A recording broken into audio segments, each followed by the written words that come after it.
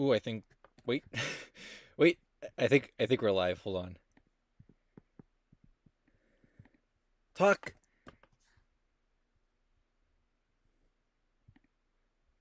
talk. Oh my god.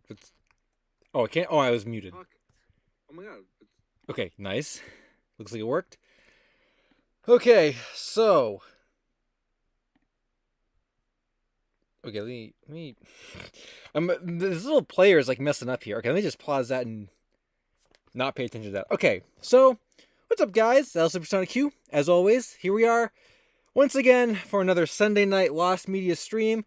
It was a little late tonight, but that's okay because I have fuel this time. I got snacks and I got drinks, so I'm ready for a long night of Lost Media. And yes, as you can tell by the title, that is true. That is real. I know what you guys are here for, and it's Jumper. So yeah, it's been I think it's been 2 weeks since the last stream. So we got some updates with that. We got a lot of forum stuff I wanna look over. A lot of like interesting things in the forums. I made a couple videos I think since the last time we streamed, and there's like some cool topics I'd like to discuss on a stream format.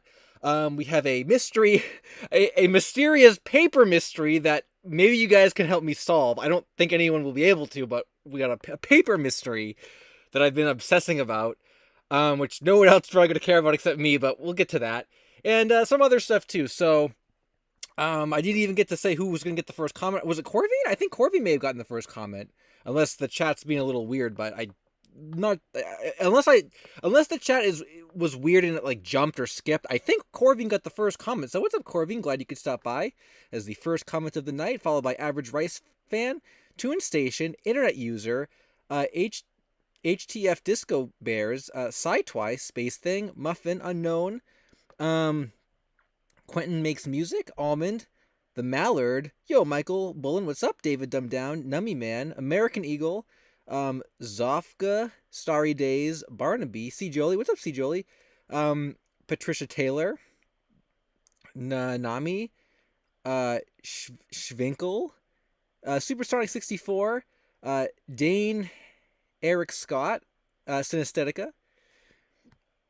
I went really far up, so, and everyone else, what's up, guys? Yes, so this is not, I'm going to let people kind of roll in for the next, like, couple minutes, because I know this is going to be a big thing, and I don't want people to, like, be, even though people are probably going to say all night anyway, like, what was the Jumper news? So, you guys, let's take the next few minutes to prepare ourselves, because this is the thing, too, is it's not even just that I bought a tape.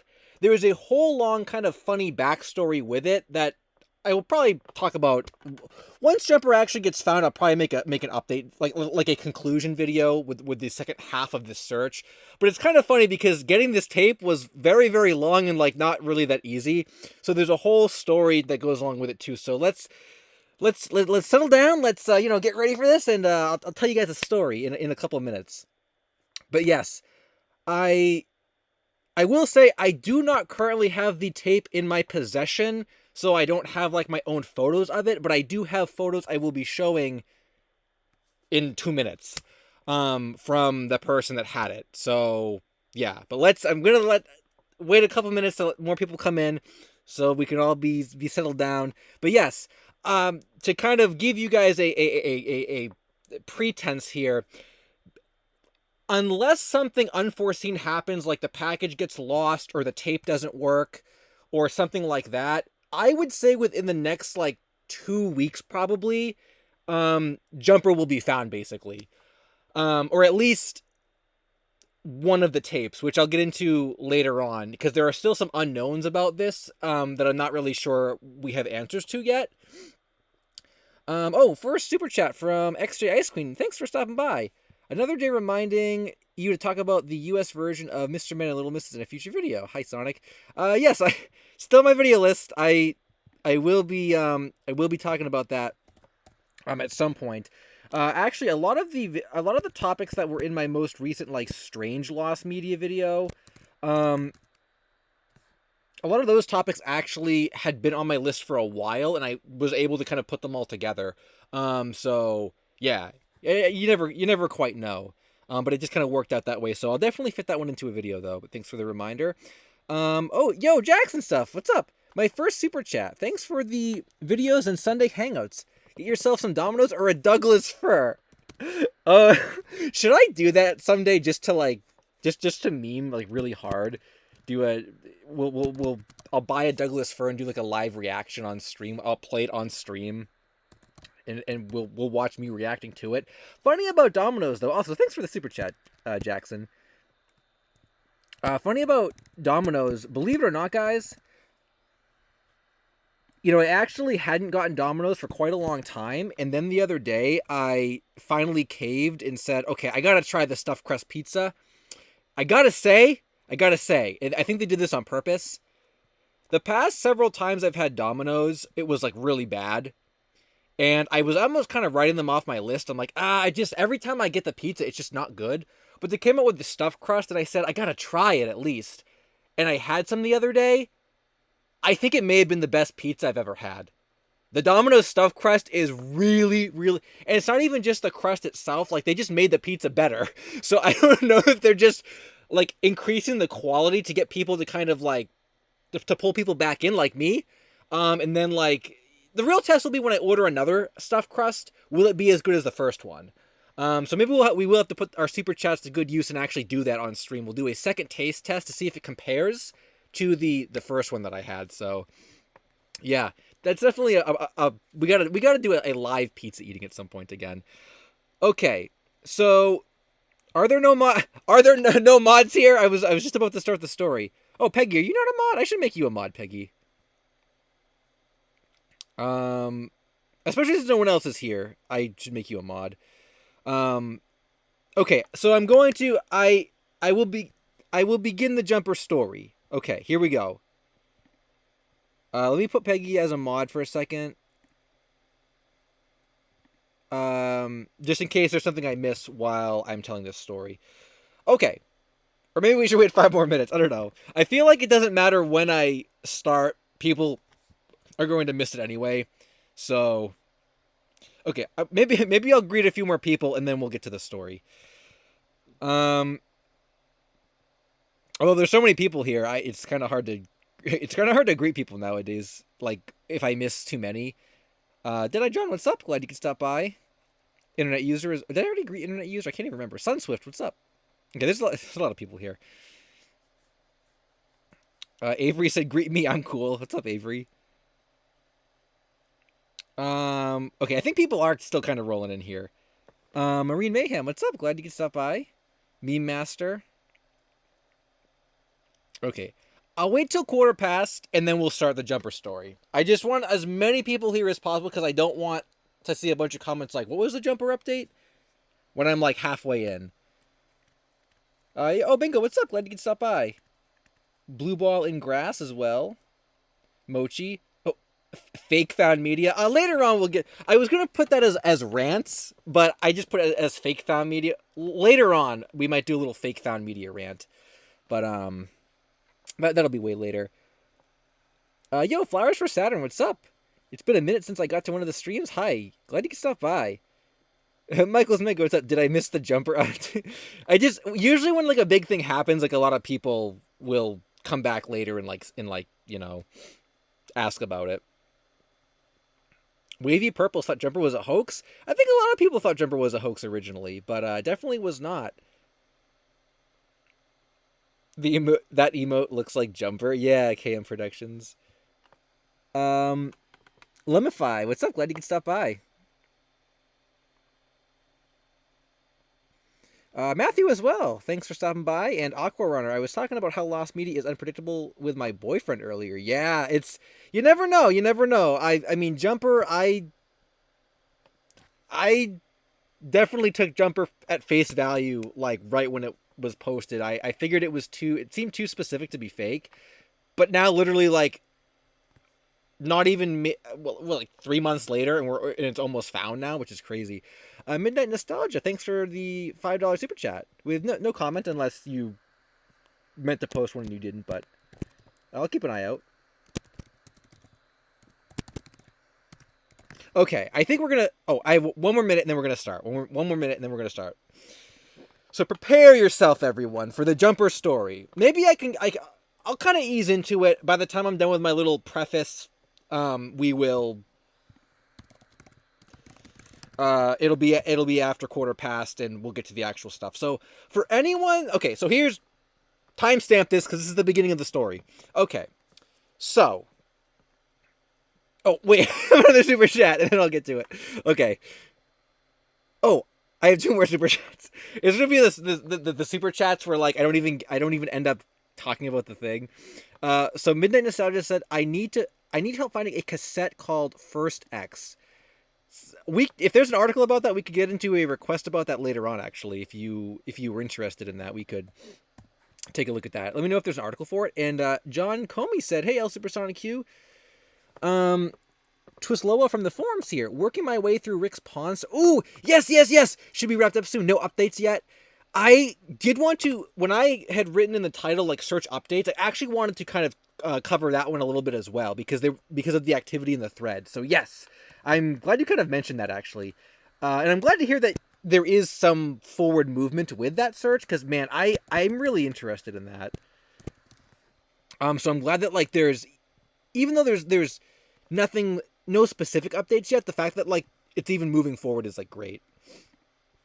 Okay, so I think that's everything. Okay, so here is the Jumper story right now.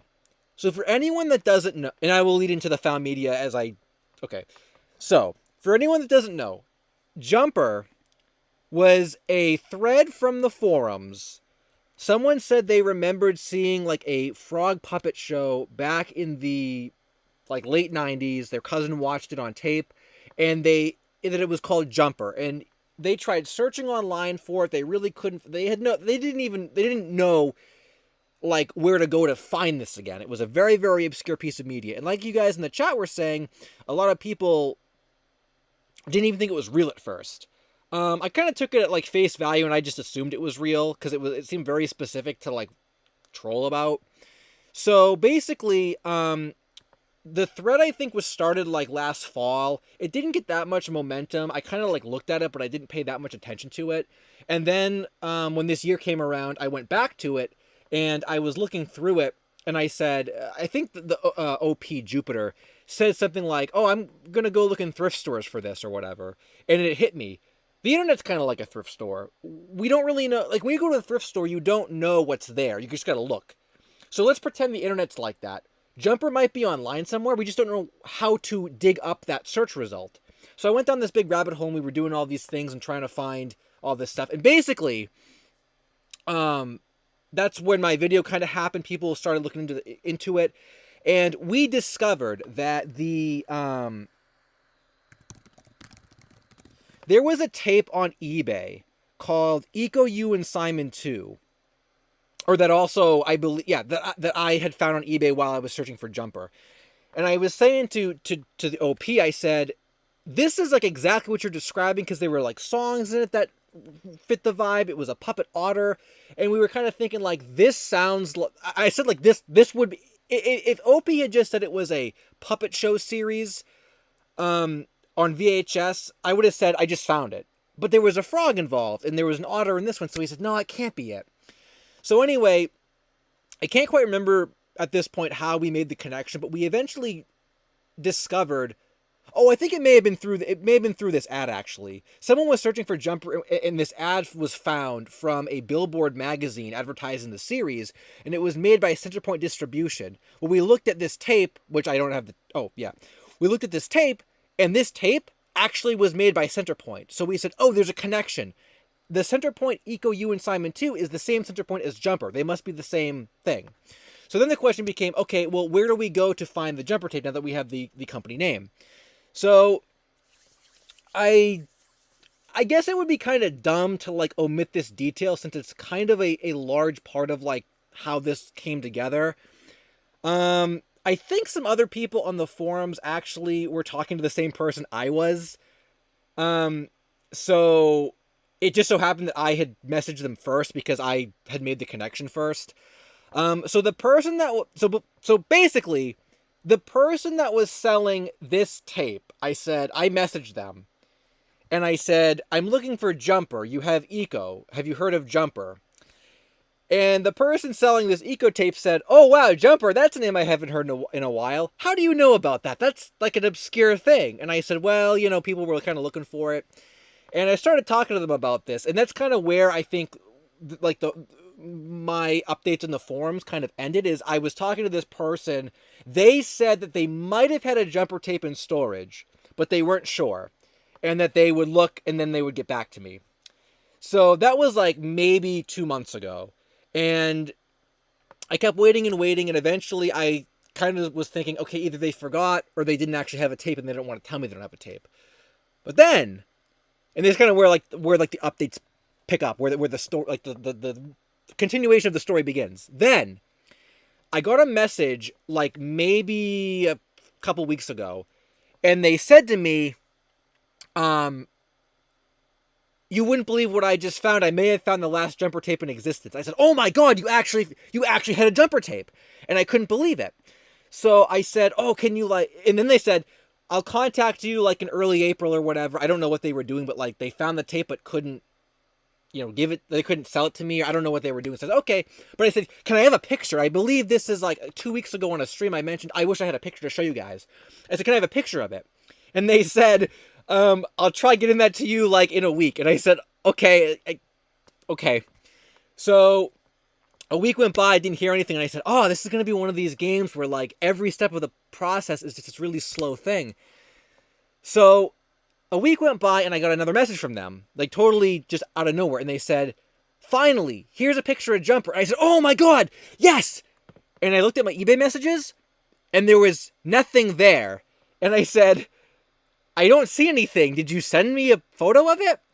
And they said, yeah, I just did. I'll even send it again. And they sent it again. And I didn't see anything. And I'm thinking like I'm going crazy or like this person is like trolling me. But like I think they worked on Eco. So I'm like, they wouldn't be trolling me over this. They worked at Centerpoint. They worked on Eco. So I said, I'm trying to figure out like what the problem is. And I'm thinking like, and it hit me. I think eBay was blocking their photos. So I said, I think eBay is blocking your messages. Is there any way you could send me a photo of it, like, outside of eBay or something? And, like, I don't think they really, like, knew what I meant or knew how to do that. So they said, like, well, what I can do is make a listing with the Jumper tape and, like, hope that you see it when it goes up and then you can like buy it. And I said, oh, okay, I guess. So we tried to coordinate a time for that, and we actually we coordinated a time, and it almost reminded me of like meeting someone like in an alley or something. Like I'm there on my eBay account at like the designated time, and I'm waiting for a message from this person. And I'm like refreshing the page, and I'm like, I don't see a message. Like that, like, are they gonna send me the link? And like a half an hour passed, and I'm thinking like, I don't think this is gonna happen. Like I think I actually got like, maybe not intentionally trolled, but there were just so many like things that went wrong with this. I'm like, oh my God, like I just want a picture of the gosh dang tape, like to show you guys. So finally, I said to myself, maybe they're not actually going to send me a link to the listing or message me that they did, and they're just going to have it post. Because I thought they were going to like say, hey, I posted it, go buy it. So I said, before I like gave up, I went to their account, I went to their to their active listings, and boom, there it was. I said, there it is. There's Jumper. So yeah, so at that point, is basically where we are right now. We will do a photo analysis in 1 second, but as of right now, I have successfully purchased the tape. It is coming to me. I will be ripping it when I get it. So, yay. But we're still left in the dark on so many things. Because even for as long as it took to get the tape, like just a picture of the tape, two things. One, I actually did bundle it with Eco because I wanted my own Eco tape too. By the way, I should have said this at the beginning. If for some reason you guys use your sleuthing abilities and kind of piece together like who this came from and you find the listings and all that stuff, absolutely do not message them, because they literally told me this is the last. They said this is the last jumper tape in existence, so they do not have any more, so do not ask them for any more. I'm not going to show their account or anything, but I'm just saying that they don't have any more, so don't ask for it. But I did bundle it with an eco tape. But two things. One, they put the eco tape over the cover of the jumper tape, so we don't even have a full photo of the jumper tape itself. But secondly, drum roll please. We're getting to the actual photo now. Jumper himself, the puppet, does not even appear on the gosh dang tape. So we still don't know what the puppet looks like. After all this time, I'm like, oh my god, we're finally going to get to see Jumper himself. Nope. We get to see a colored in version of the ad from Billboard. And even on the back too. There's no picture of the puppet. There's no screenshots from the video. So it's still a mystery, aside from like what we can see in the cover here and what we can see on the back. So this is where we are right now. So I'm waiting for these tapes to come. But there is quite a bit we can glean from these photos right now. So we'll do a little analysis of this stuff. And the jumper mystery is not solved. Even after I rip this, it might still not be solved. For a few different reasons. So first of all, we'll do an analysis. I can't believe they actually put the eco tape literally directly in front of the jumper one. So this is all we can see. But very clearly, it's like hand-drawn artwork. It's not like a photo like eco. So, yeah. And that's all we can see. It's a yellow tape. So it definitely, you know, it's reminiscent of the eco tape. So it, you know, it looks like that. But the back is a little more interesting, because you can actually, we have a clear view of the back, and we can actually see what is contained within Jumper. So basically, this first part here is exactly like the eco tape, where it says, oh, Jumper is a video series about, you know, Singing Simon and Jumper, the cuddly... and Jumper is a cuddly, chubby green frog puppet that assists Simon in the presentations to the children. And it talks about all the different things that are presented in the series, which I don't think the eco tape, it kind of does. Oh yeah, it says like friendship, nutrition, the environment. So here we get like a bulleted list of what it talks about. It says the productions are live action with colorful computer generated sets and are unique in that the characters speak directly to the child, thus attention and interest are greatly enhanced. Which I'm assuming it's basically exactly like what eco looks like. And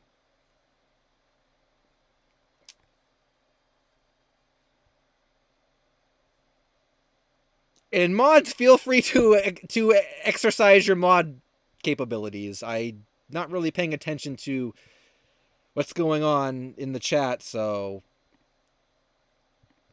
yeah. So, okay. So we can see that. Now, this to me is maybe the most interesting part of it. And this is where like the Jumper mystery continues even after this is ripped.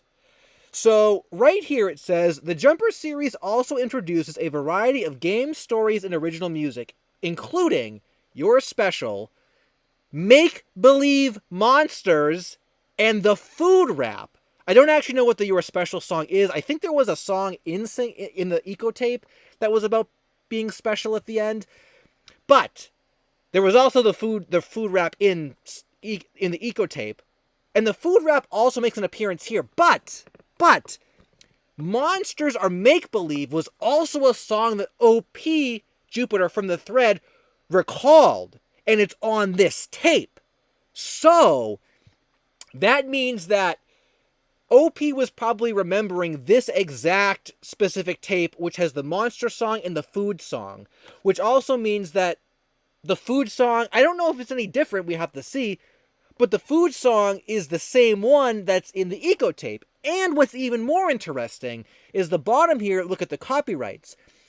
Jumper is from 1988 and eco is from 1990. So we weren't sure like which one copied which. It's very, very possible that eco actually heavily borrows a lot of content from Jumper, with the exception of maybe the monster song and then the puppet. But we don't know because there's no photos of it on the tape here. But this is where we get into the mystery of this, and this is why it's still so interesting to me, is because I remember the original thread said that Jupiter said he remembered like 4 to 6 tapes, 4 to 6 Jumper tapes, and we didn't know like what that range really was. Now, I believe at one point he did say that one of them may have been confused. He may have been confusing one of them for Eco, the Eco tape. So let's say at minimum, let's just say there's 3 tapes. So let's take one of them out. Well, now there's 2 tapes, right? The food rap was definitely one he's remembering, but is there another Jumper tape that's different than this? I don't even know if we know if there are more Eco tapes that exist. It's very interesting to me that they would make Jumper for like 1 year, release 1 tape, especially with that Billboard ad, which I think I X'd out of already. Abandon Jumper, which they seem to have big plans for, like rebrand and reuse content, turning the series into Eco, which, you know, again, that Billboard ad was showing, the Billboard ad had Jumper in it, not Eco. So they just scrapped Jumper entirely, jumped ship to Eco, and then just like ended it. So basically, we don't know how many different Jumper tapes exist. And I believe there was a different a different lead from this one in the Lost Media Wiki forums that discussed someone else that worked at Centerpoint that believed they had tapes in storage. So I suppose the kind of the phrasing of this lead saying this is the last Jumper tape in existence might not exactly be true. There could be more in storage from this other Centerpoint person. But the question is it all this tape? Are there 2 different Jumper tapes? Are there 3 different ones? Are there 4 different ones? After this one gets ripped, are there still more we have to find? We don't really know, because we don't know the depth of the creation for this. I also saw someone saying in the chat, because the ad also said t-shirts and plushes.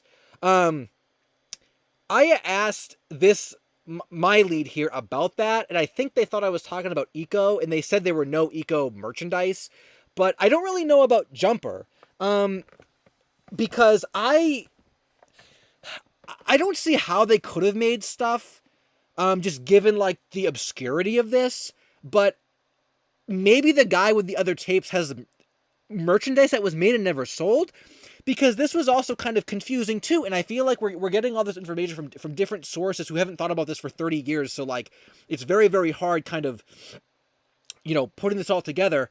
I believe there was someone else talking to my same lead, and they had said to that person that Jumper, because this is the thing too, kind of getting a little off topic, we don't know what Jumper looks like. I have no idea what he looks like. I don't know what the plushes were, anything like that. Now, I believe this person, when they were talking to this lead, was talking to someone else, and I believe it was the same lead. And they originally claimed that Jumper was not actually an original plush, and it was simply a modified frog plush that was already in existence. Like, you went to the store, you bought a frog plush, and you turn it into a puppet. So, if that's true, Jumper really isn't a unique creation. It's just a modified plush of it's a modified puppet of an already existing plush, which I don't know what that could even be. Also, I'll get to the super chats after we kind of pause here. So I don't even know what that original frog plush could have been. But I suppose in some kind of weird, like, connected way, you know, if it was like if it was, I'm just saying Jellycat. I don't think Jellycat was around then, but just like, so if it was like a modified Jellycat plush, I guess if you got that exact same one, you'd spiritually have a Jumper plush. But then we heard a different story that it wasn't actually a modified plush. It was a whole new made plush with like poles in the arms to move the arms, like kind of like Eco, like an original thing. So I don't really know who to believe. I don't really know, like, what the storyline is now. It seems like there's a lot of conflicting information from different sources. So the point is, even after we get this,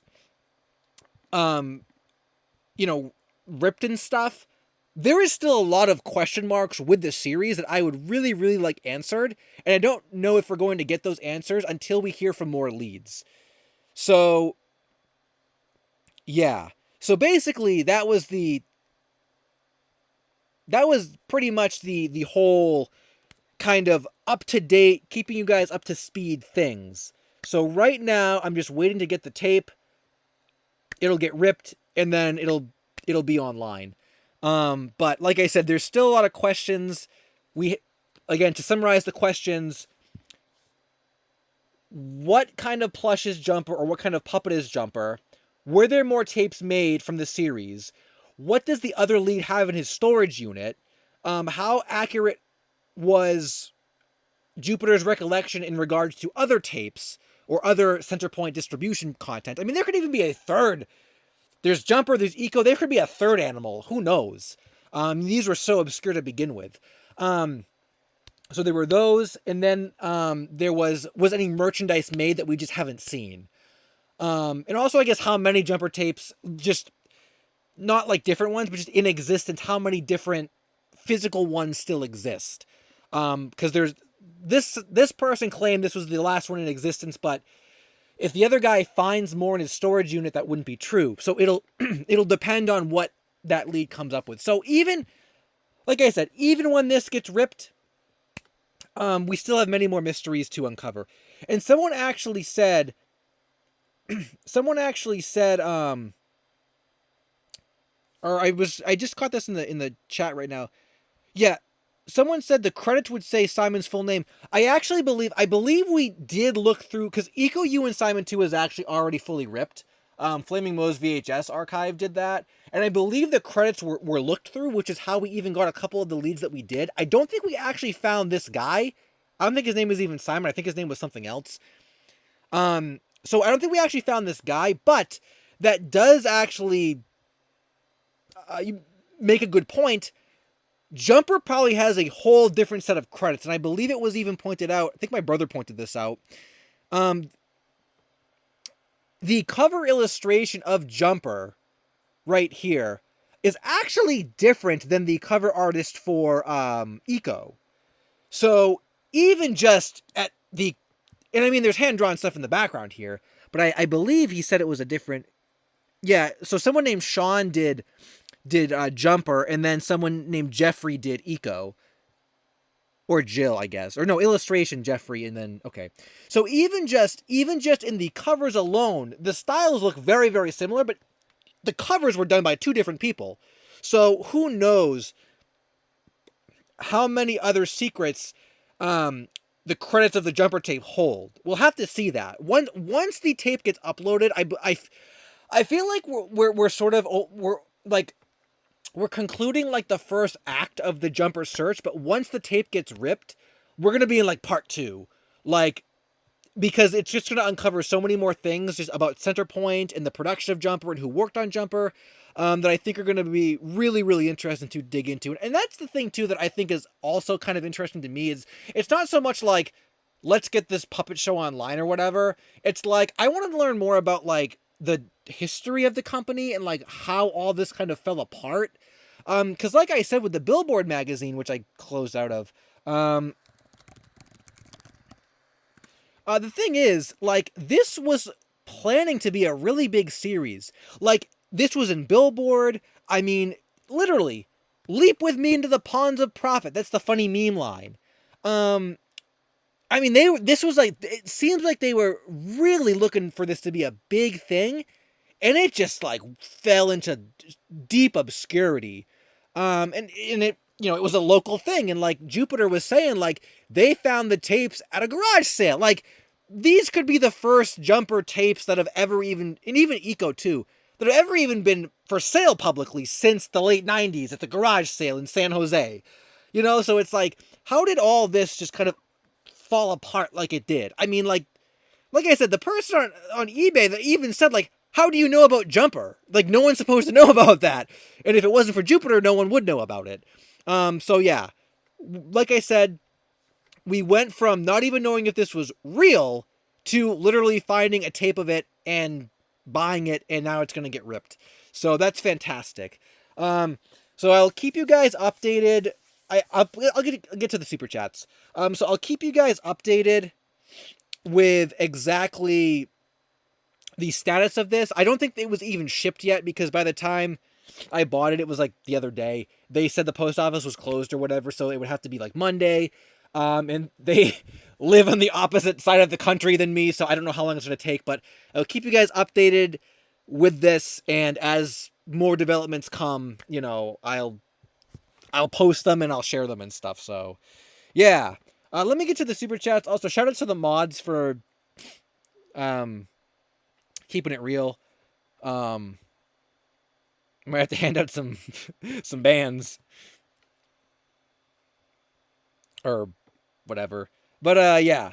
So there is your big jumper update.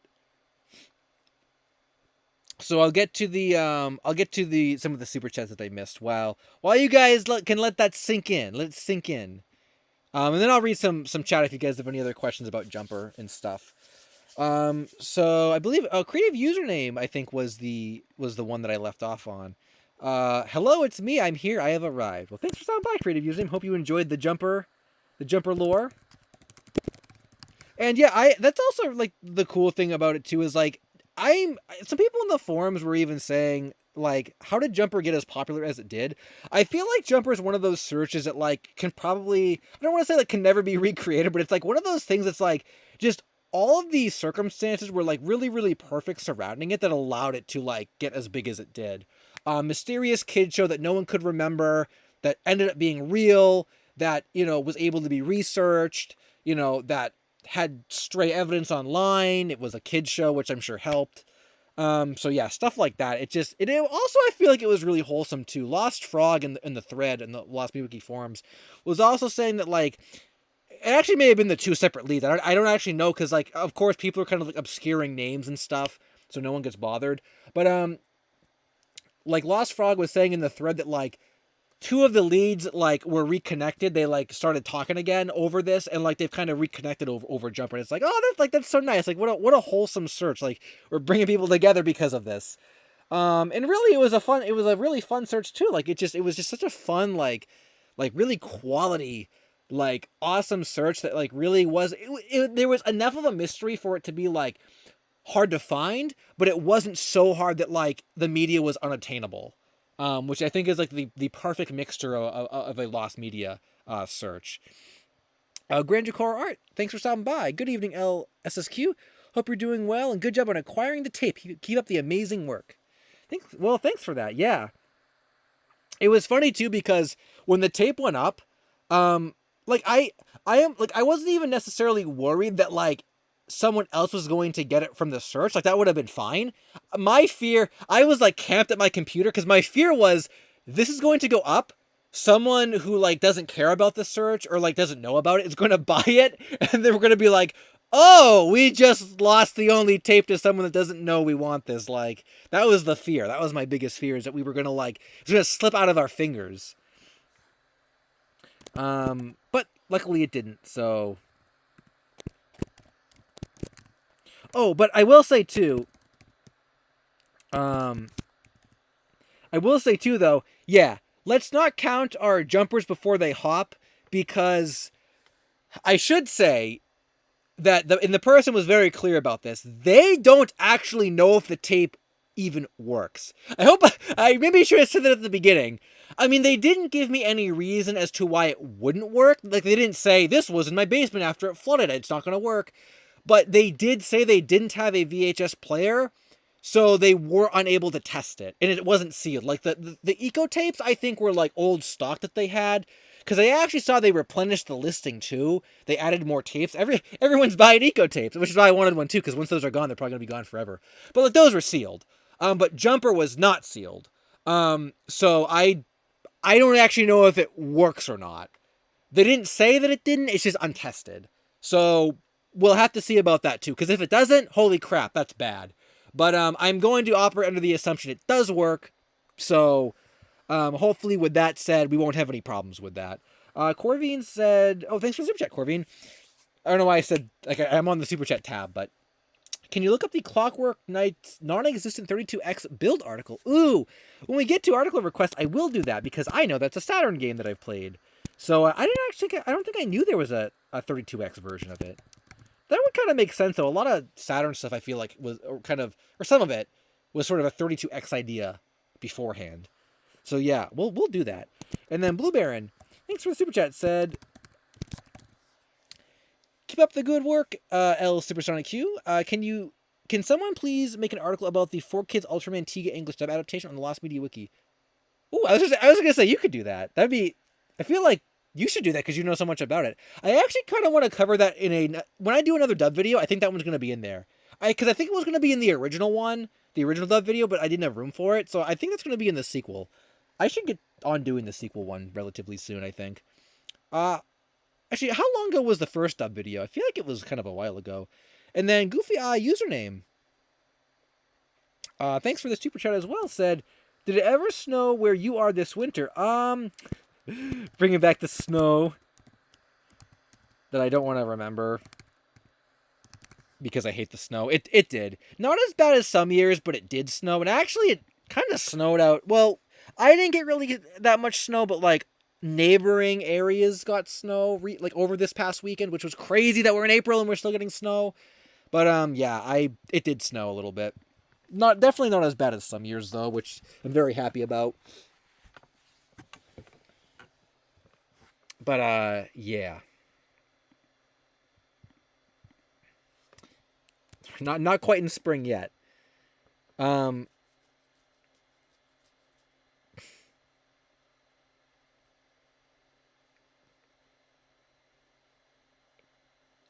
Drywall said, have you seen Eco in full LSuperSonicQ? I think I've watched about half of it when it was on YouTube. Yeah, I didn't watch the whole thing, but I've seen about half of it. I mean it's charming. It's very like charming. I'll probably watch the whole thing after Jumper gets up too. I'll probably watch both of them in full at the same time. But the food rap is funny because that guy made like that one YouTube account that uploaded like the clip of it, made the food rap. It was almost like a YouTube poop. I always just think about that when I think of it, like the need some jelly for my belly. Oh my god, that's great. Jumper fan club.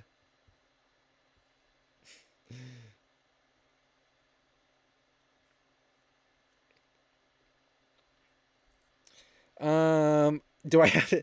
Am I gonna have to like get more mods? No, Bingo's here. Yeah, feel free to express your mod powers, mods. Ricky said Naked Uber Hot Mix got found. I think we talked about that last week. Yeah, I remember that got found actually last week, or we talked about it last week. I don't think it wasn't that exciting. I don't remember that one being that exciting. Eco watch party. Yeah, we could have a Jumper watch party actually. Actually, wouldn't that be crazy if we did a Jumper watch party?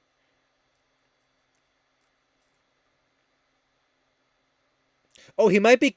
The Dominus Master said he might be covering it up so it's a surprise when you get it. Maybe. Could you imagine like what could be behind this that he obscured? Yeah, what if there's something behind this that's like that was purpose? Cuz that's the thing I'm thinking like in this picture both of them are like this. Yeah, was this a conspiracy theory? This was intentional? This was an intentional obscured thing? What could be there? Now I'm curious. Now I'm really curious. Also, I remember too that Jumper Jupiter said that Jumper had a belly button. You can actually see it, or you can see it in this too a little bit, but you can see it even better here. Oh, that's something to keep a watch out too. Now that I think about it, when you guys watch this, Jupiter specifically remembered there being like a segment where Jumper like talked about like his belly button. So if that is not in this, if that belly button thing is not in this, it would prove that there's another tape of Jumper that exists, like another volume of it.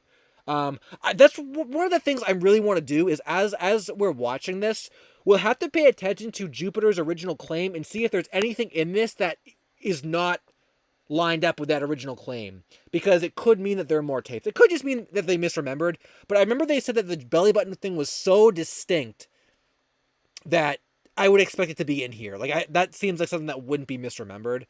Um, maybe during like the jumper review, like in the Eco tape, I think Eco pops up from like a book, and he's like, "I'm an otter from the water." Wonder where Jumper pops up from. Maybe like, "I'm a frog from the pond," and then they're like, "You got a belly button." He's like, "Yeah." Like, what is that interaction going to be like? I can't wait for this.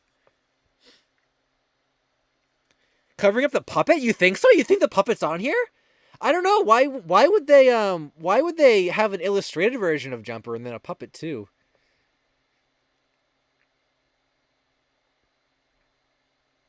New oh, Drew said any new SpongeBob Lost Media updates? I don't think so. SpongeBob Lost Media has kind of been taking a back seat lately. Actually, I haven't heard a lot of SpongeBob stuff. He Mason said, "What if Jumper's plot is the same as Eco's?" That right now, I wouldn't be surprised. Does it actually say on the back here about it, about the plot?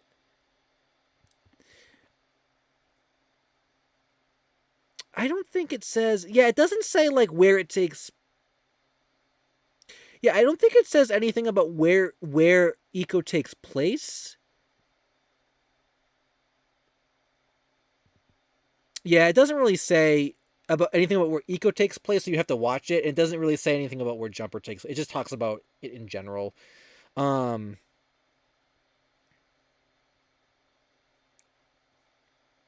yeah, it's funny that singing Simon is this like the Jumper cinematic universe.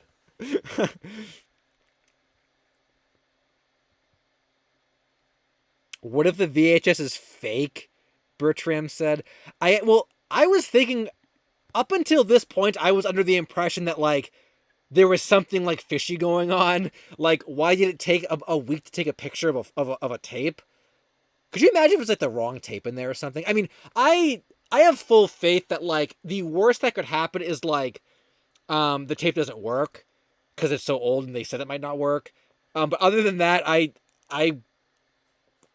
if this was coming from anyone else, I would say maybe they would be trolling if they heard about the search. But I'm I this person worked on Eco and they have no idea that like people cared this much. They're probably wondering why they sold like a dozen copies of Eco.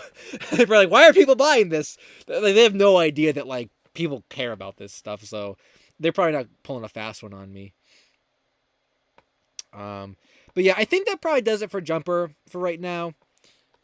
So yeah, I think like I said, if anything else, just keep a watch on like Twitter and stuff because once I get it ripped, I'll post about it on Twitter. And I'm sure someone will post it in the Lost Media Wiki forums thread as well. Um, amusing. I said it right. Amusing Lewis, what's up? Glad you could stop by. Um, yeah, you just missed the almost hour-long discussion about Jumper. Yes, Moonstone said, "Will you be uploading it to YouTube?" I probably will do Internet Archive because I have an account there and I could put it on there. I wouldn't like upload it to my YouTube account, but I'll put it on Internet Archive or someplace that's like easy to reach. I'm sure people will re-upload it to YouTube anyway.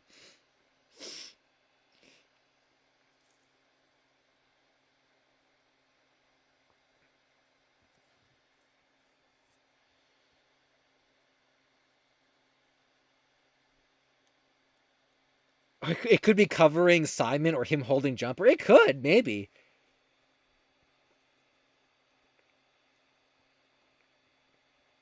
Yeah. So I think that will do it for Jumper.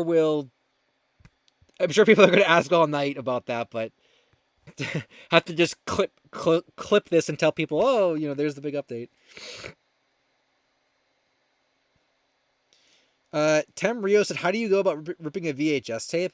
So I've been looking into that because I think it's about time I actually get the right equipment. So as far as I'm aware, unless I misunderstood what one of my friends told me, you can basically just get capture cards for VHSs and just like run it, play the tape, and it'll capture on your computer. And I have a capture card for like my game, like my Wii and stuff. So I'm assuming that there exists one for that. Um, and I'm planning on just getting like a VHS capture card and just like playing it in a player and then having it just like record on my computer. Um, so yeah, I think that's the easiest way to do it. I was always under the impression that like it was this really complicated like setup. I thought you needed like a DVD player and stuff too. But if it's as easy as just like plugging in a regular capture card, just instead of like plugging it into a game system, if you just plug it into a VHS player, I can do that. So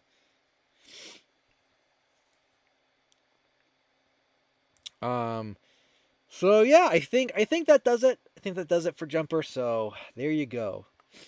Okay, so if I could have a little picture of him or something, or maybe I'll just like keep one of these tabs open so I can refer to it again if anyone asks about it. Um,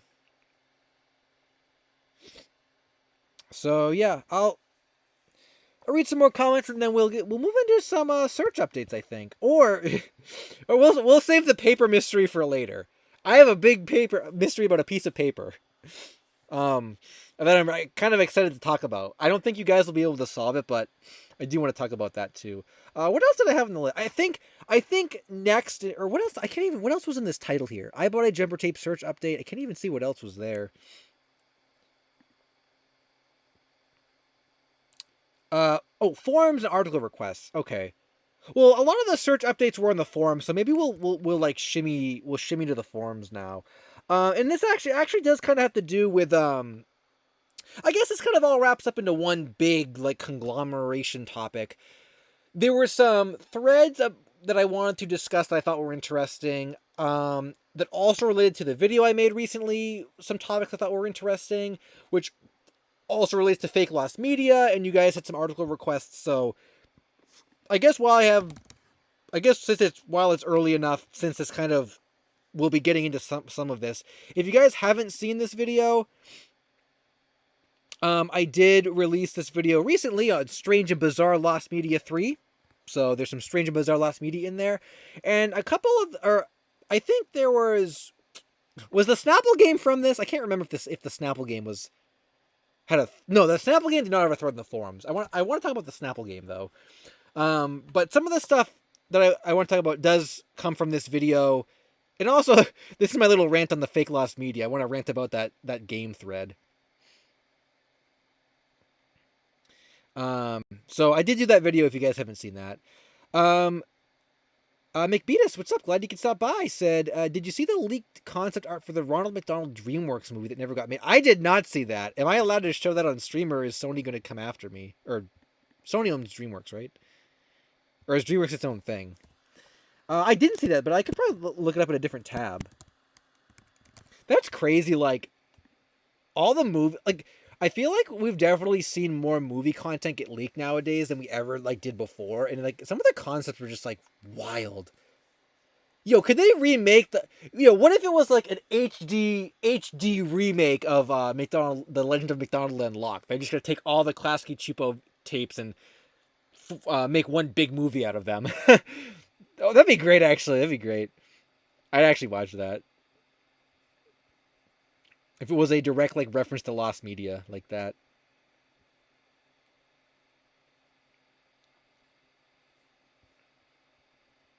Yo, Mini E Romray, what's up? Glad you could stop by. Hevimation said, back in 2022, I contacted the co-creator of Coconut Fred. He responded stating he has to look for it. Oh, that's different from the director. Interesting. That's not in the Lost Media Wiki article, huh? I wonder. So did anyone actually look and find the Coconut Fred pilot? I think there's an article for that on the wiki. Did I show that on the wiki in my video? I think, yeah.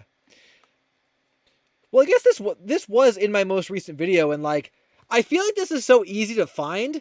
We just need to find like the one person that has it, because it seems like people are willing to upload it. We just gotta find the person that has it. So between, I guess, both creators and then the director, they're all gonna look for it, or they've all been made aware of it. So can we get some updates on this? Like, it seems like they would have it. 2022 was a while ago though. That was, I think, around the time that the thread in the forums was made. So, man, maybe we should recontact these people. Maybe they would be more interested in getting it up now.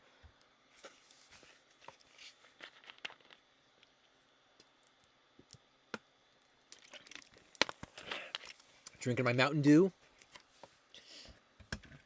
Um, Ollie said, "I love this channel so much. You're like the only YouTuber that I actively watch every video and await new uploads." Well, thanks. I appreciate that. Yeah, I've been trying to organize, or I had my topic list organized and stuff. So um, I got more stuff coming as always. Um,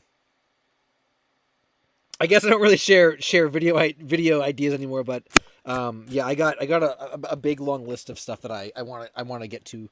Um, so we're always making new stuff.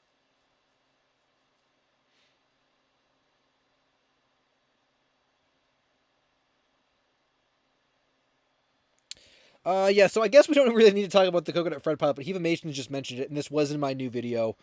Um, so I don't want to say like if anyone wants to contact them, contact because don't. But like between the two creators and then the director, like maybe it would. And I think I mentioned this in my video too. Like it would be worth like inquiring about. Like let's not spam them, but like I don't know. Like, people probably don't even care about Coconut Fred, but like I feel like it's an easy enough. I have a little Coconut Fred rant, but maybe we'll say that for the rant portion. I feel like Coconut Fred is such an interesting like enigma of a cartoon. Like I was watching some of it when I was making this video, and like I don't want to say it's like misunderstood, but I feel like I don't know. I feel like there are a lot of things that work well, and if you have like a 4D mind, you can understand them. Jonathan was saying, since we found Jumper, do you think we'll find any merch for Jumper? Unless the other lead that has the storage unit of possible tapes would have like unsold merchandise, probably not. I don't think it was even made. We've never even found proof that it was made. Considering how obscure it is, I would be shocked if any of it was actually produced. Because it seems to me that like they kind of just like killed it off really quickly. So if anything exists, it would probably be very, very hard to find anyway.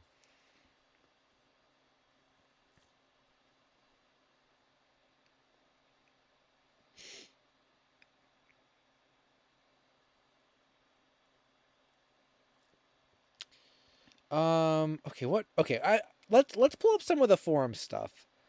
I was actually surprised. I was surprised to see this Hachi Koi thread, which was related to my video. I was kind of like, I was surprised with how many people actually said they remembered like the characters from that game, like back in the day, because I had never even seen it. So like, I guess we don't have to talk about it, but like, I thought that was kind of interesting. Um. Oh, I guess the update made it to the thread. So I kind of wanted to talk about. I'll just pull up. I think Raph Dreams was talking about the Smarties Pizza Brigade. We could maybe take a look at that. Oh, we were gonna do article stuff too. Let me pull up the.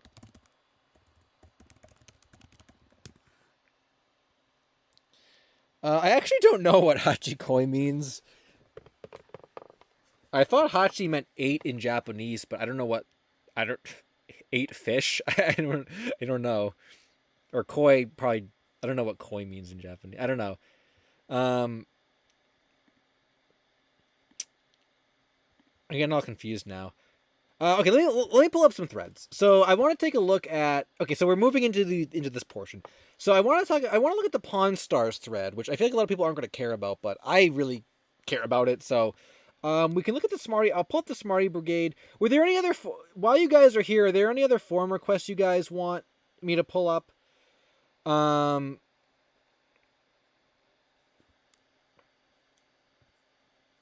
so there was those two, and then there was I wanted to talk about the stupid dumb fake thing, which I could pull up too. Little rant on that. I think we'll just do those ones. A lost Albanian SpongeBob AR card. Goofy said article suggestion Netflix Minecraft story mode. It's some lost media. I actually remember playing it. And it could have never predicted to become lost. Is that related to the games that used to be hosted on Netflix? Because I played one of those. I played a trivia game where you had to rescue these little characters on Netflix. I played that. I think it's gone now. I don't know if anyone saved it. Oh, we can do that too. Okay, so I'm gonna do a couple of these threads, and then we'll jump to article, or we can go back and forth.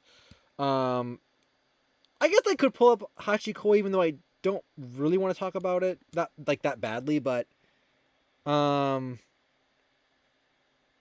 or maybe we don't have to. I don't know. It's in my new video. Okay, I'm gonna pull this one up to rant about it. Actually, maybe are you guys ready for LSuperSonicQ? I feel like we maybe this would actually be a good segue into the forums, and it was related to a video I made recently. Like, oh my god, I got so frustrated at this. This stupid thread about fake lost media. Um, it's funny because like for as wholesome and great as Jumper was, even though we didn't even know if it was real at first, then you have to get the yin to the yang to the yin, and you get like the cool, believable sounding topic that actually is not real, which I was so disappointed in the fact that this was fake. Like, I was so disappointed. Um, Oh, Tem Rio said Hachikoi means eight love. Are there eight? Oh, I was thinking, are there like eight characters in the game? Is it like a reference to like the characters or something? I don't know. I don't know what eight love would mean. It was like a dating sim game. I think that's what it was. Mochi said, "Is fake found media a thing? The closest thing I can think of is the whole digital girl hoax. No, fake found media is not a thing. I mean, fake lost media is a thing. I would say fake found media is not a thing. Um, so yeah, I was really. I guess I'll give a little update. I said what search updates. I'll give a little rant update to this. Just because I did a video about it. I guess I'll just pull up. So what this is in reference to is for every like cool jumper topic we have that ended up being real, we have stuff that isn't real. And okay, so this is what really sucks about this. I did this video, I guess a couple weeks ago, and for anyone that's curious, yes, I do think I am going to kind of work this no one can find series into like a single topic video series. I would like to bring those back. So I think I will be working this into more videos. So I said, okay, Jumper was a cool one. What are more single topic searches that are interesting? And I remembered this one, the Lost Wii Horror Railgun game. I remembered this one from as far back as it was like posted. The long version of the story is the short version of the long story is this OP went to a convention in like the late 2000s and remembered seeing a light gun like Wii game that was based around like a horror carnival theme. And I guess it never came out and they were never able to find whatever happened to the project. And I always thought back when I read this, like, what a cool topic. Like, I like light gun and railgun games, so I said like, oh, what an awesome topic. And I'd kind of been following it for a little bit. Like, I think I even posted like when last year in the thread at the bottom here. Maybe I didn't. Maybe it was the next page. And no one like really. There was like Strong Fox was really the only person who was like giving this a really good look, and I said, let me try to do a little bit. So we sort of narrowed in from the details that were recollected. We kind of narrowed in on like, okay, this was. It's likely that the convention this person saw the game at was from like OmniCon, which was a Texas-based convention, and they were talking about like carnival themed game, and it was Wii and like very specific stuff. And someone asked about like if they had any like content from the game, and they came back and they said that they had promotional ringtones, I guess, that were distributed to kind of promote the game and stuff. And like, I don't know, I listened to the ringtone and I'm like, this sounds pretty good to me. Like my mind was not in operating under the assumption that everything I was looking at was faked. I was operating under the assumption it was all real. And I feel like this was a higher I mean, maybe, I mean, to some people, I guess it wasn't like a high effort fake, because they were pointing out like specifics about certain file types that wouldn't be used, certain like bit, 16-bit types that, or 32 bits that wouldn't be used in the late 2000s, the stuff like that. I was just under the assumption it was all real, because I was thinking like, why the hell would this guy be like stringing along one user and making fake content to like forward this fake search on a very niche specific thing? Like, it was such a like, it's not like I found a lost Mario game, or like, you know, it wasn't even like some like PR stunt troll. Like, I was actually making the game myself, and you all followed it, and you promoted it. You gave me free promotion. Thanks for that. Like, it was just like a random story about a fake game that didn't exist that I sounded believable enough. So I'm like, oh, okay, yeah, that's cool.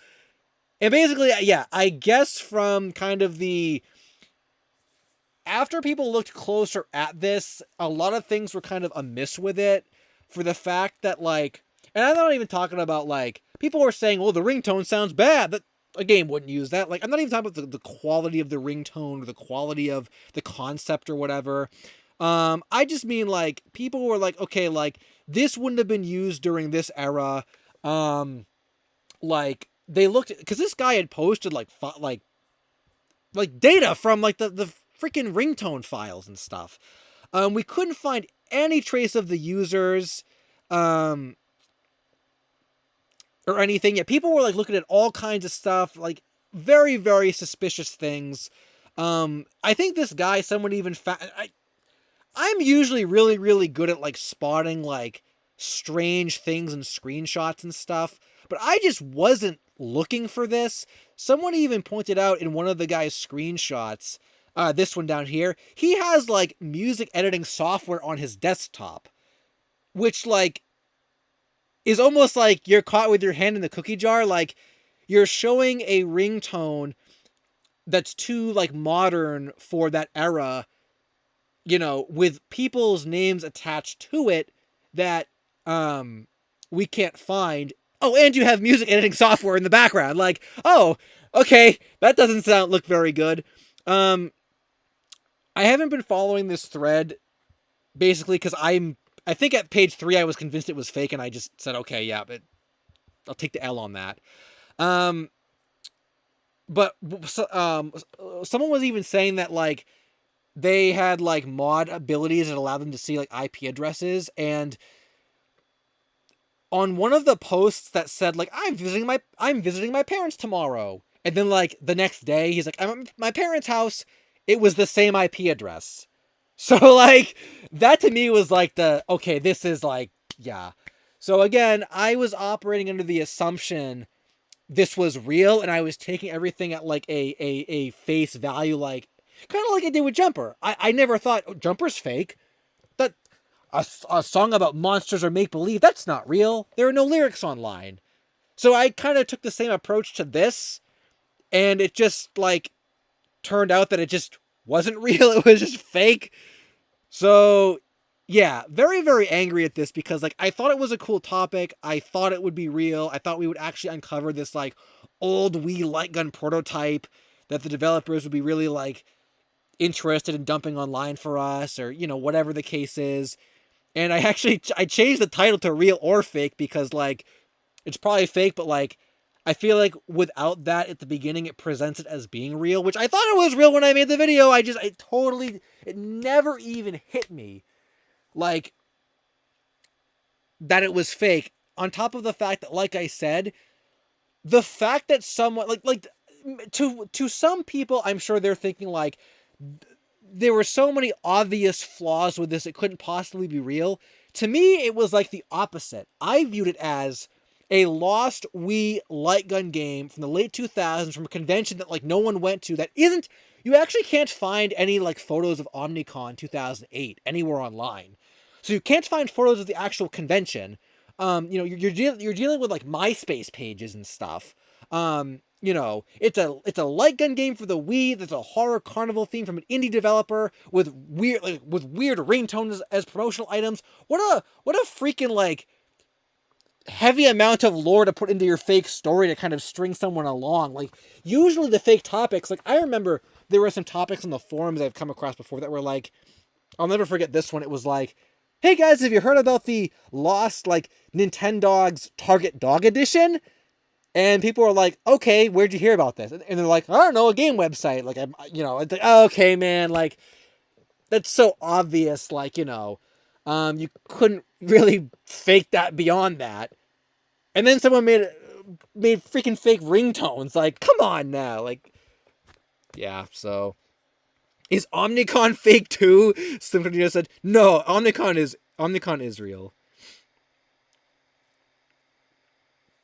But yeah, so. Yeah, so I was just very, very angry at that topic. And I don't know. I feel like now when I come across things like this, I'll have to just default to assuming it's fake. I mean, I never even assumed Jumper was fake at first. I thought, like, I just assumed Jumper was real. Because, like, who would go to the forums and talk about a puppet frog show? Who would go to the forums and talk about a Wii horror game? Light gun rail shooter? Like, what the heck? So, yeah. I'll have to just operate under the assumption that everything is fake now, so. Yeah, very, very, very disappointed. Very, very disappointed with this topic. So there's my little rant about that. I don't know what that accomplished because the video is old, or 2 weeks old, but I don't know. I need to rant about that. So there you go. I did kind of want to talk about the Pawn Stars thing. Although we could maybe jump to articles for a second.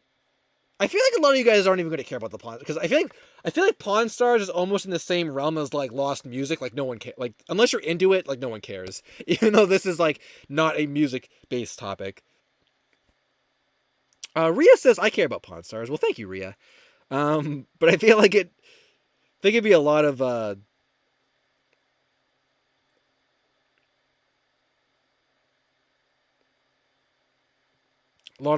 effort to. There's kind of a lot of lore with this. I talked about it in a video once, but I've kind of been keeping up with some of the updates on this, but not like I didn't really read through all this stuff or anything. Okay, there's some Pawn Stars fans in the chat.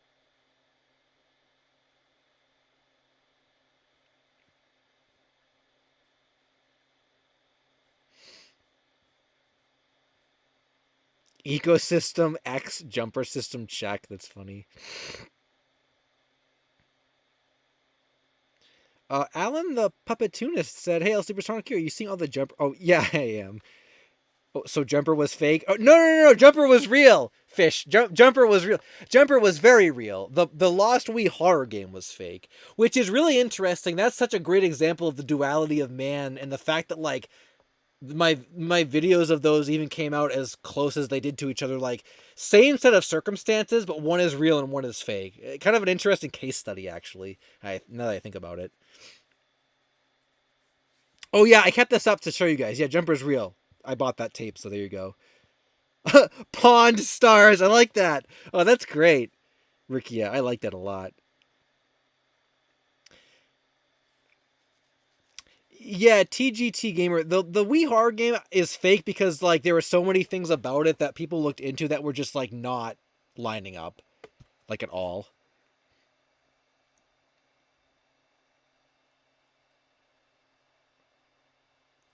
No updates on Uncle Walt, the real Lario. Nothing on that. I haven't heard anything about that for a while. I'm into unidentified samples in songs. Goofy username said. Thanks for the super chat. Also, since you're into Lost Kids stuff, a good article suggestion is One Rue Sesame. It's the French Sesame Street. I think we looked up the Saudi Arabian Sesame Street once, but we didn't do. I don't think we ever did the French one. Kind of curious to do that now. Maybe we'll take a pivot from. I think that would be a good time to take a pivot from the forums, and we'll do some article stuff. I'll keep the Pawn Stars thing up. Is Raft Dreams still here? We can do like the Lost. If Raft Dreams is still here, we'll do the Smarties stuff too. Did Pawn Stars get canceled? Oh, Raft Dreams is okay. So we'll keep this up. We'll keep Pawn Stars up. We'll keep Jumper up. I don't know if I have any other if I have any tweets to talk about. Um, what were the other? Oh, I think we'll start with Clockwork Knight. I think, and we'll work our way down. Oh, we gotta do the paper mystery too. Oh, You guys are gonna think I am insane. You guys are gonna think I am the most insane person that you have ever met. Oh, I can't forget about the paper mystery. I have been obsessing over a piece of paper. Now, it relates to video game collecting, so it's not like just a random piece of paper. It relates to collecting, which is why it's so interesting. But it is something that probably no one on this planet cares about except me. But I can't forget about that too. We have to do that. Also about Collins. Oh, also about the paper mystery. The paper mystery is so good. I might even include it in like a video at some point, like a full segment about it in a video at some point, because I want an answer. I want an answer to it. Also, the Animal Planet Screamer. I forgot about that, Hiram. Yes, I gotta pull that up too before I forget about it, because that's something easy that I think people could find. Oh yeah, I talked about that in my new video too. This one, you guys, that you honestly, I'm sure a lot of you guys have already seen it, but like, you might double want to see it because like there's some really good topics in there, like really cool stuff. Where was the Animal Planet Screamer? What thread was that in? Because that's a cool one too, and I had heard about that one even before I made the video with this segment in it. Okay, I'll pull this up too. So Hiram was saying, any updates on the Mojo Jojo streamer? No.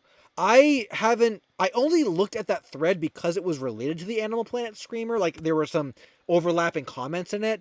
But we could take a look at it, but I don't think there were any, unless something happened, like, after I released that video on it, and, like, someone found something new, I don't believe there were any updates with it, and I'm not even fully sure what that even, like, I know what it is, but I don't even know, like, what the whole story is, because I didn't read the whole thread. But yes, there is that too. Is there a Jumper Screamer? Dude, I bet when Jumper gets online, people are gonna like make all kinds of like content with it.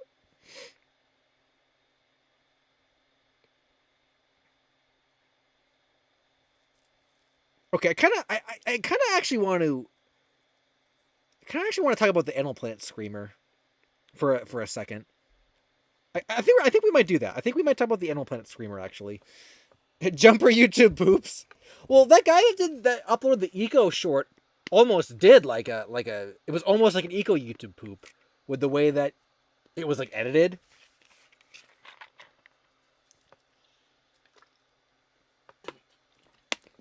I just think it's really like endearing that like such a large group of people care about this obscure kid show that like didn't really go anywhere or get popular. Like, it's one of those things like years later people rediscover it and like the creators are like, what the heck? Like, why do people care about this? Like, oh, Alfuo's hard drive said I sent you a DM, which reminds me, I actually did mean to say this earlier in the stream. I forgot about this. I guess while I'm drinking this Mountain Dew, I will mention this just so I don't forget. Also, I might get up for a second. I kind of want to. I have my. In the event, I don't think this was going to happen, but in the event that like the the switch goes out on my internet, I meant to go set up a hotspot. My phone is on, but I didn't actually click open the hotspot. I might go run and do that just as like a backup in case anything happens. I like having that as a backup because I've been having some like, I don't know what you even call it, like power issues where like the breaker will switch off even though like usually that happens if the line has too much electricity going through it, but like it will do it for like no reason. So I meant to have a hotspot on. I might go do that just in case that happens. But yeah, what I meant to say though was if you sent me a DM or a message or something on Twitter or like Discord, I'm going to try to get to those this week. I had been meaning to do it like the inbox is piled up now. I've been meaning to do it last week, but I got busy with the video and stuff, so I didn't have time. But I should have time this week. So if you sent me something on Discord or Twitter and I didn't respond to it yet, or if you're going to send me something tonight, because I just mentioned that, there's a good chance I'll probably get to it this week. So yeah, I haven't been ignoring people. I haven't gotten to it yet.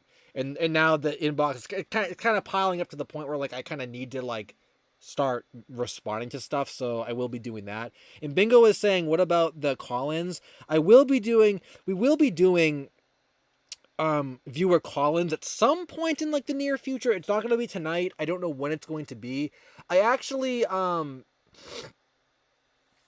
don't know when it's going to be specific. Like I was just going to rotate it in with the regular streams. I didn't have a specific like day when we were going to do it, so I don't know when it's going to be, but it will be like within the near future or whatever.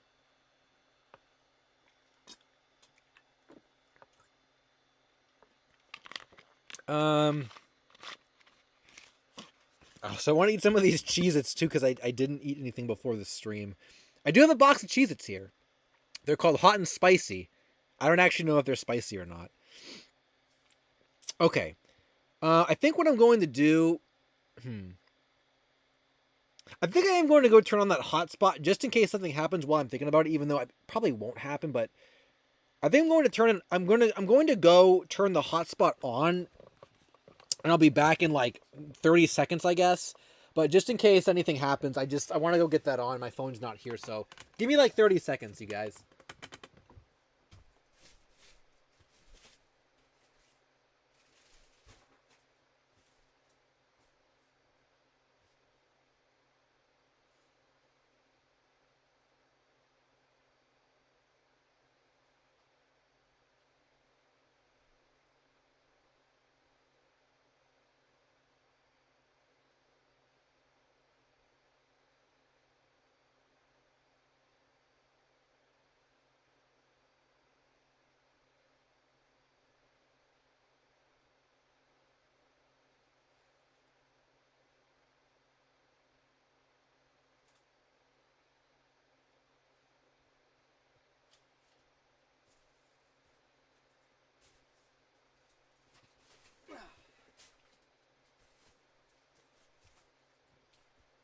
I have returned.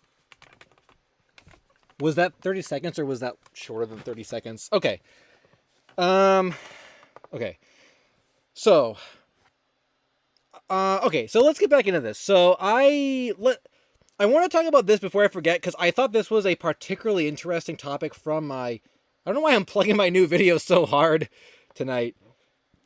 Oh, speaking of plugs, if you stick around for long enough, I actually do have a little bit of Pink Ninja news and maybe some art to show you guys. So if you're into that, stick around for later on, because I do have some updates with that. But we'll plug that later. But yeah, I don't know. I don't know why I'm on my channel tonight. I feel like I'm usually never looking at my videos on the stream, but anyway, so this video, there was a really interesting topic that I finally got to cover. I've been wanting to cover it for quite a while, but I forgot about it, so I could never fit it into a video. So, and then I did forget about it too. So basically, Screamers, I'm going to rephrase the intro to that segment in the video. Basically, Screamers have kind of become their own little, like, niche for how many different ones exist that are kind of lost. There's the Big Star Secret one that a lot of people know about. There's the Nun one that kind of isn't really that popular or anything, but I did cover it last year. There's the Mojo Jojo one, which was brought up, which was an official Powerpuff Girls one, which I don't know the whole story about that. And there's this one. So this Animal Planet Screamer is really interesting, and it's anything that, like, I feel like you guys should probably find this if you could find someone with a video or someone that would have an archive of Animal Planet content from their website. Oh, I want to talk about the Snapple game too. Oh my god, we're gonna have a really long stream, I guess. There's so many things I want to talk about, actually. So basically, this was a screamer from Animal Planet's website, not TV. It was only on their website. So what this was, if you guys have ever seen the show Too Cute, which I had never even heard of or anything, I guess this was on Animal. This was like on Animal Planet. It just showed a bunch of like cute animals, and according to Where Did I Go in the forums here, where is it? They recalled seeing on Animal Planet's website in the early 2010s a video, which I think is this video of a little cat,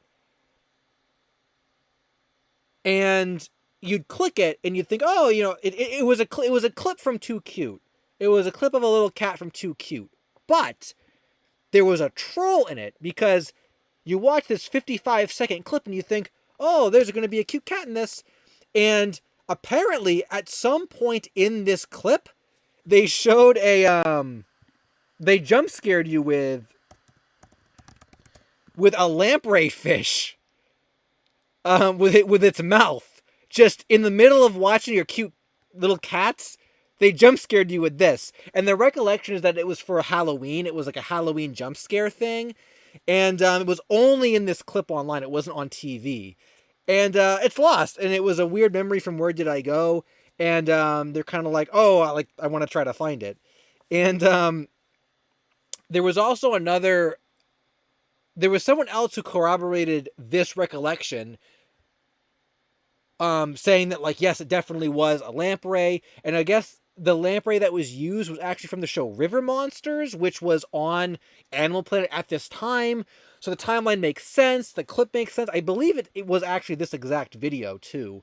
So basically, it was a web exclusive clip that jump scared you with a lamprey, and then there was actually unique text in the clip. It wasn't just like, there's the lamprey, that's it.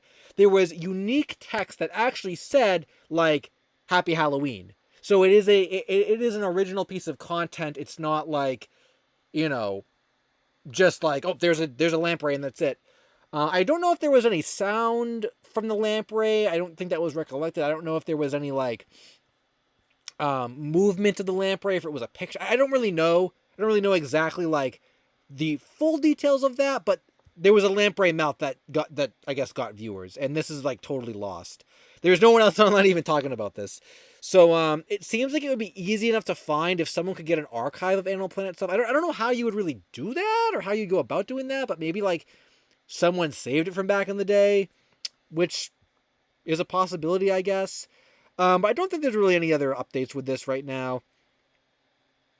Oh, I guess someone maybe in my comments of the video, they said, about the Too Cute video, I don't have a link, but I definitely remember watching a lamprey jump scare from an Animal Planet video around when I was 9, and I only remember this because it was my first time seeing a lamprey, and I had to look up what they were after. So, okay, so I don't know how anyone would find this, but I guess it kind of is a somewhat shared memory. So yeah, so I guess you are able to, like, you could possibly look for this. And in relation to that too, I know I'm just restating all the topics from my video, but I thought this was really interesting too. Sewer Reviewer originally told me about that, or he made a video about it, and that's where I learned about it from. But I thought it was so interesting I wanted to cover it too. Snapple did a kind of in the same like vein as the Animal Planet Screamer. It was lost web content that, like, no one would have. Snapple did a web game in the I think in the year 2000, where you go around and collect, I guess, good fruit, and you, like, kill the bad fruit. And I believe, from what I can gather, this is basically a little, like, action platformer. But the thing is, it's completely lost. This page is the only page we have for it. There's literally no visuals from the gameplay itself. I am just baffled, like, at that fact alone. Like, not even, like, there was, like, one website that reviewed the game, and they didn't even take any screenshots of it. They just typed out a review from, like, the year 2000. Could you actually take screenshots in the year? Oh, yeah, of course. Slamfest guy took screenshots. So yeah, it just like really, really crazy. Oh, Jem said I found some Snapple assets and posted them in the Discord. Jem, were you the same person from Twitter that told me about those? I actually forgot to mention that. Yeah, there actually were assets found from the game besides this page that were saved in a capture, and I was wondering if anyone could use them to recreate the game. I don't know if that would be possible with what was obtained, but um, are those assets? Those assets are probably not like actual screenshots, though. It would be just like individual files and stuff, right? Um, which sucks, but it's better than nothing, though. I mean, that's a great find. Man, I want to see a screenshot so bad. I think I missed some super chats too. Bonnie said, "You got Jumper?" I did right here.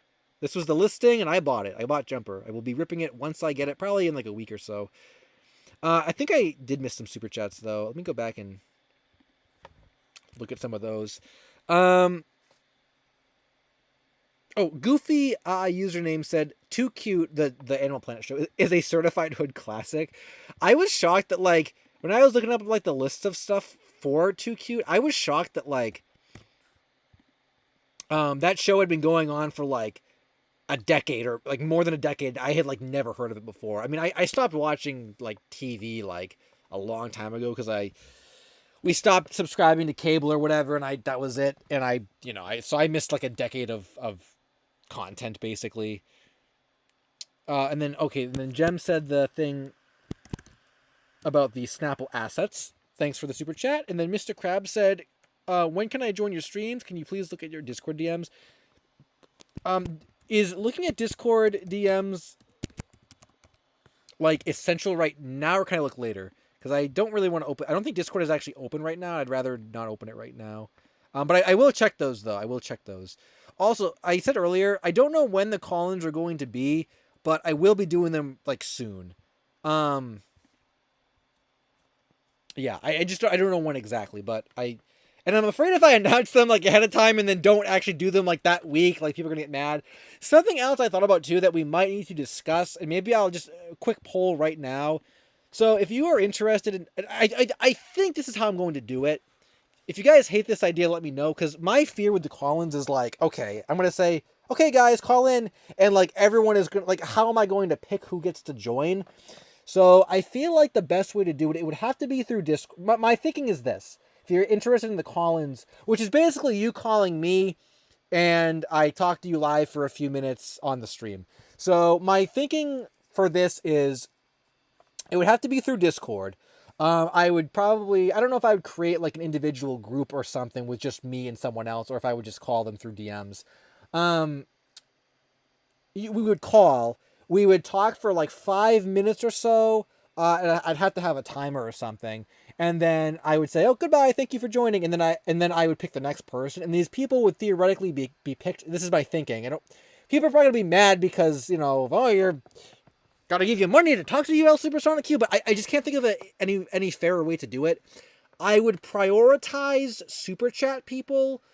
You don't have to super chat to call, but like I would prioritize these super chats. I would ask those people, are there any super chat people that would like to call me? And once I get through those people, then I would just open it up to everyone else, and maybe just whoever can comment first I would do. That's the only fair, like the most fair way I could think to do it. I don't want people to specifically be super chatting me to call. Like I don't want to do that. So just if you happen to super chat, you will like about anything, just at any point in the night, like you would be you would take like a higher spot. But after I go through those people, if no one who super chatted wanted to talk, then I would just go to everyone else. And I guess that would just be first. I feel like that's a more structured way than like just everyone being like, okay, first come, first serve, like Mad Rush. So I'm still considering that, but that's what how would you avoid trolls? Well, that's a good point. I think I thought the super chat thing would like kind of negate that, but I suppose that would only go as far as the super chatters themselves. Yeah, if I was in like if I just opened it up and anyone in the chat said that, I guess I could just like, that's a really good point actually. I didn't quite think about that. I don't know. Maybe I could change it so like, I don't know. Okay, this needs some more thoughts. I'll think about that in calls on delay. I could do that. That wouldn't be bad, Zero.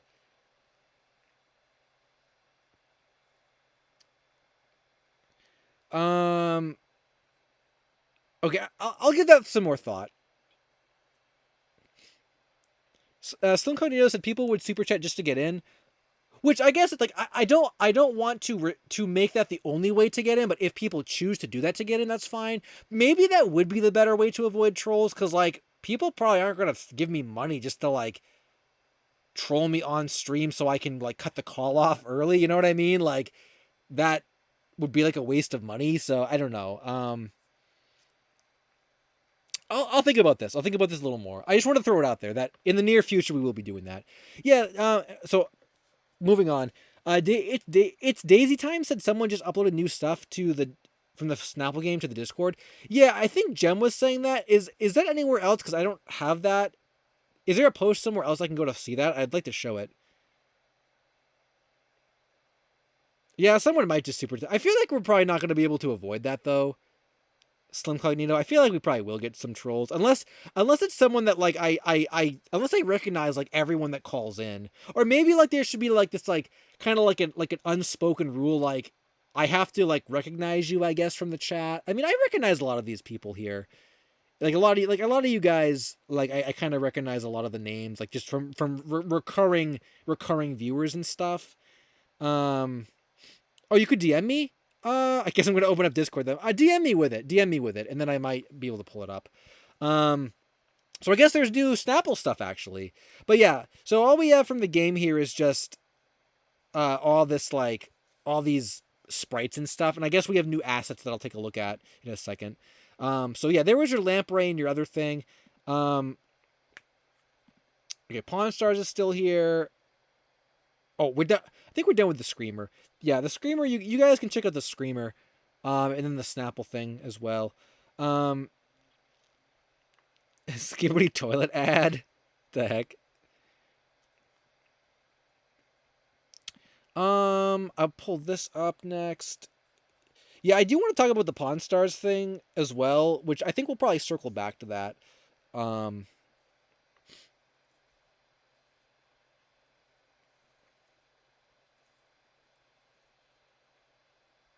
we will take that out of context. My God, you guys. I mean, I didn't.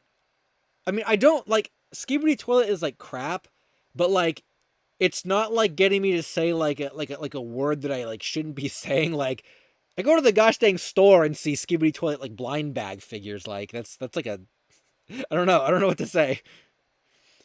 I do also I really quickly just want to check this. I don't okay. We we talked about Snapple. Oh, we didn't talk about traumatizing Neopets. We don't need to though. Oh, I think we talked about I think we're okay. I wasn't sure if we were caught up on Twitter. I think we are caught up on Twitter actually. Dark Side Phil gets paid by his trolls, Toast Rave said. That's actually kind of crazy like the trolls super chat or whatever and they like basically pay him. That I never thought about it like that. I never thought about it like that. Like if someone trolls to join a live call, they're just paying me. Also, okay, I know we talked about these plushes in this video, and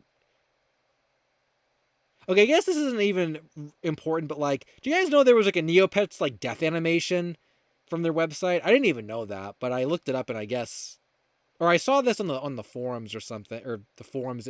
The red blood version is lost, I think, like the original thing, but the assets for it were found, so they killed Neopets, I guess, which is kind of crazy because the Webkins killer rumor is like spiritually true, I guess. I don't even really know. Like, I never played Neopets, so I don't know the whole context of this kind of thing. But posted a tweet with the Snapple stuff. Oh, thank you for that, Gem. I'll go look at that right now. That's actually the easiest way to see it, I think, since I'm on Twitter. Thanks for the super chat.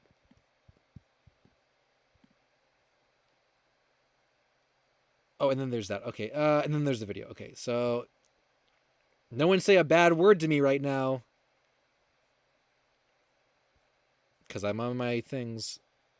Oh, oh yeah. Where are they? Wait. Oh, did you say DM or a post? Posted a tweet and tagged me. Where?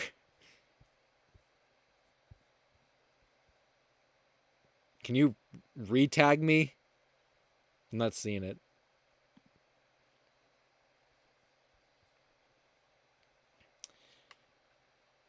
Oh, you DM me? Or...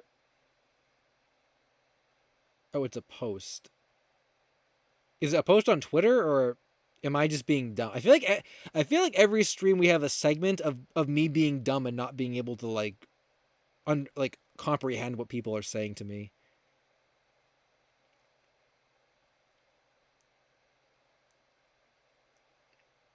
Someone faked an image of the sad story of Henry Art Moobs clown said. Considering how rare a piece of lost media it is, it's kind of crazy that anyone even bothered trying to fake it. Was it like convincing or not?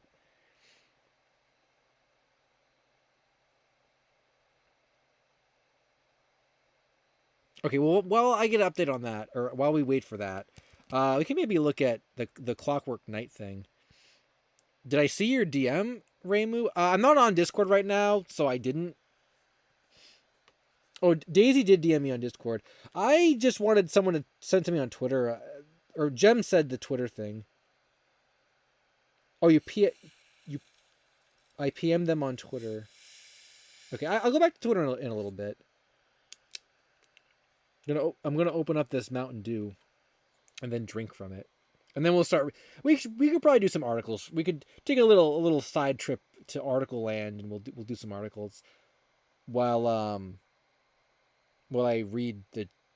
I'm gonna drink this and then read some of the chat, and then we'll do this article. We'll do the I think maybe one more article or two more articles, and then we'll circle back. What Mountain Dew is it? Internet user said.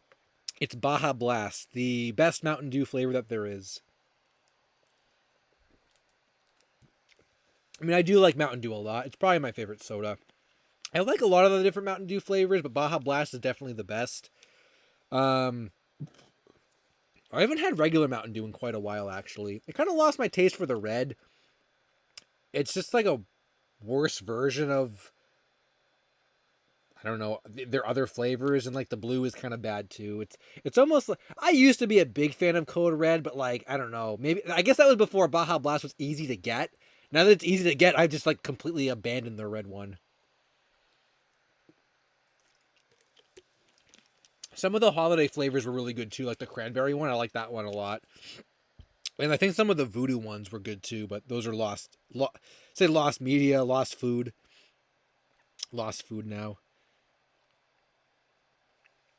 Did someone say Discord?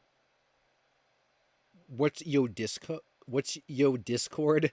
It's just at LSuperSonicQ. I feel like I should probably stop telling people like, oh, like I'm on Twitter and I'll just like promote it, because like I usually get like a billion messages. It's just like it piles up the already cluttered inbox that I have to get through. But I guess it's okay. As long as I like dedicate time to actually going through them, I can get through all the messages. So it's just like LSuperSonicQ. I'm pretty sure my friend requests are open or whatever, are just freely open. But fun fact, I do check profiles though on Discord. So if your profile's weird, I'm not going to friend you. So keep that in mind. Yoshi, what's up? Glad you could stop by. Congrats on Jumper. Do you have any means of ripping it? Yes, I'm going to get a VHS capture card, so I will be ripping it, because I feel like if there was ever a time to get it, it would be now. Like I've always kind of wanted my own means to rip stuff, but I just never needed to. But now would be like a probably the best time to get it. So yeah, I'm gonna get one of those and do it, and it'll be great. That's if the tape even works, because earlier the seller didn't actually know if the tape worked. So to be honest, I could put it in the player and we could just see nothing. So but I'm hoping it's gonna work.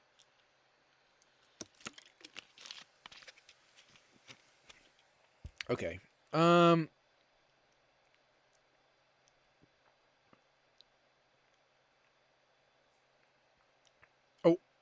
oh, McBeatus of the McDonald's movie art. Oh, I missed a lot of soda talk up there. Sprite cranberry Slim Cognito. I don't think I've ever had a Sprite. I don't like Sprite that much actually, so I'm gonna say no on that. Um, what counts as a weird profile? Like an ominous description or a weird description or like I don't know, like something that seems like suspicious. Like I don't know. I've people have friended me before and they're like they'll either have like no profile picture or like um I don't know, like just as long as you don't look like you're as long as you don't look like you're a shady guy in an alley, we're good. Like your profile looks like a shady guy. Whatever whatever the profile, if you took a shady guy in an alley and converted him to a profile, whatever's not that, and we're good. Okay, the McDonald's. Oh yeah, oh yeah, oh yeah. I don't know if I can show that on stream though. I'm afraid like DreamWorks might come after me. I might just react to it off stream though. You could maybe do that. I get really scared of showing stuff on stream.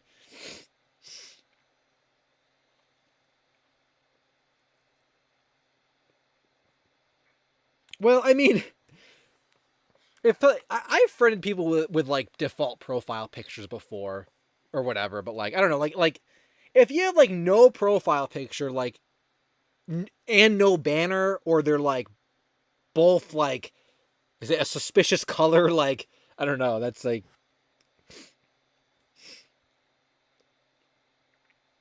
oh yeah pure black. Yeah, the pure black is like the That's I don't know. It's Alex Giraffe. What's up? Glad you could stop by. Happy Sunday, LSuperSonicQ. Yeah, we're rolling along. Jackson Stuff said never trust a smug cartoon profile picture. What determines a suspicious color? I knew you guys were gonna say that. I don't know. I don't have good examples. I just know I've come across people before, and like it was like there was something like off about their profile. It was just something like it just seemed like weird. I can't. Maybe I can't really explain it. Hamtaro, what's up? Hamtaro 126. Oh yeah, I think I meant. Oh yeah, should this be a new segment? Shouting out YouTubers. I think I'm using Lewis actually. Let's do a little YouTuber shout out. I've been watching like more. Typically, I don't watch a lot of YouTube aside from like two people that has nothing to do with lost media. But lately, I've been coming across like a lot of some videos that like you guys make in the chat, and I'm like, oh, I know those. I know that guy. Like, why have I never watched one of his videos before? So actually, here's our little shout out segment. I actually really do enjoy Amusing Lewis's videos a lot. I didn't watch the sports one, although I want to. I watched which one did I watched this one, the Defunct Kids channel. That was a really good one. I almost feel like Amusing Lewis is almost like it's almost like a lost media like video, but it's like with like defunct stuff instead. It's all like different segments and stuff. I really liked it. Like it reminded me a lot of like I don't want to say like my videos, but like it felt like I was watching sort of like these little segments, you know, these little pieces of videos, you know, all strung together, all different topics that fit a big theme. So yeah, I really actually liked Amusing Lewis's videos. I'd never watched them before. Then I'm pretty sure Kev Someone comes to the streams as well. This came up to me in my recommended as well recently. Exploring the Internet's Lost Cartoons. I thought this was a really cool one too. And I recognize. I believe this is the same Kev Someone that comes to my streams. I thought that was a really cool. If it's not, well, whoever this is, I really enjoyed this Lost Web Cartoons video. I actually wanted it to be longer. I'm like, oh my, like that's really cool. And I don't know anything about Lost Web Cartoons, so all of it was like new, except I actually knew what the Little Nicky thing was. I think I was actually mentioned in this video. So that was a really cool one too. I actually really enjoyed that video as well. I kind of hope Kev Someone makes more Lost Media videos because I really like them. And then the last person that I came across is sort of like different than Amusing Lewis and Kev Someone. So their name is Flurry Moon. They don't necessarily focus on Lost Media, but I did see, I think it was this video, the unidentified media mystery video. I don't remember how long ago I saw it, but it showed up in my recommended, and I saw Caillou in the thumbnail. I said, "Oh my god, like she's gonna talk about Charlie," and she did. I'm like, I was not disappointed. And this was a kind of an interesting format for a video because it was a mix. It wasn't just talking to the camera, but it wasn't like just showing like visuals. It was like a mix of the two. And the one thing that I thought was really cool about this channel was the fact that she doesn't just talk about the topics, but she kind of like what I do is like I give like insight and like thoughts about the topics I cover, and I feel like I don't see that as often with people that make like videos about different topics like that. A lot of it is like just they'll talk about it, but they won't give their insight. So it was kind of fun like following along and like being like, oh, like that's what she thinks about this and stuff like that. I haven't really watched a lot of her other videos, but I've watched some, and they're not all Lost Media, but I like how she gives her opinions on the topics. So, yeah, I can recommend Amusing Lewis, Kev Someone, and Flurry Moon. So there you go. Got 3 new YouTubers you guys can check out. So there you go. There's our little YouTuber segment. Lana XD said, "OMG, I love your vids." So well, thanks, Lana. I appreciate that. Raymu said, "Don't know if you showed it on stream, but the bump in question I was talking about was a weird Lost TV Land bumper. You can find it on my profile." Oh, your Discord profile? I could, yeah,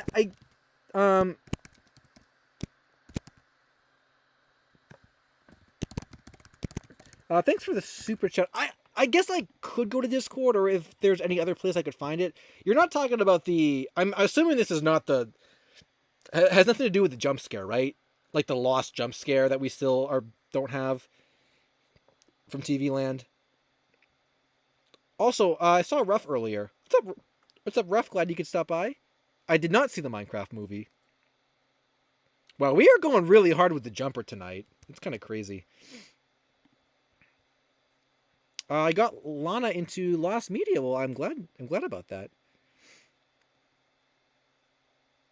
It's not the jump scare. It's just a weird TV bumper. Okay, could maybe go to Discord. Will probably be like the very last thing if I need to pull up more topics. I really don't like opening Discord because I know there's a billion messages in there and it slows my computer down. Okay, let's take a look at this. I want to take one more drink of this Mountain Dew, which is slowly making me have to go to the bathroom, and then we'll read this because I'm kind of curious. Oh, the paper mystery. Okay, we might do the paper mystery after this, actually, and then we'll circle back to other things. We got to do the paper mystery.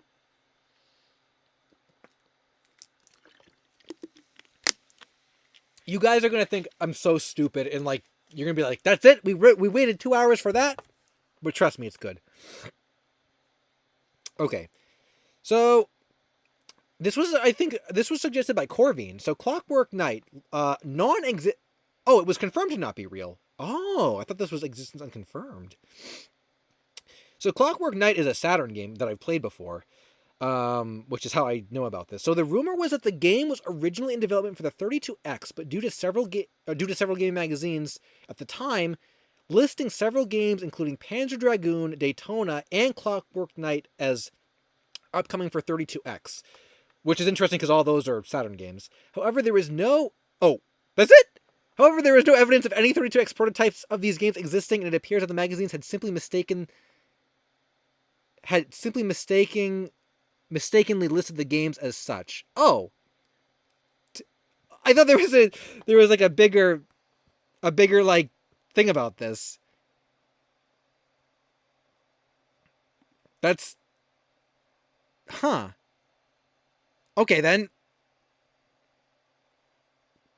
that is. I was hoping there were going to be like actual like lost things to find. I also wonder too. Do you think this was all false reporting, or do you think this was like they were making it up on purpose, like to build hype for something that didn't actually exist? Although I guess is there really? I don't know. I mean, maybe Daytona was probably big enough to do that, but like Clockwork Knight and Panzer Dragoon were new at the time, so I feel like it's not like when someone makes up like this new Mario game is coming to Project Atlantis or whatever. I mean, it's like Clockwork Knight and Panzer Dragoon were like new, like no one knew what they really were anyway. I don't know. I'm always suspicious of old game magazines just because I know it was part of the industry standard to make things up like that. So perhaps it was just false reporting.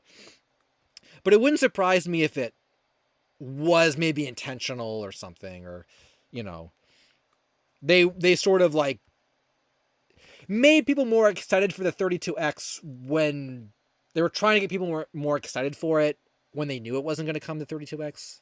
I'm not sure. I was really hoping that was going to be longer, actually. Jamari makes stuff, said Ola L. What's up? Glad you could stop by. Speculative reporting? Smith Zero, I've never heard that before. Is Jumper a hero or is he a villain? Mr. Mime said.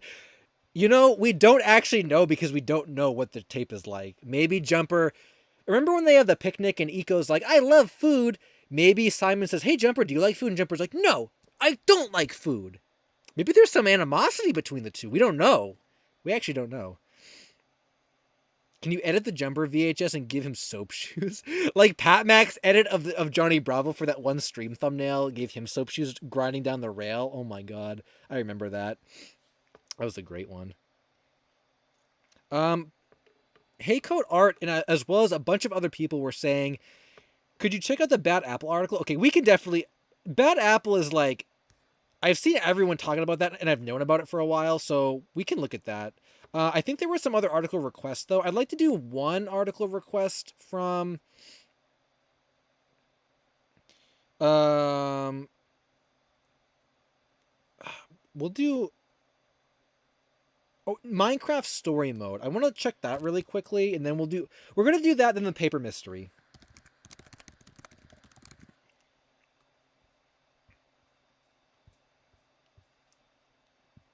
Oh, good. There's actually an article for it right there. Okay. So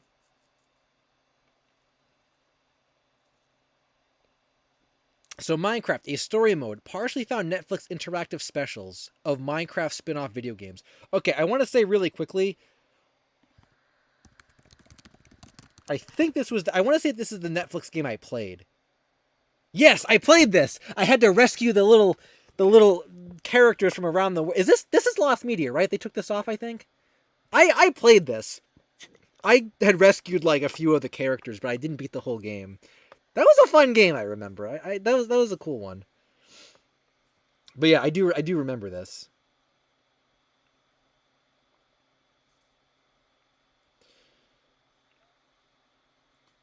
Also, Sonic Lover said, I've come across a rabbit hole about a tape I found on eBay. I just searched Lost Media and found a tape called D for Dinosaur.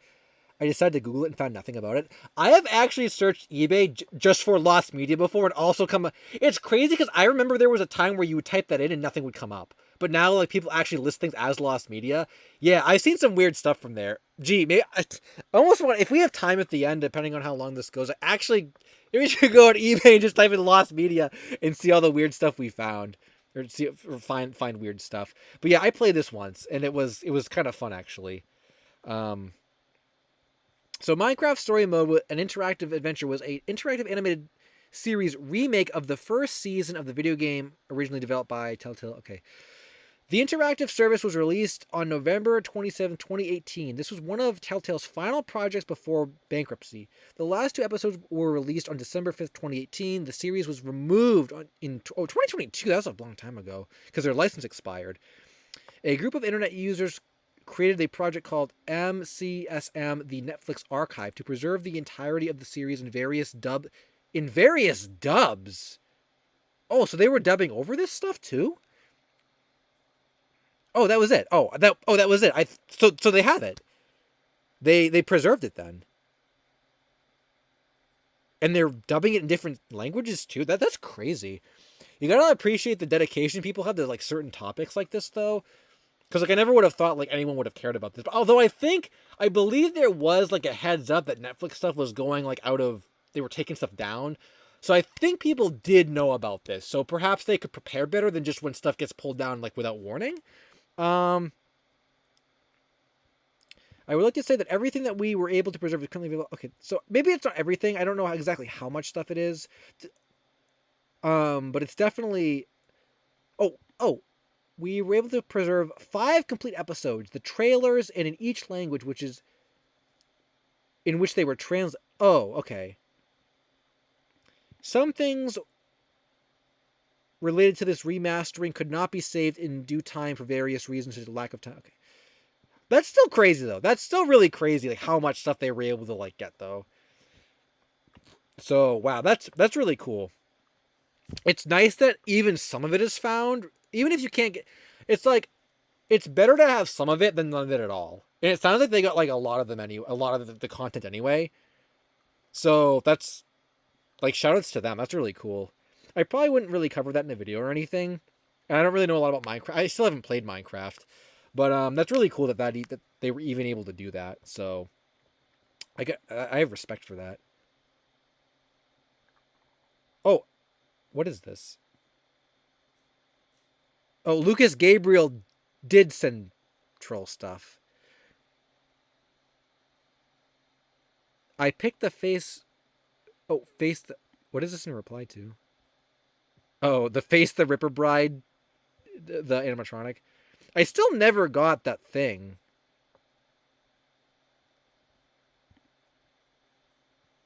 Also, not even 100 people liked this. Snapple. Maybe no one cares about it, I guess. Check my DMs. Oh, they were in my DMs the whole time.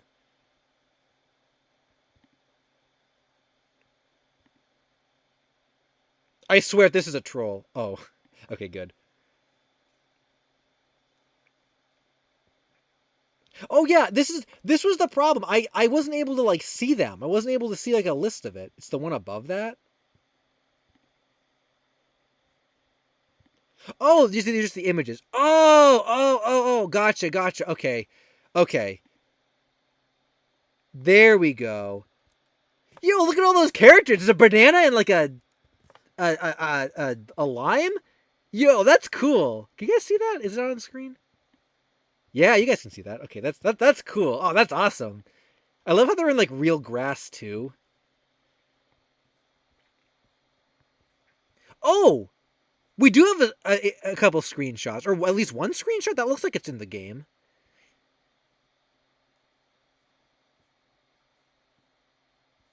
Oh, that's cool. Welcome to paradise. That's great. That's great. I love this. Oh, that's so cool. I'm so glad we found that. That's really cool. What does this say?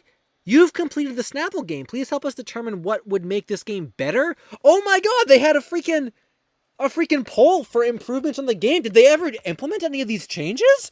Are there other versions of this game? Do you want more levels? Do you want a high score page? Do you want to be able to make your own levels with a game editor? This was so freaking ambitious. Holy crap. A freaking Snapple game editor? What the heck? This game has no right being this good. Or even if these weren't implemented, the fact that they were even considered is wild to me. Do you want more characters to choose from? Perhaps you'd like Buddy Banana, Lofty Lime, or Kind-Hearted Kiwi. They're going to add more characters to this game. In personal comments. Oh my god. Can we please get this to come back? This is currently the only known screenshot. Oh yeah, so it is in game. Yeah, there it is. That's awesome. This is great. Oh my god. Actually, yeah, did Kind-Hearted Kiwi even show up anywhere? I don't even see him. He was just like a character that they didn't make. Lost character? Oh my god. This is great. I love this topic. This is like maybe one of my new favorite topics, actually. I want this to be found so much. There's audio? Oh, is that what this is? Oh, fruit sound? Oh, okay. I didn't know what that player death meant. Okay, I'm gonna play this loud. I don't know how loud this is gonna be.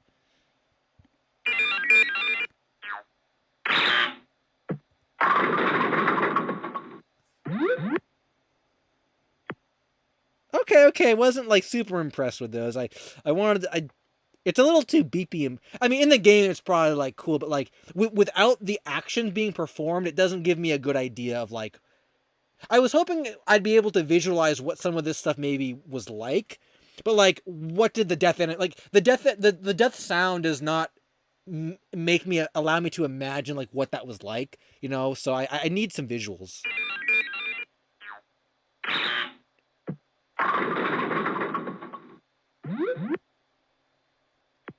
That's cool though. I think that's gonna go. I think it's gonna go in an update video. Actually, that's great. Oh my god, that's cool. What a cool topic.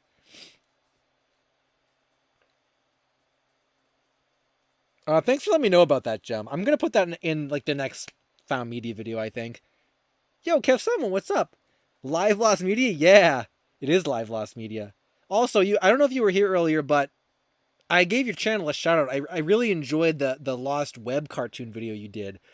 I had watched it and it was really good. So I hope you do more Lost Media videos like that. I knew nothing about web cartoons.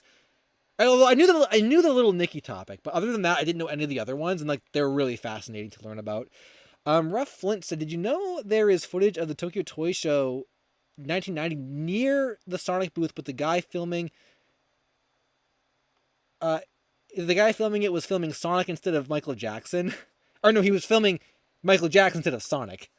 Rip, man, that's crazy. Could you imagine like that's just like one little change in time could have changed history. We would have footage of that if the guy was filming Sonic instead of Michael Jackson. That's crazy how that happened. Oh, you were here. Nice. I just got a Jersey Mike's commercial. Is it a sign? Internet user said. Oh my god, I could go for some Jersey Mike's actually. I maybe that's not a coincidence. Maybe like Google has heard me say Jersey Mike's so many times on this stream that now they're implementing the ads into the stream. Specifically because they heard me say Jersey Mike's. Yeah, this was a great update. This is a really great update. What is this one new request? Did someone just like troll me? Oh no. Oh no. I thought someone like sent me another request. Just oh, but yeah. See, this is what I mean. Like, I gotta reply to all these DMs and stuff. Like, just all like there's stuff that like people sent me stuff like a long time ago, that I haven't gotten to yet. So I will be getting to that. Oh, the Marty's back.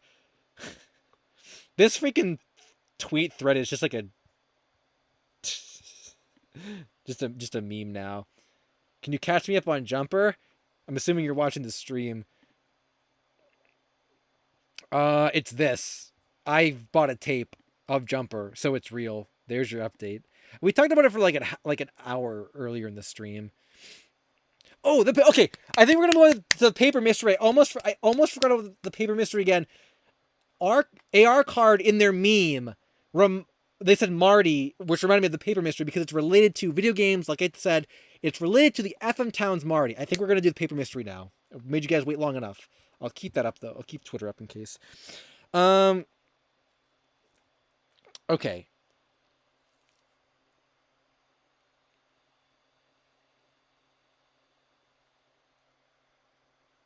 Bingo said a YouTuber named Company Man made a video about Jersey Mike's, and I commented in the video your favorite restaurant.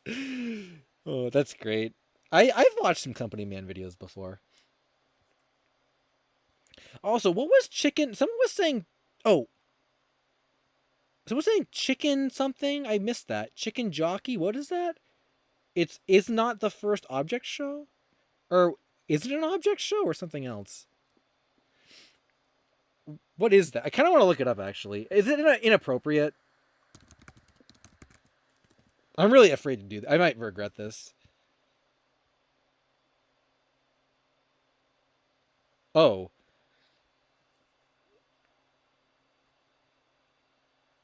a Minecraft movie director enjoys its chaotic chicken.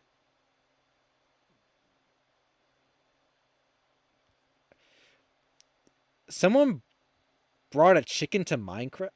Is this like when people were doing like they were like, wasn't there something like this, the Five Nights movie or something? People were like being disruptive or something. I don't know. I don't like what trashing theaters or I don't know. I don't. Oh, of course it's a TikTok trend. Yeah, I don't know about this. I don't really like stuff like this where it like public discourse is like dumb to me. Like I don't care if it's a meme. It's just like that's not like funny. I don't unless I'm missing something here. It sounds like people are just being disruptive and like trashing theaters or something. Lighting a firework in the Minecraft. Yeah, that stuff is like not like I don't know. That's like not funny. Like I don't understand it. It's like no one would be doing that if it was like I don't know, like a different movie, but because it's Minecraft and like Minecraft is like memeable, like it's somehow like acceptable for people to like do that. I don't know. I nah. I'm that's that's dumb.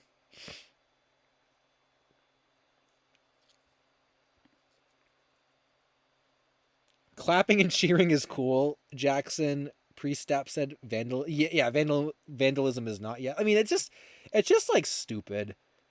I mean that I don't know. That's just like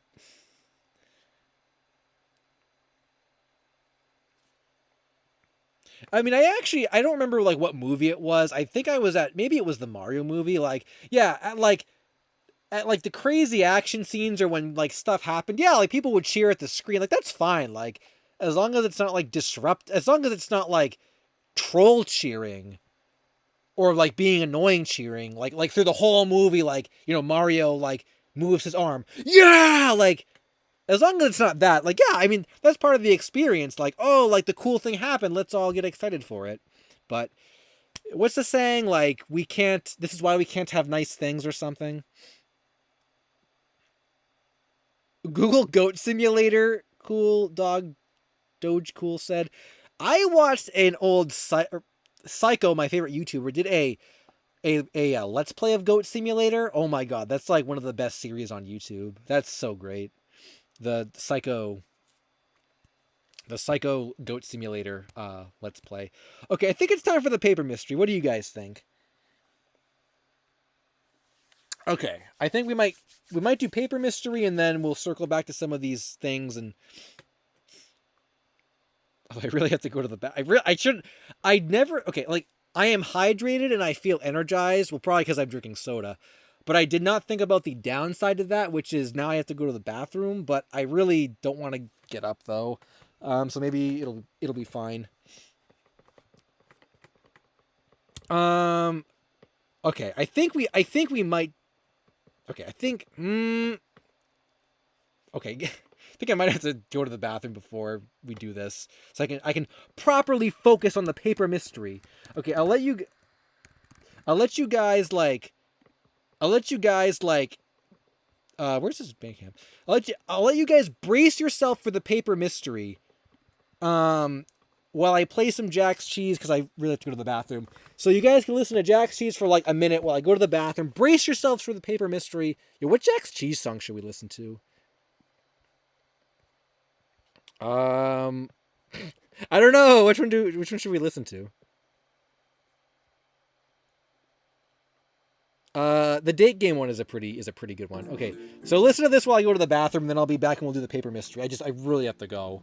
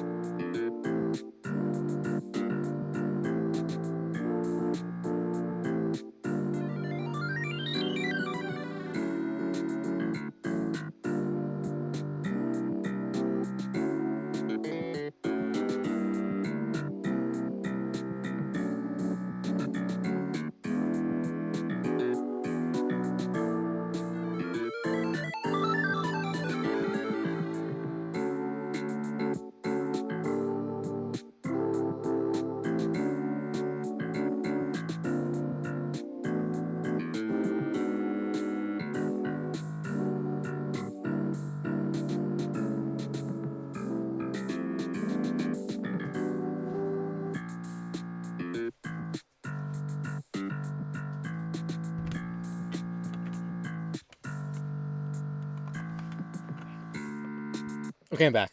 Okay.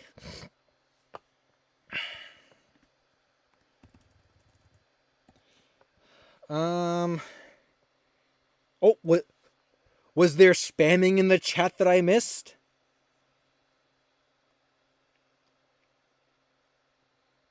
Okay. So. Okay.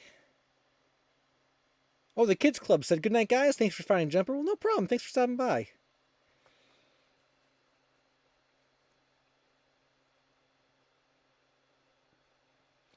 Yeah, Jack's Cheese has some really, really specific titles. By the way, if anyone doesn't know, because maybe you don't know, Jack's Cheese is the person that does that does the music for that I use in the background of my videos. So yeah, this is where it all comes from. I always get asked like, where can I hear this song or that song? Like I've probably used all of his songs to some extent in like across all my videos, but the most frequently used ones come from Selections 5, Selection 6, Stars and Rain and stuff, and probably the Dream Ren soundtrack, or probably like the four that I use the most. Maybe Jack's Tone Age as well. Those five are like where most of them come from. So I do credit him in all my videos, Sydney. Yeah, but like people still ask me like where it comes from or like what album is a certain song from. I used to actually type out entire song lists, but like I would still get asked like what was the name of the song? Blah, blah, blah. Like no one looked at the card to like figure that out. They would still ask me, so I just credit him, and people can find the music on his thing. Um, Prawn Stars. That's a good one too. Broken Hedgehog. I like that. TPHO, yo, what's up? Glad you could stop by. How's it going, man? Pretty good. Having a real hefty stream. You're just in time for a mystery. After I read some more comments, I guess. Saber the Fox said, "Hey, LSuperSonicQ, I recently made an article in the Lost Media Wiki. I looked off and on for about 4 years for this theme park shutting down. Do you think you can read it at some point? What is it called? Yeah, I can take a look at it. Was watching Bobobo, TPHO said. Now, Bobobo is a series I've actually seen, like all of it. I do know what you're talking about. Yeah, I like Bobobo. I haven't seen it probably for like 15 years, but I do like it. Adrian Maldonado said, please do Ponyo the Lost Scenes. Oh, Lost Ponyo Scenes. Clerk said, whoa, you sound so different from your videos. People have said that before, too. I don't know if that's like a good thing or a bad thing. Like, do I sound better or worse in my videos? I will be ripping the jumper tape, SB64, when I get it. It's not bad. Okay, that's good. I did not do the paper yet. We're gonna do the paper right now. I think we're gonna do the paper now. Um, as Scoffier said, best lost media this year so far. Like lost media like that I've covered or like found media. You mean? I think the Family Guy pilot is really up there. Or I think I had a tweet that was like, "What's your guys' favorite lost media this year?" Wow, people really are memeing this. No, okay, oh, not that. I don't remember I don't remember what my list was. Oh, here it is. I knew I was missing one. Captain Underpants Prototype I think is my favorite so far. Family Guy is number 2 and then Ganondorf Puppet is 3. So those are my top 3 favorite found media. For favorite like still lost, Jumper definitely is up there. Uh Jumper might actually be the my favorite this year so far, but the Snapple game and Snapple game is probably up there too. We just found some more Snapple game stuff. I like that one a lot, and I feel like there's probably one more that I'm forgetting about. Um, I don't really like Audrey and Friends that much, but I thought it was really interesting that like the whole series is lost, except the pilot isn't lost. And I think those tapes are wiped, so we're gonna have to find like alternate broadcast versions of them, which is kind of interesting. So maybe throw that in there as a third. Queen Iridescent said, "Oh wait, is this a live stream? Did I miss the jumper thing?" Yeah, we talked about that for like the first hour. You'll have to scroll back. It was literally like an hour, I think. Check your DMs for more Snapple games. Have you found more Snapple stuff? Whoa! Oh, oh my God! Look at those. Those are turnarounds and stuff for those characters. Oh, the banana and stuff. Oh, Oh my God! Look at all this. We have more stuff. The game over screen with the hyper realistic background. Peach death and strawberry death. There's a monster death. Oh, they just pixelate into the ground. Wow, we could actually put the sound effects with these sprite sheets to kind of give us an idea of what it was like, which is kind of cool. Banana character, the lime character, which must not have been playable. They must have just been like side characters. There's the watermelon bad guy. Yeah, the turnarounds for the. I like the pineapple guy a lot. He's cool. Um, Directions to jump over the goo. Yeah, yeah. This was in the instructions. The big pineapple face. Oh yeah, that was. I think that was in the instructions too. And then there's the high quality watermelon guy. That's great. Code to make the game work. Maybe we can genuinely reconstruct it. It's .glm, so it's for game let engine, which I'm not sure is public. Oh, well, if anyone is able to do that, definitely give it a try because I'd love to. I'd love to do that. I'd love to play the game. Oh, someone sent me a message. I think. Um, Snapple remaster. Yeah, I thought they were gonna maybe like my tweet because I tweeted at Snapple. I thought they were maybe gonna like my tweet or like make some kind of acknowledgement of it, and they just like didn't do anything. So they're probably not gonna help us with it. Yeah, if someone could restore that, that would be fantastic. That would be like number two best found media of this year, or number two best number two topic of this year that I've looked into. Jumper, it's got to be one. Ruby Gemstone, what's up? Glad you could stop by. Any updates on the Link's Awakening demo? Not yet, but I am. I feel like very very soon I'm going to be doing my Lost Game video, which is going to have that in it, and F-Zero and the Pikmin web games. So like very very soon there will be like a mainline like Lost Media Nintendo video, and that'll probably be in there. I've kind of been pushing off the game stuff for a little bit just so I can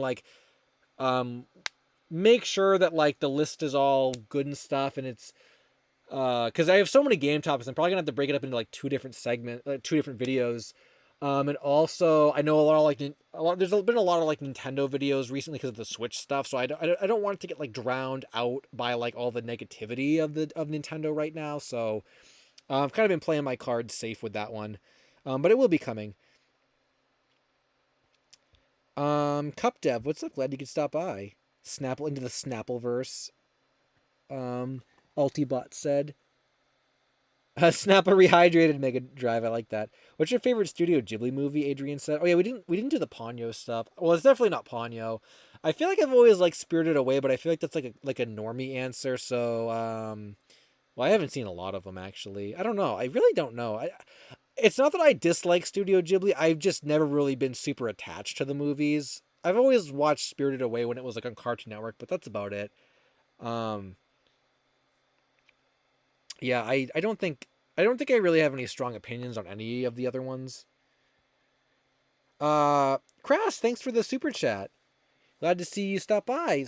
Crass said, "Hey, so I found a lead on a lot of stuff. His name is, which I maybe shouldn't.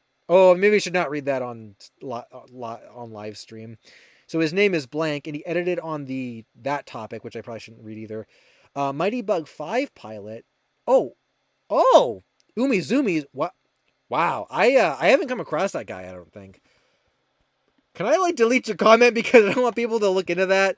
I haven't heard about that guy, but I will say I know there's a lot of like false information about.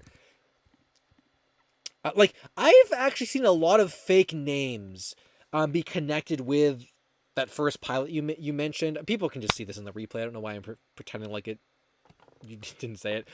I've seen a lot of fake names associated with that. So if you had just said it was only that first pilot, I'd say I'd never heard of that guy before. But if he did all the other ones too, kind of sounds real. I'd be interested in getting to talk to him just for the Umizumi's pilot, not even for anything else.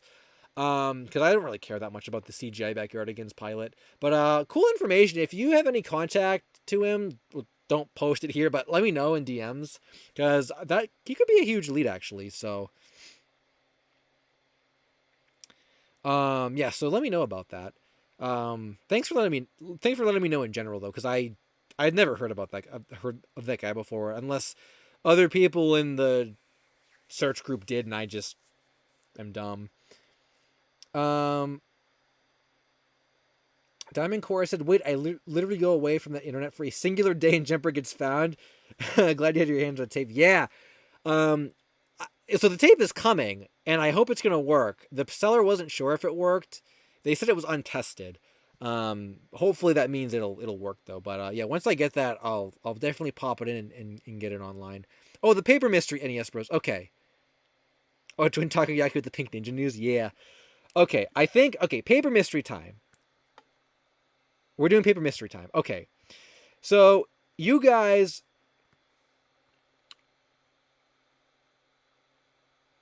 Oh, Mega Drive said, you'd be the first to have Jumper footage? Yeah, I guess so. And if I watch it before I record it, I'll be the first person to witness it, I guess. Okay. So let me explain this. You guys, let me say, you're going to think this is stupid and that I'm dumb. But from a video game collecting standpoint, a retro game collecting standpoint, I think it's fascinating. So, I have a... Oh, Detective Wolf said hello there. What's up, Detective Wolf? Glad you could stop by. So, I have a mystery about a piece of paper that I can't solve. Maybe some of you guys can solve it, or would know someone who could solve it. Now, I'm looking for a definitive answer, not a, well, yeah, you're probably right, like, you know, or like, oh, I think it, not a theory answer. I want a definitive answer. So, this is a little story time. So, I collect Japanese Saturn games. Or, I guess, retro games in general. And I'm not going to be able to find a freaking picture of what I'm talking about. Okay, wait a second. Okay, so I collect Japanese Saturn games. That is the main focus of my retro game collection. Now, what you may not know about Japanese Saturn games is that when you collect for Japanese Saturn games, you're not just buying like the manual and the disc and the case like you would, or you're not just buying, like in the US, it's usually, a complete game is usually defined as like disc, manual, and then like the case. Well, that's not really true with Japanese games. Japanese games have more components to them, not just Saturn, but like most, I think like most retro games. So the thing with Japanese, this is a good example. The thing with Japanese games is a complete copy of Japanese games, just Saturn for an example, is usually you have the disc, the case, the manual, but you have two other components. One is called the obi, which is like the spine card, and then the other is the registration card or postcard, which comes inside of the game, like when it was originally sealed. So generally speaking, this would define a complete game. Now there are some games that have like other inserts and other things, and some games don't actually have the registration cards at all, or I've never seen games with them. So generally speaking, that is the story of a complete Japanese game. Now, Saturn is what I primarily collect. However, I have a secondary collection that I've been working on that I've wanted this for years, and I just finally got one, and I've been collecting for it. I saw it like 15 years, or like 10 years ago, not 15, 10 years ago. So it was called the FM Towns Marty. It was a console version of a computer system, and it's very, very obscure. Like not a lot of people know about it or whatever. But there's a lot of really cool games for it. It's just like an example. And I would say FM Town's Marty game collecting is possibly one of the hardest to find, um, like, hardest to collect for its systems, like game systems. The games are very, very hard to find. It's hard to get them in good condition, and taking this complete, registration card, OB stuff into account, very hard to find complete. Now, FM Towns games did not come with OBs, as far as I know. They did, like, Saturn games and PlayStation games have these OBs. They don't have OBs. I've never really seen them with OBs. But they do come with a lot of other, like, goodies inside, depending on the game and this, and what developer is releasing it. There's a bunch. You can find all kinds of, like, inserts and ads and registration cards. It's a lot more, like, varied and kind of like Wild Westy, compared to, like, Saturn games, which are very, very consistent. Like, the first party Saturn games come with, like, House of the Dead, Sonic Jam. Those games will come with other inserts for other, like, Sega games. But generally speaking, like Acclaim stuff, or like Taito stuff, or whatever the case is, it doesn't come with other stuff. But that rule does not apply to FM Towns games. FM Towns games can come with a variety of different things, from just a registration card or postcard, all the way up to inserts for upcoming games, like several different registration cards that are all for different things. It's very, very wild. Now, where I'm going with this, where the paper comes in, as you can possibly, like, discern. When I collect retro games, I need my games to be complete. And this is where you guys are going to think I'm, like, crazy. Like, why does he care about a piece of paper? I want my games to be complete. They have to have every single insert that they originally came with. Now, I have Splatterhouse on the FM Towns Marty, and it took a long time to find one that was complete and in good shape. And mine is it's like pristine. I can't believe how good condition it's actually in. Now, as far as I'm aware, I wish I could find a listing for it. I probably can't. As far as I'm aware, Splatterhouse on the FM Towns Marty, or FM Towns, came with one thing, okay? This is not a complete listing here, and no, I do not buy these games from eBay. I buy them from Japan, and they're a lot cheaper in Japan. Do not buy Japanese games on eBay. I get them from Japan. The yen is weak. Plus, the proxy I use, you can have coupon codes and stuff, so, like, you're not paying anywhere near what you, like, see on eBay. So, this is not a good example because it doesn't show everything here. But basically, Splatterhouse, as far as I'm aware, you have the box in the art, the manual, the disc in the case, and then a registration card. It says Ving on it, which it says Ving right here. That was the distributor of, like, Namco made the game, but Ving did the re-releases here. There's no registration card in this picture, but it comes with one that says Ving on it. It's like the text is red. Like, I have that. But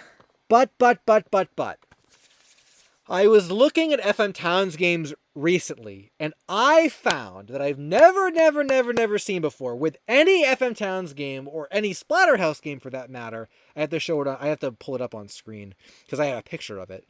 I have never seen this before, but I found a listing for a copy of Splatterhouse that came with a piece of paper I have never seen before with Splatterhouse or any other FM Towns game. And you're going to say, what the hell is this? Why do you care about this? Like, what relevance does this have? So this is a piece of paper that I saw with a listing of Splatterhouse that I've never seen before. So it's all in Japanese, but basically what this is, I translated it through, like, the Google Translate or whatever. It's basically a service card that discusses like a how to repair, or like a list of repair. It was a card that advertised repair services for FM Towns computer systems. And it said, like, I should have taken a screenshot of it before the stream, but whatever. The top says, like, FM Town series repair system. The second part discusses if you have any problems with your FM Towns computer system, you may bring it to the store where you purchased it, and you can have a technician like fix it for you. And here are the hours of operation. It was basically an ad telling you, hey, if your system breaks, bring it back to the store where you bought it from, and a technician can repair it. And this, I believe, folds out into a second piece. It's front and back, but this is the only portion of it that I was ever able to see in the listing. And that's all I could get from it being translated. And this was printed in May 1992, I guess. And I have never seen this card with any other FM Towns game or a Splatterhouse game. So, as someone that likes pieces of paper with their games, my thought was, holy crap, is my Splatterhouse incomplete? Is my Splatterhouse missing this piece of paper that should have come with it? Because I've never seen it on anything else before. But the opposite end of that spectrum is, well, did this actually come with Splatterhouse at all? Or was this from something else and it was just put into the case? Whoever owned this just happened to archive this piece of paper in their copy of Splatterhouse. Now, that's where the mystery is. I don't know where this piece of paper came from. And I hate the fact that my Splatterhouse might be incomplete if it actually is missing this paper. But maybe it is complete if this paper didn't come with the game. So the mystery is, where did this paper come from? And I've come to a conclusion based upon what I was able to search kind of like with the text that was on this card. So this card was dated 1992, which would have been from before the FM Towns Marty system, the game console, was even made. That came out in 1993. So this was in direct relation to the computer system, the FM Towns computer system. In Splatterhouse was released before the Marty. Like, the Marty can play FM Towns games. Like, there are no FM Towns Marty games. It was just a system that could play the computer games on a console. So there's no actual, like, distinguishing factor between FM Towns Marty and FM Towns games, aside from just where you're able to play them.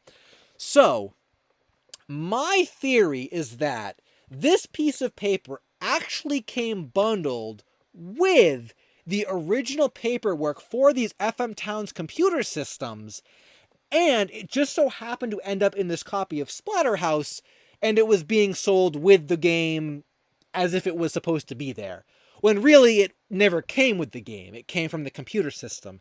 However, I can't prove that because there is absolutely no record or archive online that I could find of someone with a full, complete FM Towns, like, paperwork, a full box set.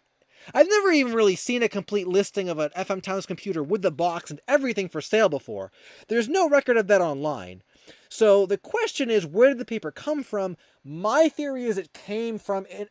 Originally, if you bought an FM Towns computer system right out of the box, that sheet was an information sheet that discussed where you could get the system repaired, and it just so happened to end up in a copy of Splatterhouse because the guy just put it in there.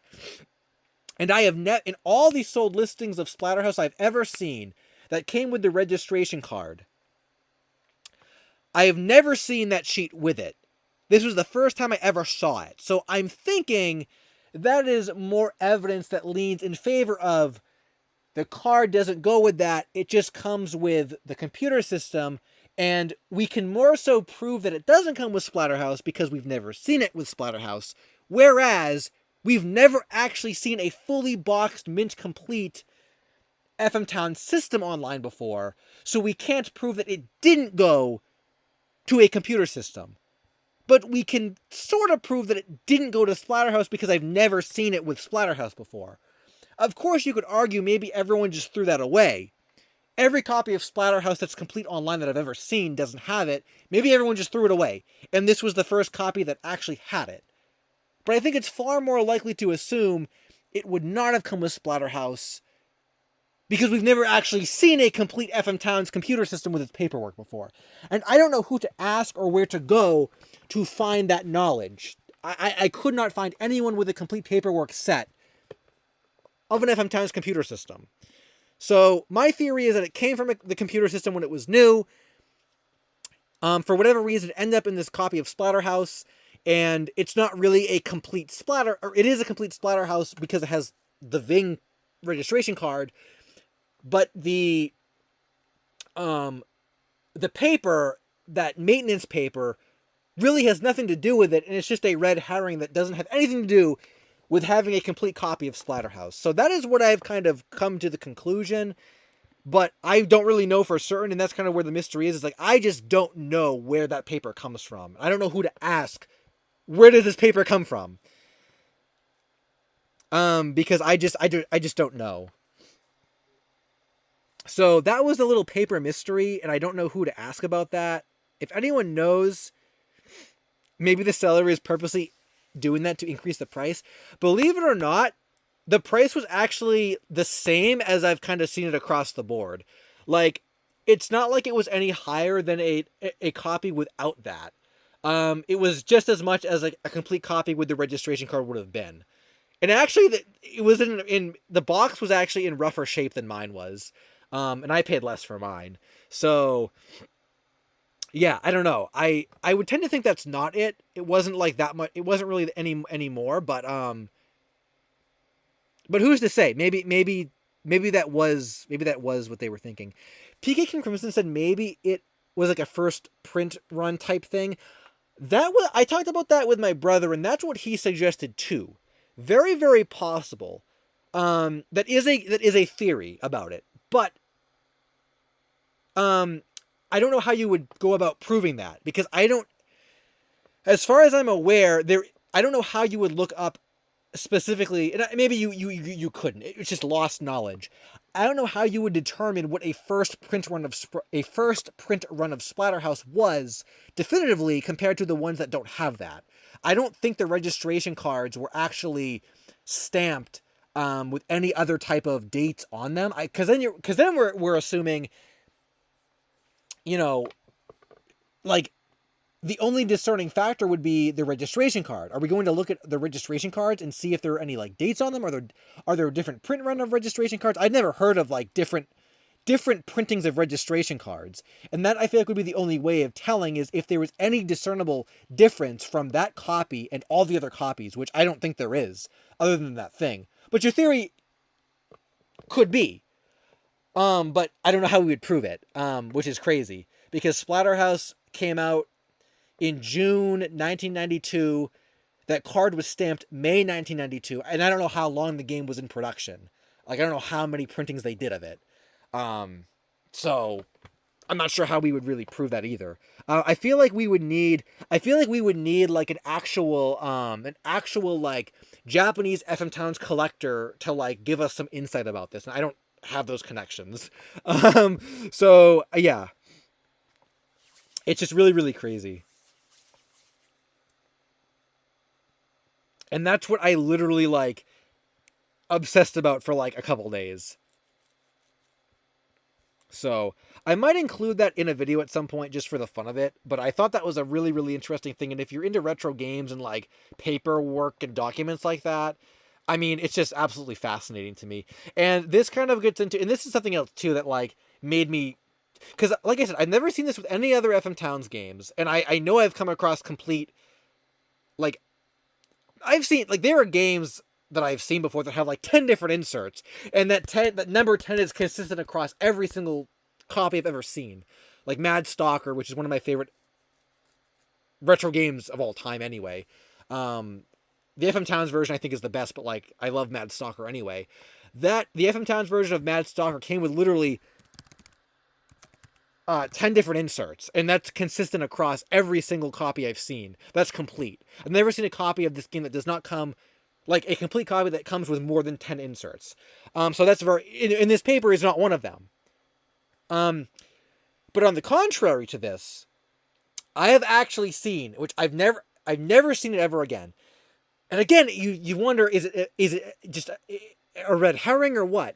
There was a Japanese retro game collector who was selling off their collection on Yahoo Japan that I've been following for a while because I bought some of my really rare Saturn games from them.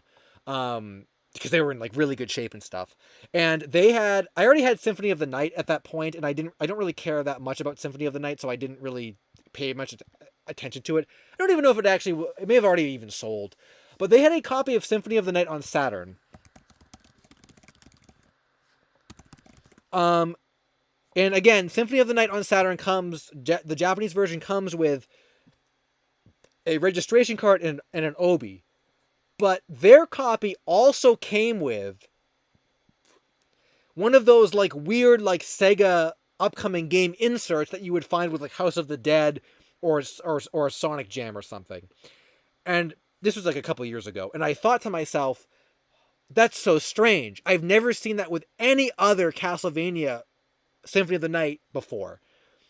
Even the complete copies that come with the obi and the registration card, I've never seen that like Sega insert. So I'm thinking, is this... And they were like they had some really rare stuff. They said they were like a retiring retro game collector who had been collecting for like 10 years. I mean, they had really rare complete stuff.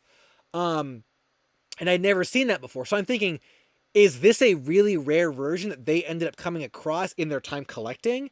And you're never going to see it again? Or is it just that? They've been collecting for 10 years. They've amassed this giant collection. It was simply misplaced from the prior person that had this, or they misplaced, that sheet of paper in with the game and it wasn't supposed to be there.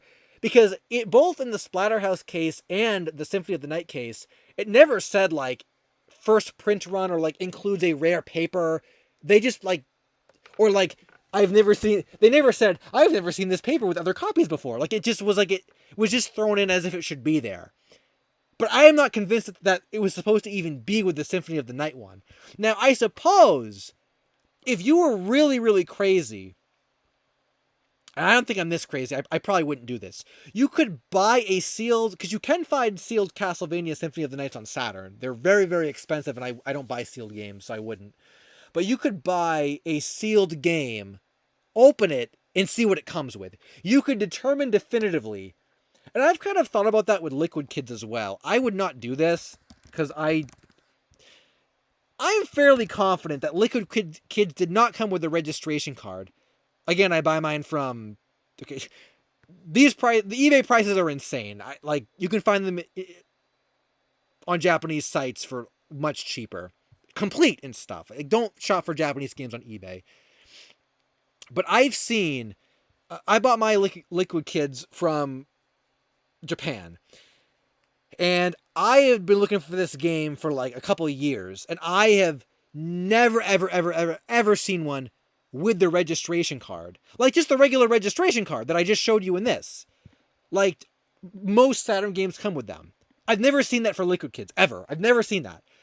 But if I wanted to, I could buy a sealed copy and open it and see what it comes with to definitively tell me.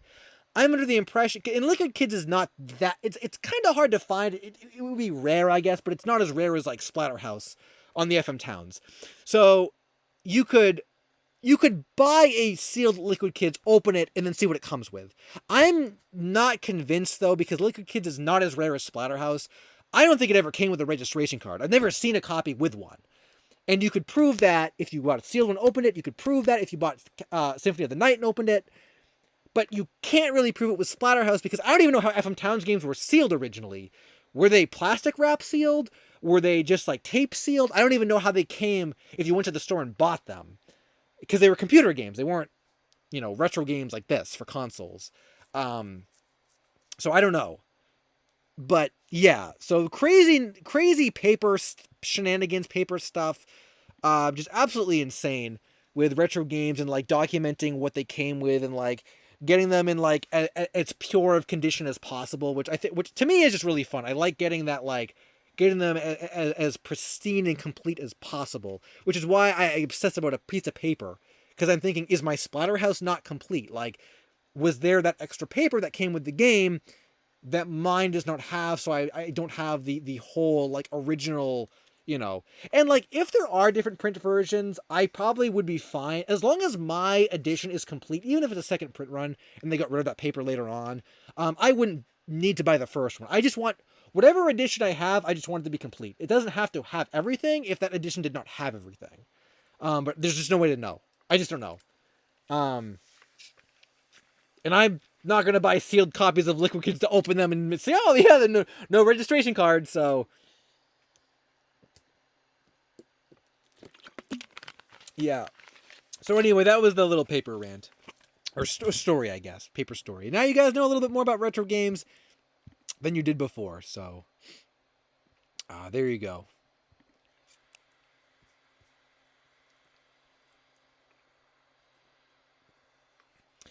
Shadow Man said, unless someone has done unboxings of those games. True. I could not find anyone that had... I found one person... I think I found one person from, like, Facebook that had an FM Towns computer unboxing, but it was from, like, 9 years ago, and it was on Facebook or Live or something, and they didn't have... they didn't show the paperwork. I suppose maybe contacting that guy would be an option, but I'd never seen anyone with like sealed FM Towns games or anybody else that has FM Towns games that like opened them and showed them like the insides on camera. And I've never even seen anyone open like Saturn games on camera. I think it's too niche. I don't think people do that. It's a good idea, but I would have to find someone that would have those. I mean, I don't even know anyone else that like has like a Japanese Saturn collection or anything on YouTube. And it's funny too on the topic of Japanese Saturn completeness. Back when I was like first getting into Saturn games and stuff, or complete Saturn games, because I was buying them incomplete originally. And then as I got more serious about it, I was buying them complete.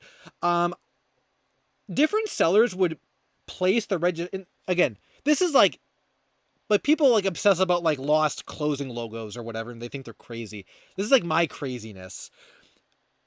Depending on how you buy the Saturn games, like from Japan or whatever, the complete ones, these sellers will put the registration card in different parts of the case.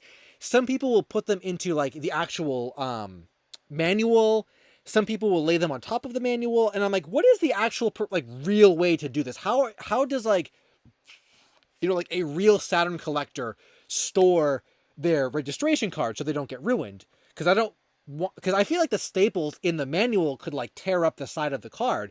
So I actually looked online. I'm like, how do you store registration cards properly? I'm thinking like some real, you know, veteran Saturn collector must know this. And maybe this is just like a Reddit thing. I found one thread on Reddit of someone who kind of said like, do you guys buy registration card games and stuff? Because I'm thinking, oh, maybe someone will discuss that. And like the consensus of that thread was like, who the hell buys games with that? Who the hell buys like games that are complete? It's just an excuse to charge more money. And like everyone was like that. And I'm like, what? Like people buy Saturn games incomplete? Like what?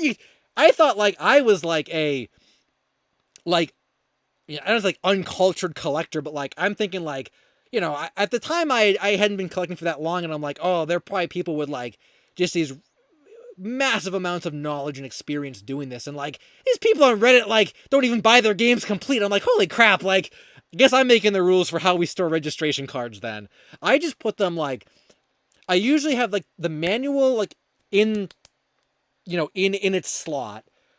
Then I'll put the OB over the manual and then the registration card on top of that. I think that's like the safest way to kind of store it all. That's how I do it.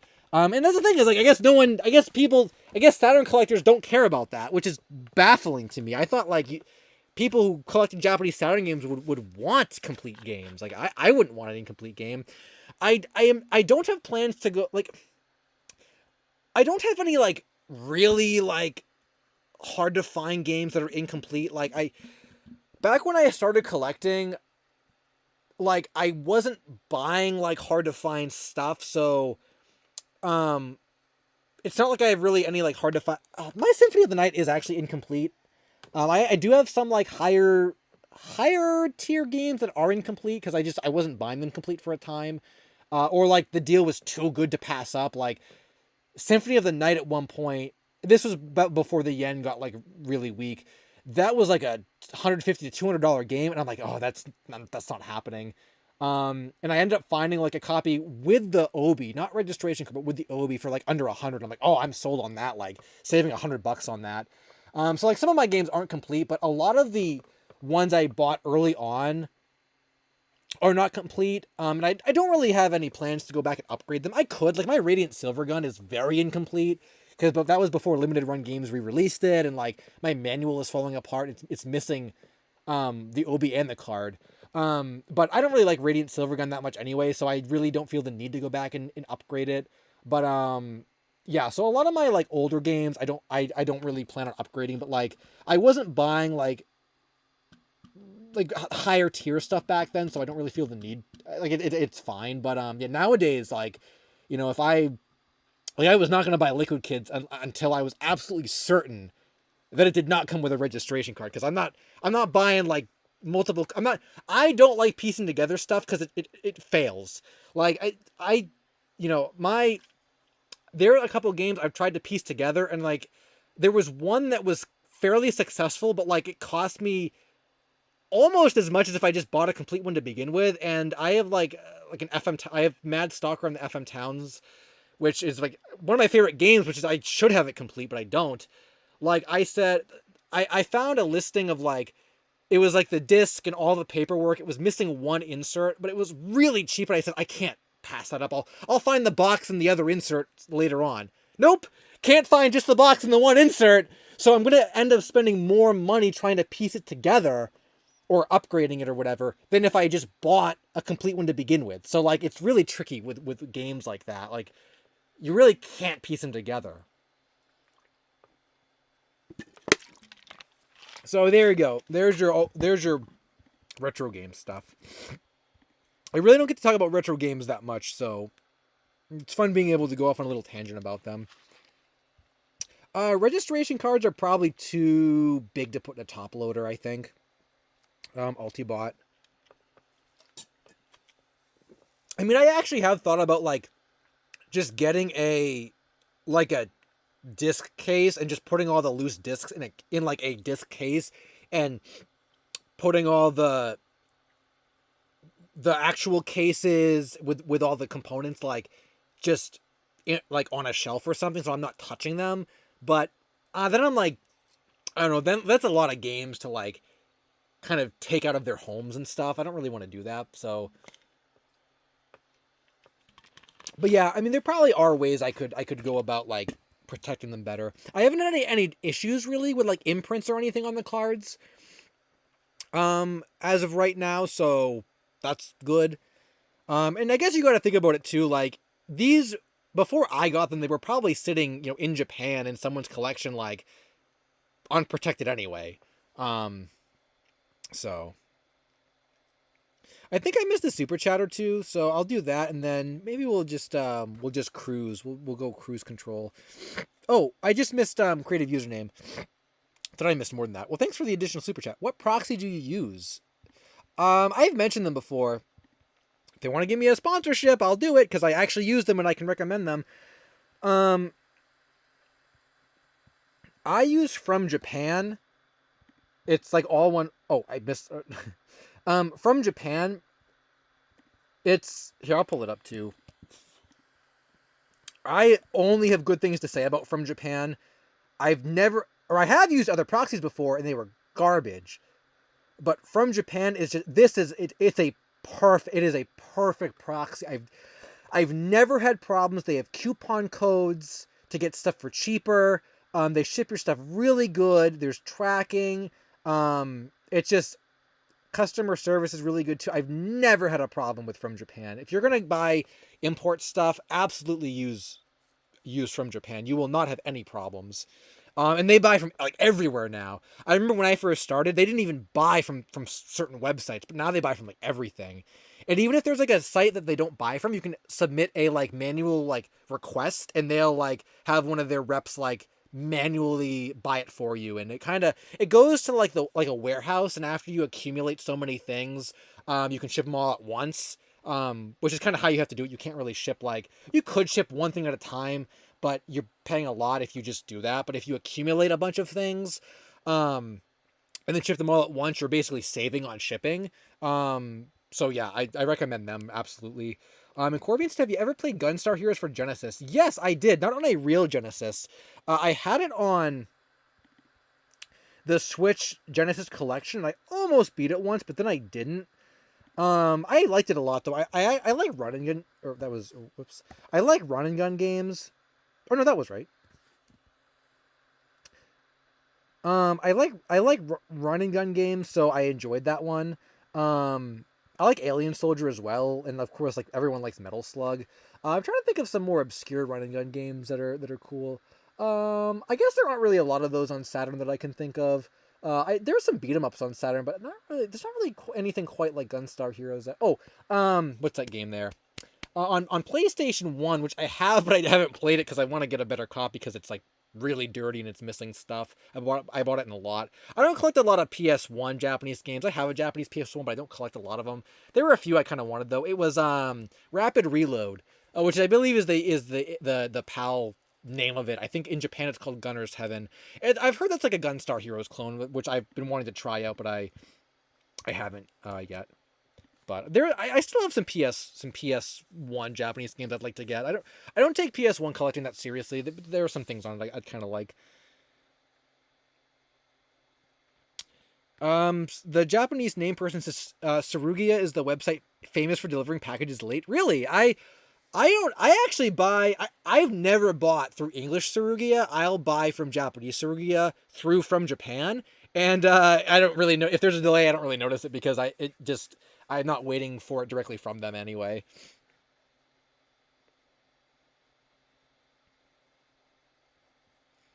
Did someone mention cheese nips? I could use. I have cheese that's here. Didn't even open. Oh, I didn't do the Pawn Stars thing. You're right.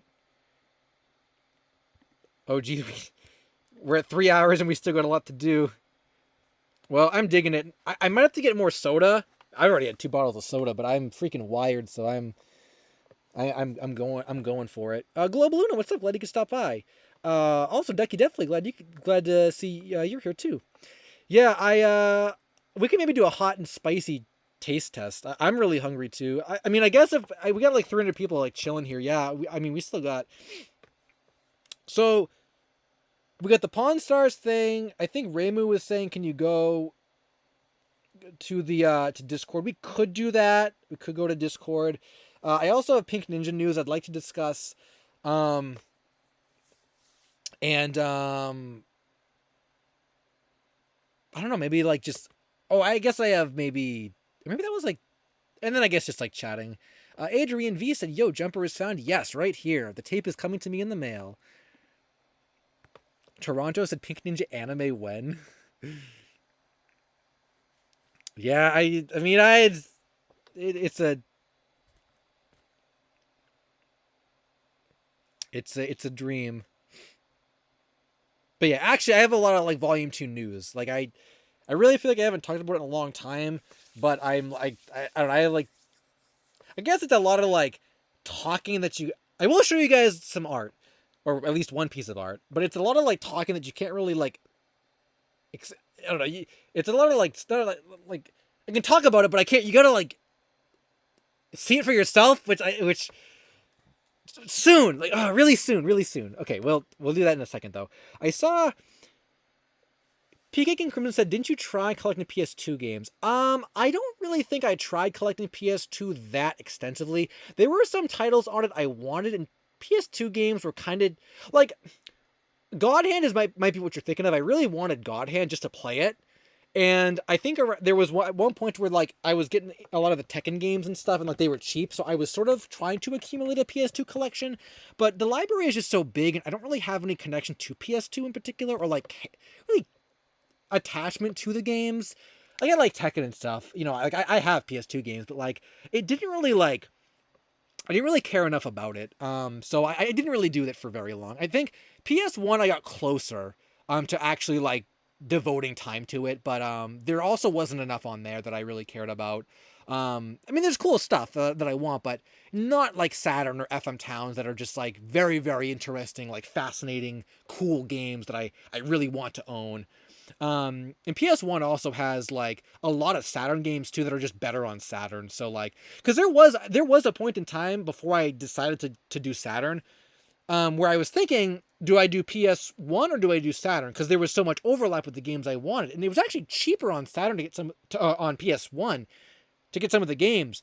But I kind of decided like, well, the games they were more attractive to me on Saturn, and I think definitively a lot of them are like just better on Saturn. Like Wolfang for sure is better on Saturn. Dodonpachi, So Gurentai, a lot of the shmups basically are just better on Saturn. Some of the fighting games too. I think there was some overlap with the fighting games. I can't quite remember because I know PS1 has like the King of Fighters 98, which Saturn only has like I think 5, 6, and 7, not 8. So yeah, but no, definitely Saturn. I got close with PS1. I never really took PS2 collecting like seriously or anything, but Saturn ended up winning, and I think that was for the best because there's some bizarre stuff on Saturn and like really cool stuff. Like you can't play Liquid Kids, or Hyper Duel or Blast Wind or any of that stuff on PS1. And shmups was also a large reason why I even got into Saturn at all. Like if you like shmups, Saturn is your console. I freaking love shmups and stuff. PS1 has some interesting exclusive shmups, but like nothing near the quality of Saturn. And the PS1 shmups are just like with Saturn. There's so many really cool shmups that range quite a bit in like rarity and stuff. So there's something for everyone. Even if you don't want to go for like the higher tier stuff, but with PS1, like the 4 or so shmups that are like notable are like really expensive and hard to find. I don't even have them. I was gonna get I think Air Gear at one point, and I think there was another one I was gonna get, but they were like too expensive, and I said I'm not gonna like spend a lot of money on PS1 games.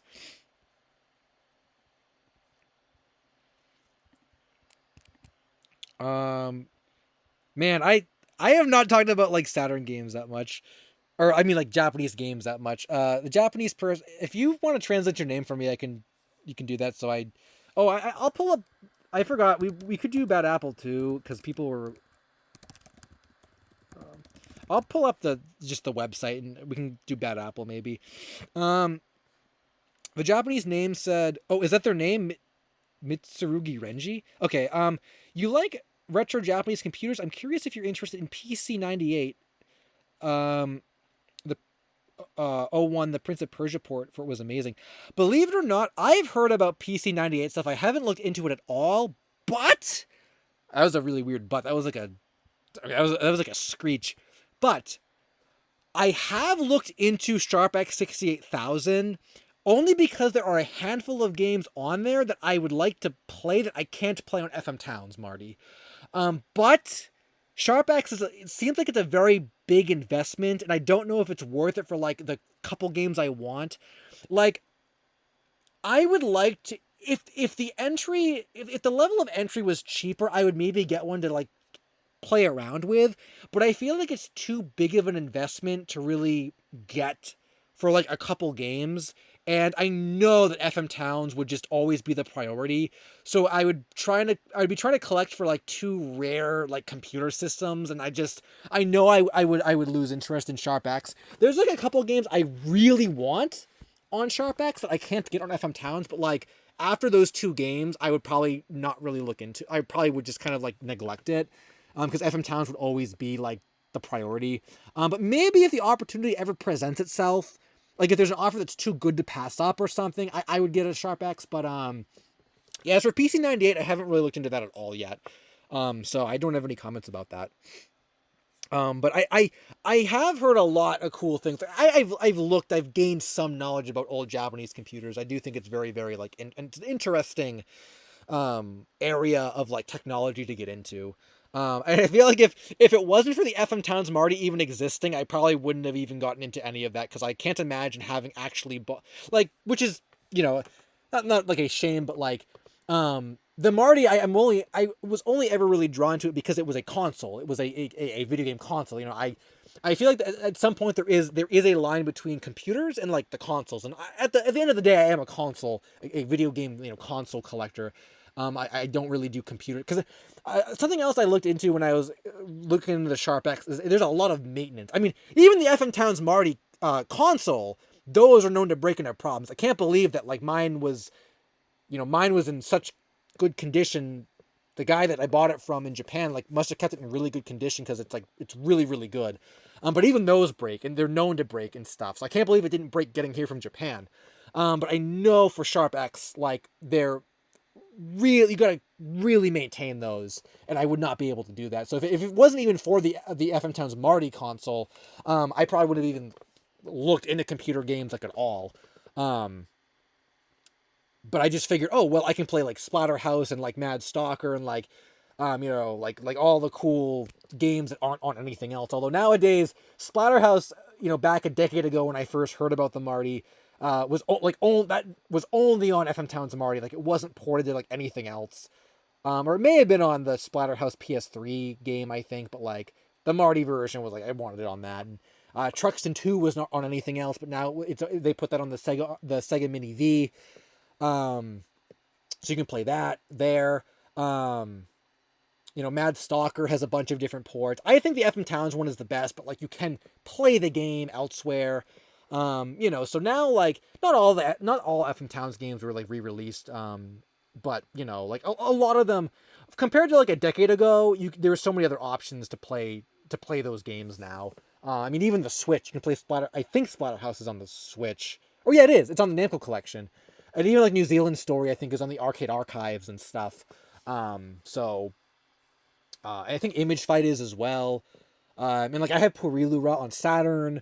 Although I'd like it on FM Towns. I don't have it on FM Towns, but I'd like it on FM Towns. But I mean, I have it on Saturn, so I would have been fine just playing it on that if I didn't have any other options to play it. So we're still memeing about Jumper. That's crazy. Do you have Kekrok for Saturn? No, but I've been wanting to get like Croc for Saturn. I've been trying to get that game for a long time, but again, I can't find a complete one. And I've seen some with just the Obi and no registration card, and some with the registration card but no Obi. I have yet to find a complete one. So that's still a search that I'm still looking for.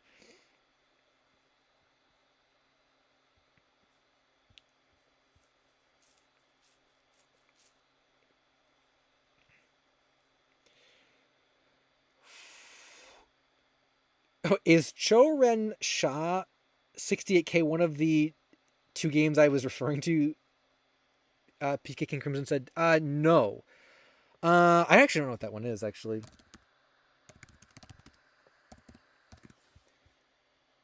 Oh, whoa. Oh, maybe I have seen this. Oh, crap. Maybe I have seen this before, actually.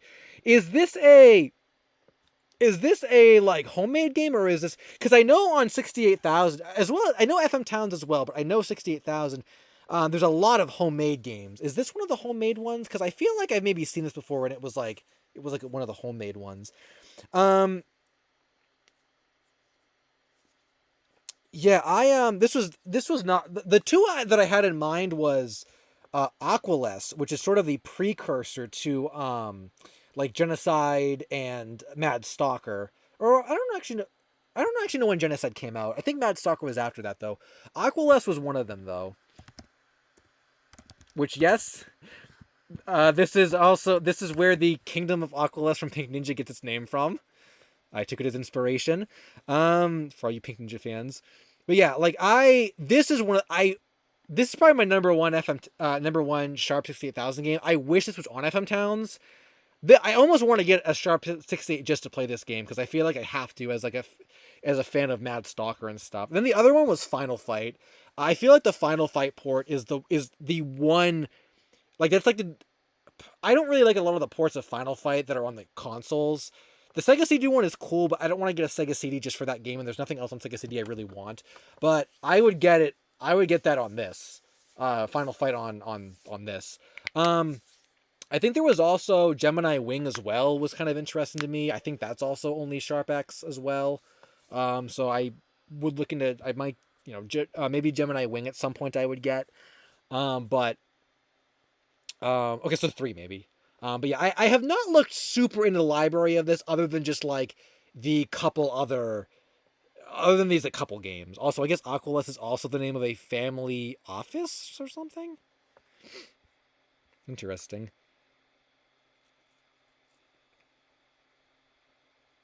Oh yeah, it was okay. It was a homemade thing. Yeah, yeah.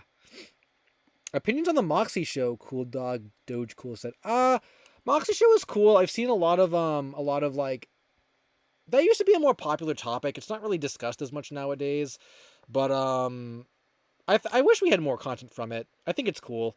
Um, I've never really been a big fan of it in particular, but I think it's a cool topic, a cool thing. Travis's Media Madness said, "Hey, LSuperSonicQ, I wish we could get a Saturn collection video someday." Oh, I need to take a breath after this.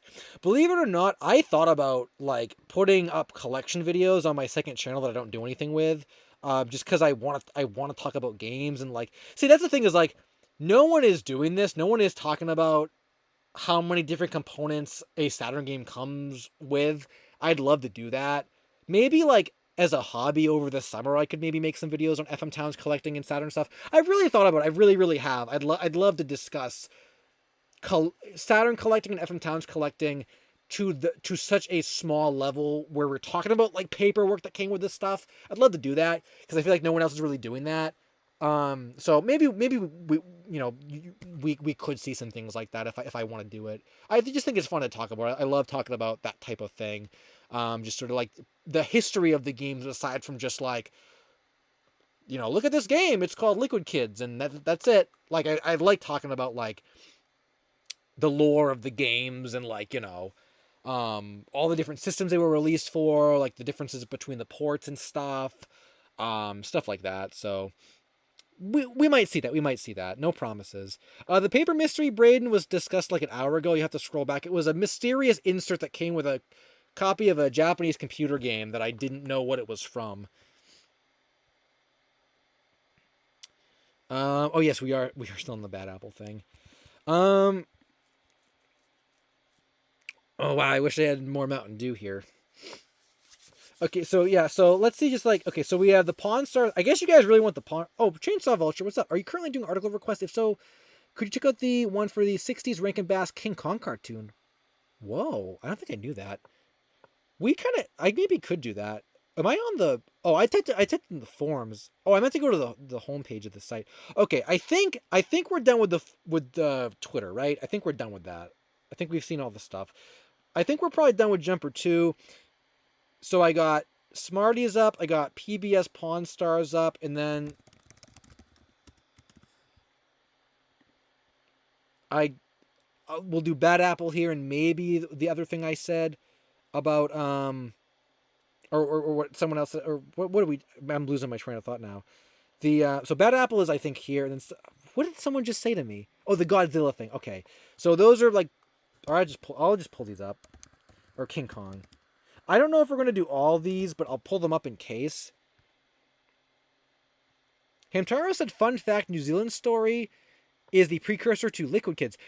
I'm pretty sure in Liquid Kids, there's actually a room in the second level with oh, what the heck is the Kiwi guy's name?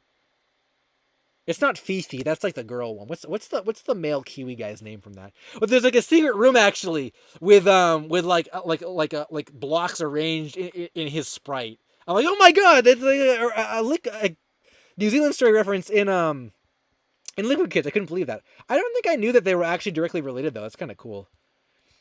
I was not aware of that. Man, what the heck is that guy's name?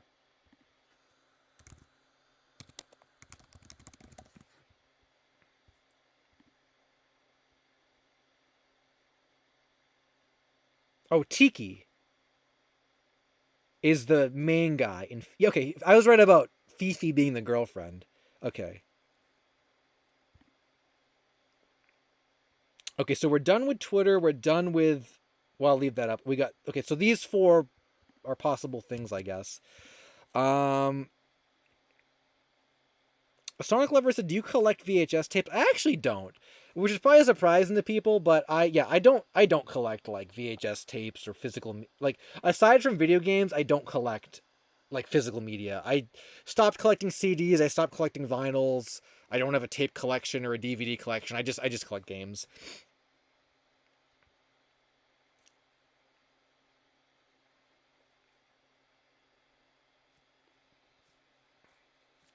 The Found Media Forum. We can. Is there anything specific on the Found Media Forum?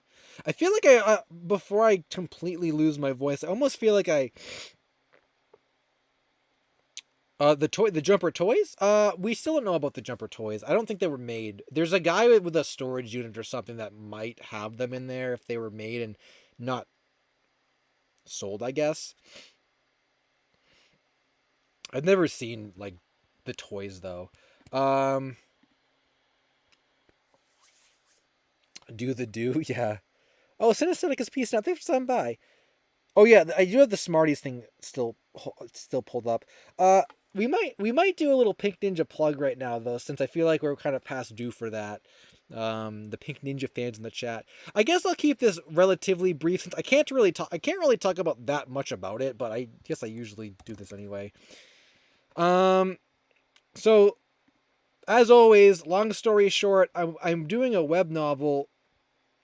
I've been writing a web novel and illustrating a web novel called Pink Ninja for like a few months or whatever, and it's on my Wattpad and it's on AO3 and stuff, and I've been working on the second volume for quite a while, and I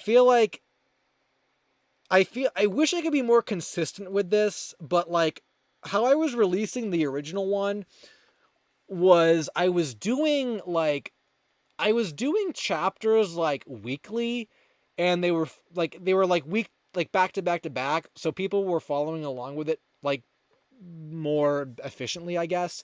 But now with volume 2, I'm kind of doing the whole, like working on the whole thing all at once, and I think I want to release it as like segments, like so I want to write the whole thing all at once and then do like maybe 2 or 3 chapters a week until it's all the way through. Instead of one chapter like a week. But the problem is, I have to do the whole thing first, so that's why I haven't the thing is I've been working on it a lot, but it's just I haven't been releasing it because I'm doing it all like at once, and I'm gonna release it. I want it to all be done. So that's why I haven't really been posting or talking a lot about it.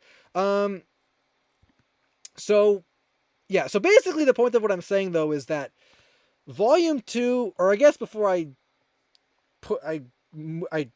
do the actual update, the preface is, yeah, so I'm doing this web novel. Basically it's like my own series. It's about this ninja girl named Alice, and she the world sort of like went into war, and she is like the lone survivor of like the ninja clan, and she's going to try to like kill all the bad guys and reunite like all the different lands and stuff as it was before the war. And she meets different people along the way, and there's there's friends and allies and villains and stuff.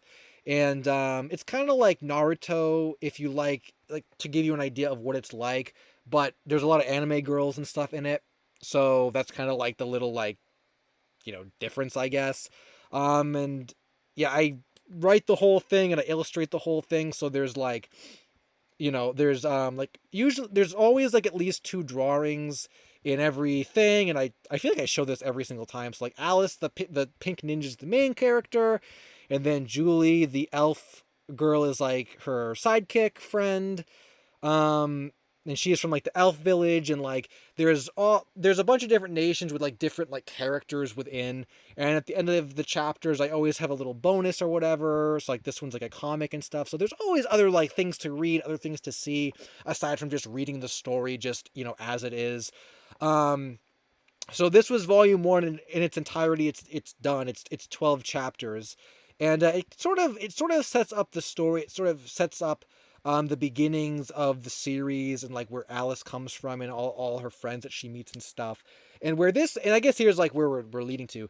So where this kind of leaves off is they sort of like, all the characters sort of like find each other, and they think, okay, like now that I got a team together, or Alice is like, now that I got a team together, like let's really start now. There are some fights and some stuff in this first volume. It's a very sort of like setting the story up type thing. Now volume 2 that I've been working on for the past 4 months, sort of, they leave off where they're going to this new land.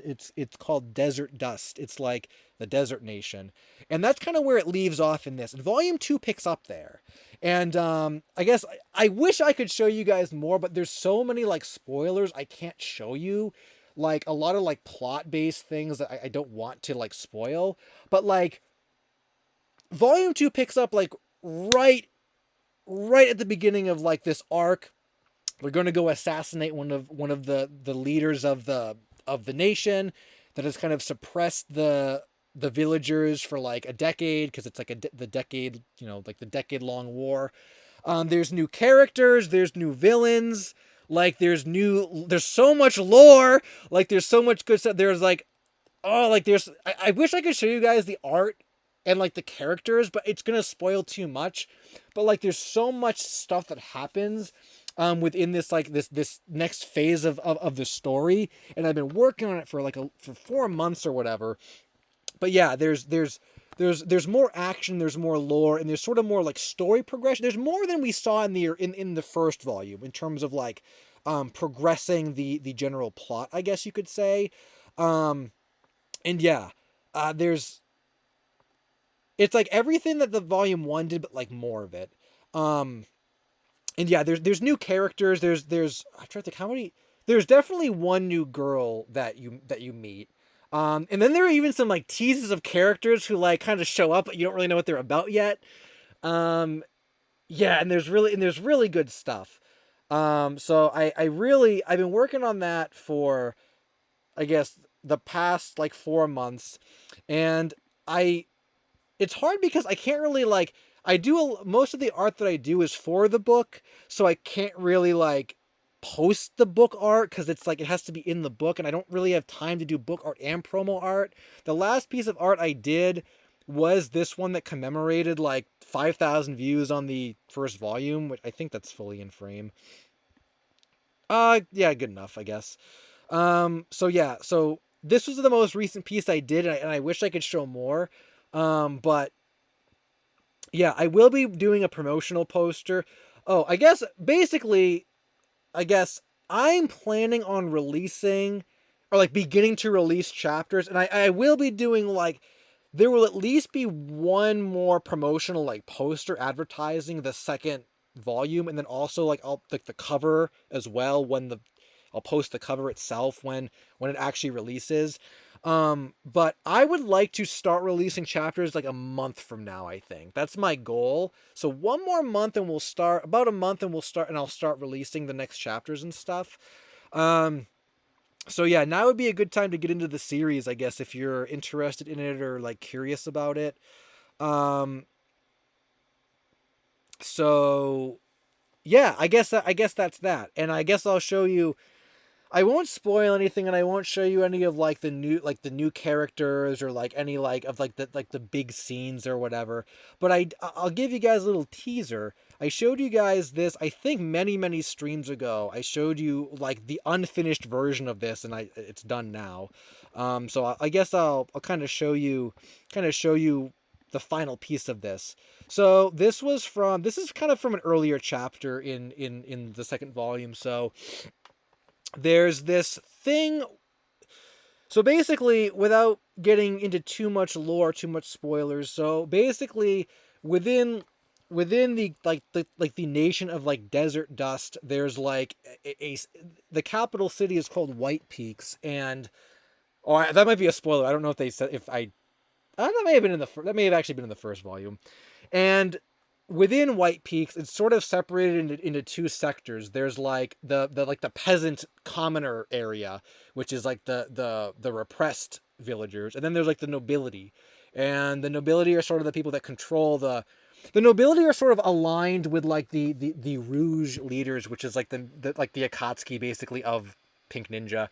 And they're aligned with like the evil guys basically. So they got to figure out how to get into the nobility area to assassinate like the leader, which is kind of where the beginning of the book sets up.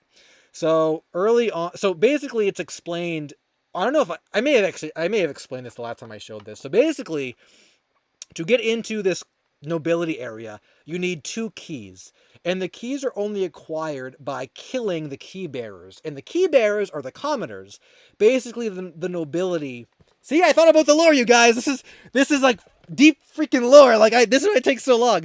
Basically, as a way to control the population and kind of like,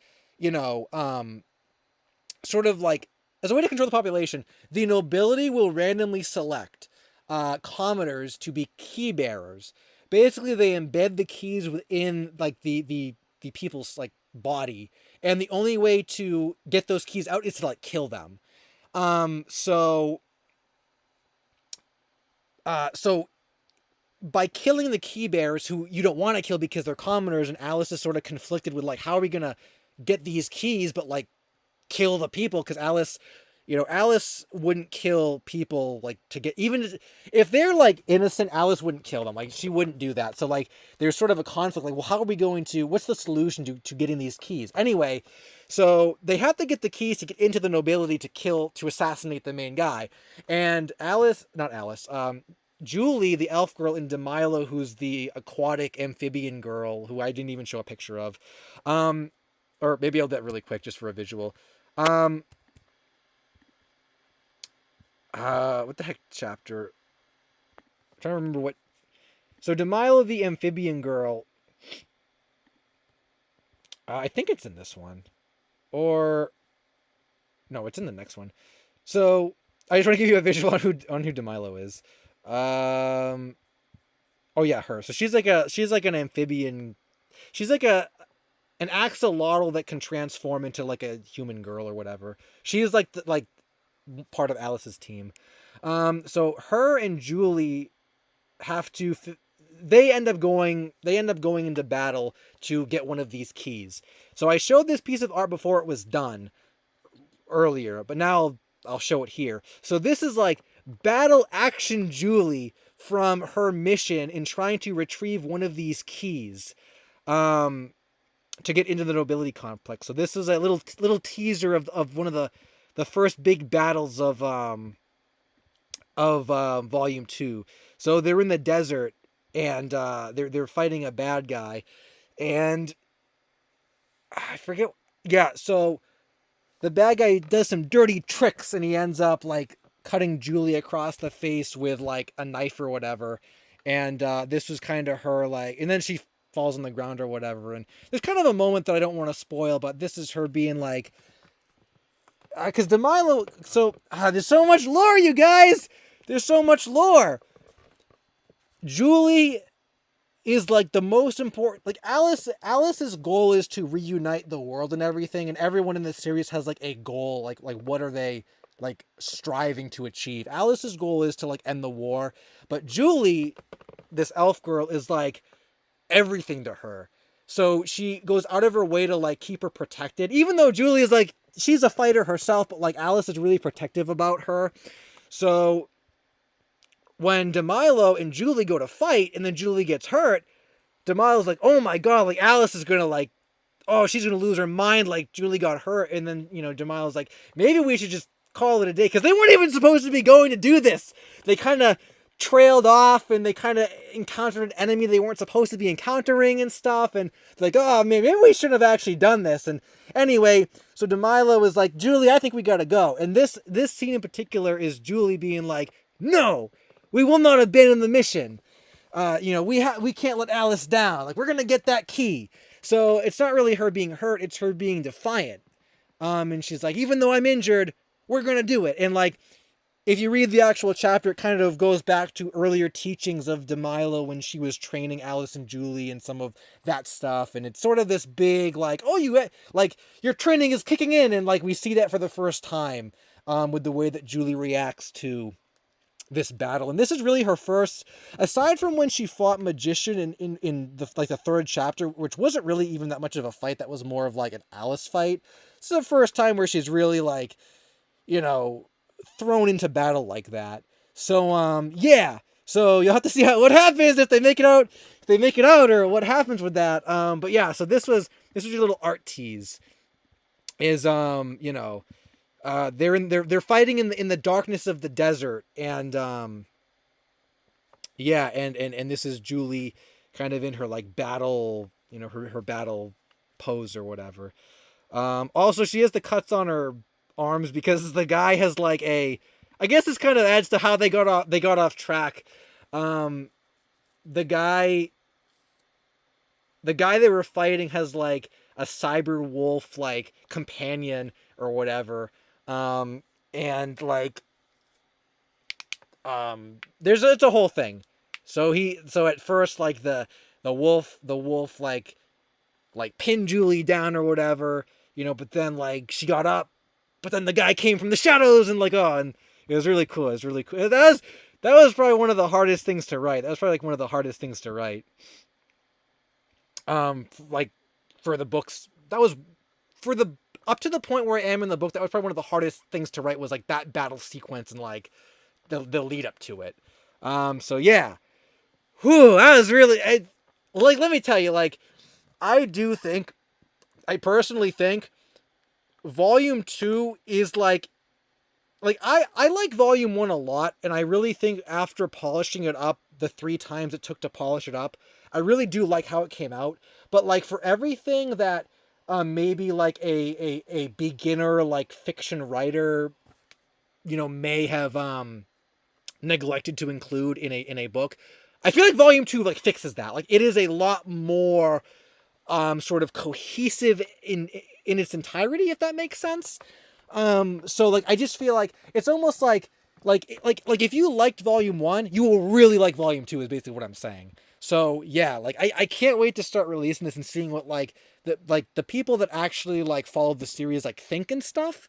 I'm really really curious, and like I've mapped out the series like way past Volume 2. I mean, like you know I've I've as writing it got more serious, I kind of, not that I didn't take it seriously at the very beginning, but you don't really know when you start a project like exactly how it's going to go or how it's going to form, or how, if you're really going to stick with it. So I was sort of less interested in like making really deep lore, although perhaps that was a good thing, because if the first volume was bogged down by too much lore, it probably wouldn't have progressed as quickly, not quickly, but like it would have taken longer to get to the characters, and like it maybe would have taken longer to like, you know, but I feel like that was kind of, looking back, I feel like that was kind of cool though, because I love the idea of revisiting areas, and there will be revisiting. There will be like going back to the same areas and seeing things change, which I really like. I was trying to think of like Naruto and other series I've watched where like areas are revisited and changed, and I can't really think of that like specifically in Naruto like that happening a lot. I feel like it wasn't really like they do return, like they come and go from the Leaf Village a lot and stuff. I couldn't really think of like a point in Naruto where like they are going back to old places consistently. So kind of by accident, by not establishing a lot of like location lore and stuff in the first volume, it gives me an opportunity to circle back to those places and like add on to its content. So I feel like, yeah, I feel like if you like the first volume, you're gonna really like this one, because it expands upon some of the loose ends from the first volume, and it also gives the character, I feel like, in a certain way, it also gives even the characters some more.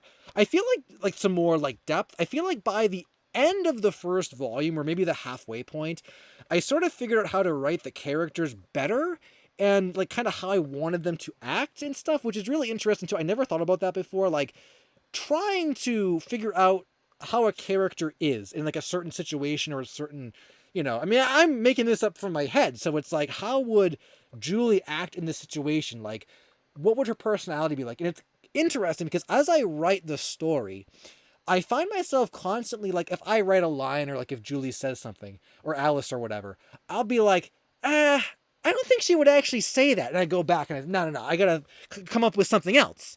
Because I just think to myself, like, they wouldn't say that. So I even have a better understanding now of how the characters kind of act, and how they, respond to certain things, which I think also, adds more to the overall, like, oh, like this is what they're about now. So yeah, I really can't wait to like start releasing this. I also want to show you guys something else too, but like, I don't want to, give anything away. But like later on, like, oh, like I can't. But yeah. So anyway, if you're interested in, oh, and yeah, and same thing in Volume 2 as Volume 1, by the way. Why I'm still doing all the art and stuff. But fun fact, I guess. These little like icons. I had like icons at the beginning of every chapter, but the icons have actually been swapped out for full like manga styled like artwork, like title cards basically. So now every chapter has like a title card with like manga art in it basically. So it's not just an icon anymore. So you get more art. And I still did I still kept bonuses in for every chapter and stuff too. So I got like there's the maps of course because Alice loves her maps.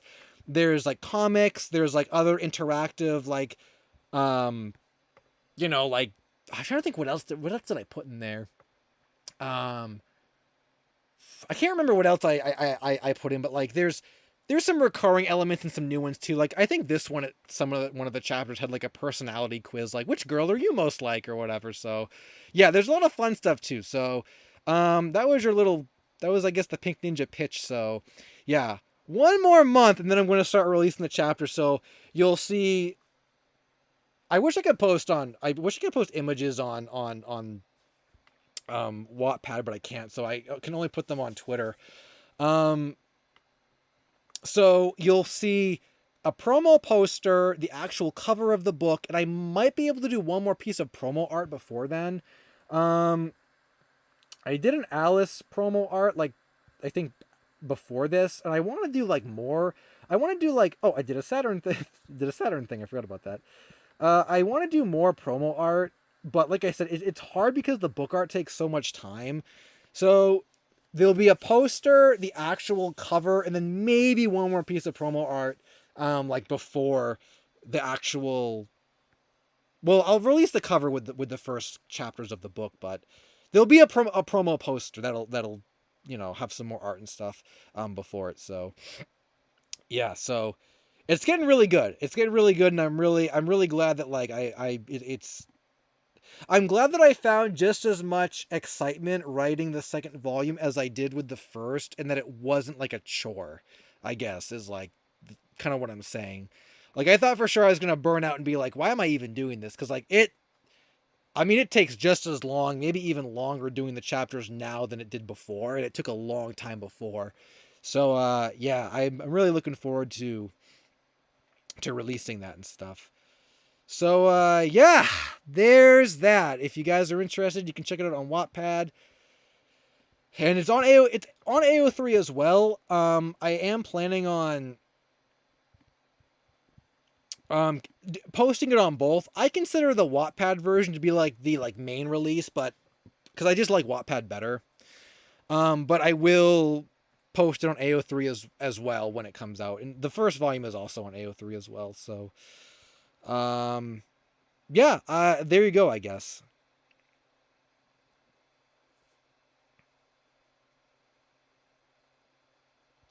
Um, and somehow we still have over 200 viewers as I talked about that for like a half an hour. Um, hoping I can be physical someday, Melody Bunny said. I I'm confused at that. What did that mean? Um, Smith Zero said, since you like Ninja Girls, have you been watching Ninja to Koroshiya no Futari Gurashi? I don't actually know what that is.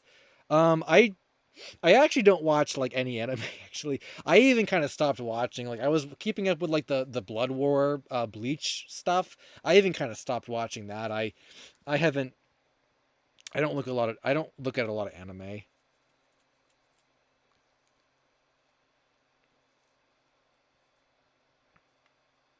I think Shawana. Yeah, I mean I'm not gonna get off on like an art rant. I mean, I I just like I know that like I know the art objectively isn't the best, but I like it. I feel like I'm improving it with every I just like the writing. I'm improving the art as I am the writing with the more I do and stuff. And I like it. I like you know drawing the characters the way that I do and stuff. It's just I don't know, just the way that I draw. I mean, like I just remember a comment when I posted the like the 5,000 view promo art on my like my YouTube page and someone's like, WTF is this art style? I don't know. It's my art style. Like, I don't, what do you want me to say? I don't know. Like, it's my art style. It's the way that I draw.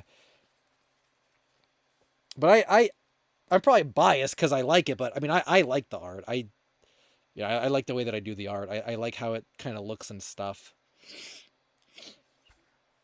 And I kind of just ended up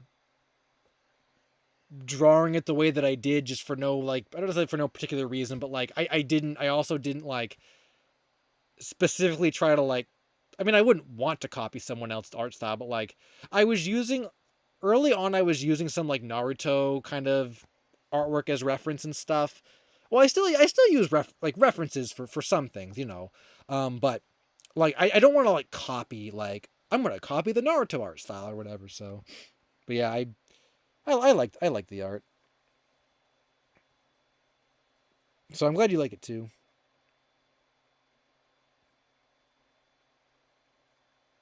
Yeah, I'm kind of just collectively scrolling up and reading the stuff. Yeah, if you guys, I appreciate the people that do follow along with this. It's like really cool that people like a thing that I made that didn't exist before. So yeah, thanks for that, you guys. If someone cosplayed as a Pink Ninja character, I would probably buy a lottery ticket. Because that would probably never happen. But I'd be very flattered. I'd be very flattered. Matthew, thanks for the super chat. LSSQ, it's crazy. We are halfway into April, and with all the lost content that's been found so far, I cannot wait to see what else can be found. What has been your favorite piece of found media so far? The Captain Underpants scans, I think, are my favorite so far. Which is too bad that like I kind of wish we got the whole book, because like it's not impossible to say that we're going to get like a round two of scans, but I feel like I don't know. Like we got some pages. Are we going to get more though? Like I don't know. I kind of wish the whole thing was posted, so because it's kind of like a partial find. But even just seeing those pages was crazy enough for me to be like, yeah, like that's crazy. I'm really glad that even those were shared. So yeah. That's definitely number one. Number two was Family Guy, and I think number three was the Ganondorf thing. But Jumper's gonna be up there too at some point. I hope that's worth all the hype. Also, I think Toasty's peacing out. Thanks for stopping by, Toasty. I probably missed that earlier. Jumper cameo in Pink Ninja.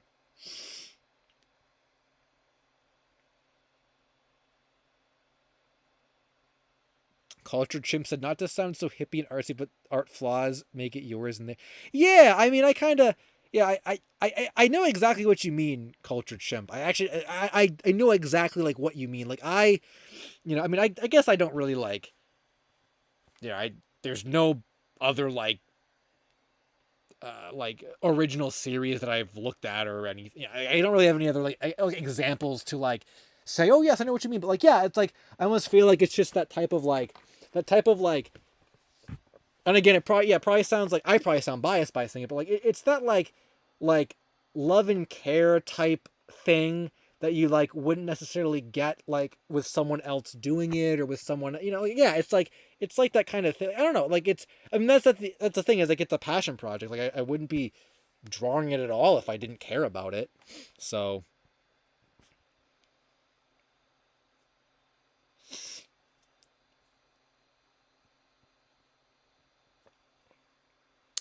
Big Mario Bros said, "Yo, I'm hitting the hay. Have a good night or day." um, lol with a smiley face. Well, thanks for stopping by. I appreciate that, Big Mario Bros. Yeah, I don't even know how long well, I don't know. We're not at 4 hours yet, you guys.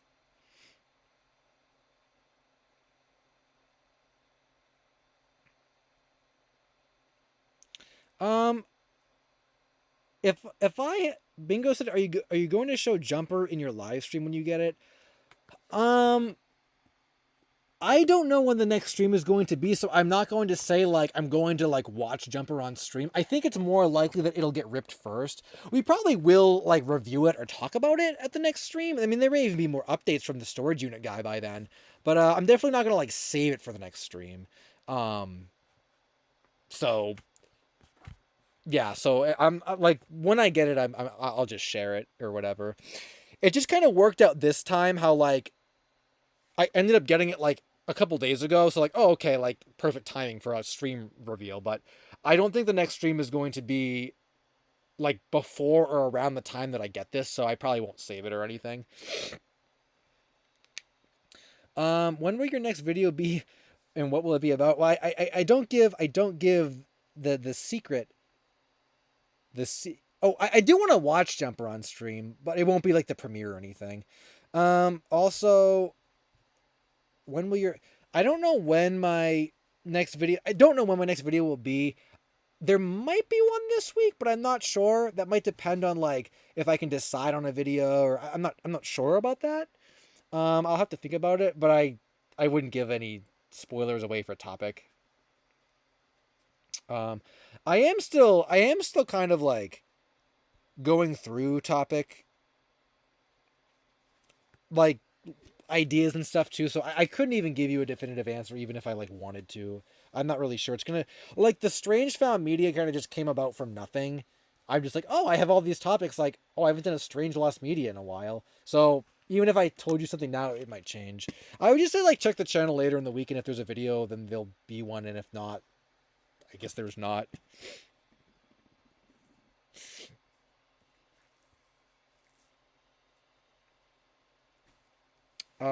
Else, cool dog Doge said El Supersonic won. uh, you think the Don't Hug Me I'm Scared Clay Hill pilot will get found soon? Is that just the one that's lost, the Sundance one?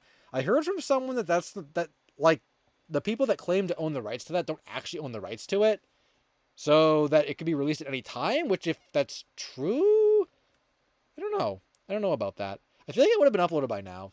There might have to be a reason for someone to share it. Like maybe if it gets popular again from someone, there'll be more incentive to upload it. I don't know. If you rip it in time, we could watch the entire jumper tape on stream. Michael's Mega said, "If I mean, if it lines up, we could, but I don't know. I don't know. It would have to line up pretty perfectly. Can't wait for LSuperSonicQ. I think my second channel used to be called LSuperSonicQ2, like TOO, but I changed it. I'm gonna rip the tape actually.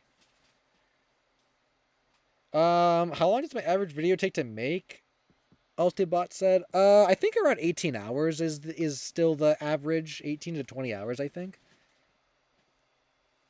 You missed like everything, Ryan's random vids. We've been going for like 4 hours. You'll have to go back. Hey Siri, so would you make a video on lost MA related media? If you have more topics, or if someone had more topics, maybe that'd be cool. But you know, lost media like from I don't know, like lost media from every state. I think that was a video someone did, like in Slamfest was in it, I think. Yeah, I would do that, but I don't know of any other topics really. Yeah, no worries. I mean, this will be up. I mean, I'm not gonna like private this stream or anything. This stream will probably stay up until like the next video goes out, and then it'll be unlisted in the playlist. But even then, I'm not gonna like private it or anything, so you can go back and watch it. Morbid for fun. Yeah, I think you're right. The Japanese person that I can't remember your name. Like Renji or something. Very exciting. Hope I can see your next stream. Gotta leave. Well, thanks for stopping by. I appreciate it. Yeah. These are pretty frequent, so you'll probably catch them again. Jenna Wilder said, I just joined. This was found. Yes. I'm getting a tape of it. Ducky Deathly's peacing out too. Thanks for stopping by. Yeah, what time is it? Well, we're not at 4 hours yet, so we have to at least go for 4 hours, but I might call it a day.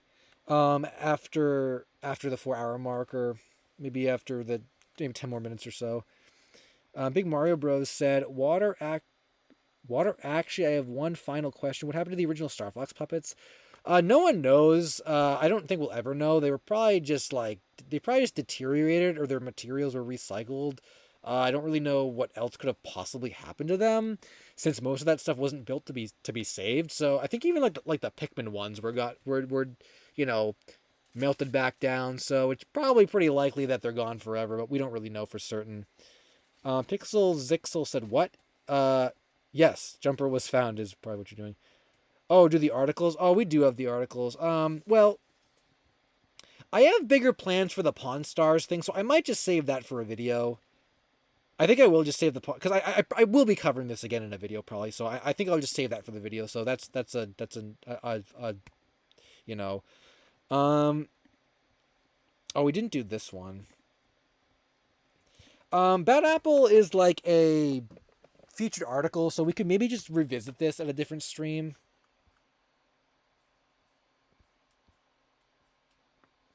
What is this? What?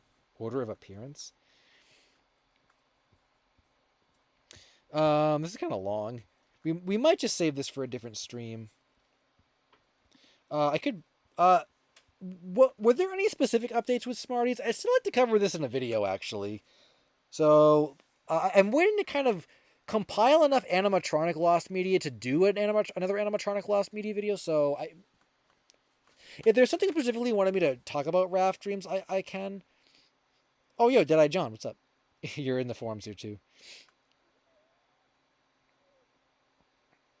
Switch It Up said, you bought the tape? And you found it? Yes, I did. More leads on page 4. Are there names here or anything? Or oh, we're just...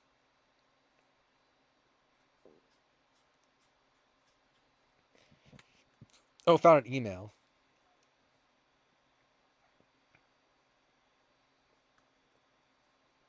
Oh, wow, you're actually... You're actually getting some good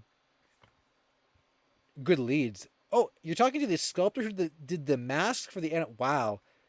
That's crazy you even found people like that. That's crazy. Did I, John? Yeah. That's really crazy. What was the biggest piece of lost media you ever found? Siri said. That's a good question. I mean, maybe it'll go to Jumper when that gets online. I mean, I've helped with searches, but I don't, I haven't directly directly. Oh, maybe behind closed doors if that counts. I guess kinda. Maybe.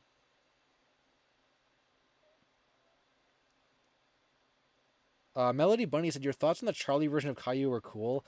I wish that topic sort of panned out differently. I feel like now that we operate under the assumption, oh yeah, Kappa Mikey true Escoffier, but I didn't consider that.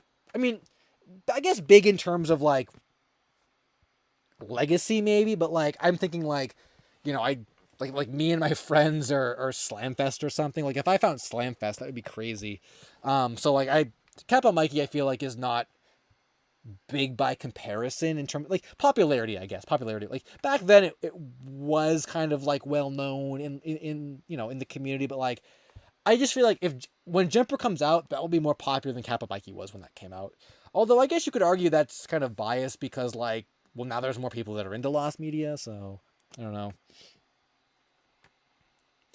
So I gotta go to the bathroom again. I should have man, the 2 freaking bottles of soda.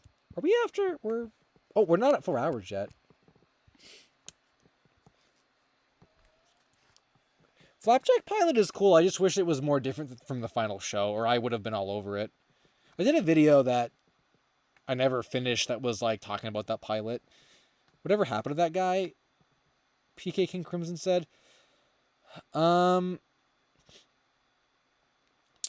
don't know. He never came back to the forum. I think the thread is locked anyway, so even if he wanted to come back, he couldn't. Ref Flint is back. Thanks for stopping by again.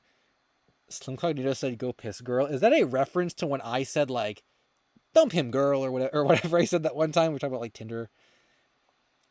Oh, the behind closed doors guy? Oh, I have no idea. Yeah, he messaged me a while after that. And he's like, "Hey, like, what do you want to do with the rest of this?" And he didn't really know. And I said like, "Well, like," I said like, "You could, it was it got kind of like weird because he's like, well, I could sell them to you, but like this or that." And I said like, I said, what, because he was going to scan them or something. And I said like I'd rather have you scan them than me. And like, we were supposed to be like discussing it, and he just kind of like went away. I haven't heard from him in years. I have no idea. So that's too bad. Because I don't know if we're ever going to get any more of that. Although we know that, like, whoever that was, I forget who it was, someone that worked on SpongeBob confirmed they had it, though. So there is another copy that exists. You can't find Connie Wills anywhere. Yeah, I've had trouble with that, too. Like, just trying to find people that aren't online for Slamfest and stuff as well. So I feel that. I'm surprised you've even been able to find as much as you have, though, especially since this is so obscure. Maybe if I cover it in a video, though, some more leads will come forward. I can't believe we even found more of those, like, the Snapple stuff, which is kind of cool. But yeah. I'll do another Pizza Time Theater thing at some point. Animatronic stuff. Oh, we could. Is this a short? There's a lot of redirects on this one. Whoa. Looks like a Tom of Thumb title card. What? Between the King Kong cartoons, I just want to see what this is. Was a second series called Tom of Thumb? What the heck? What the heck? Frog of Jump. There's another Lost Dave Pilkey book called Ook and Glulk Jr. I've never heard about that one before, actually.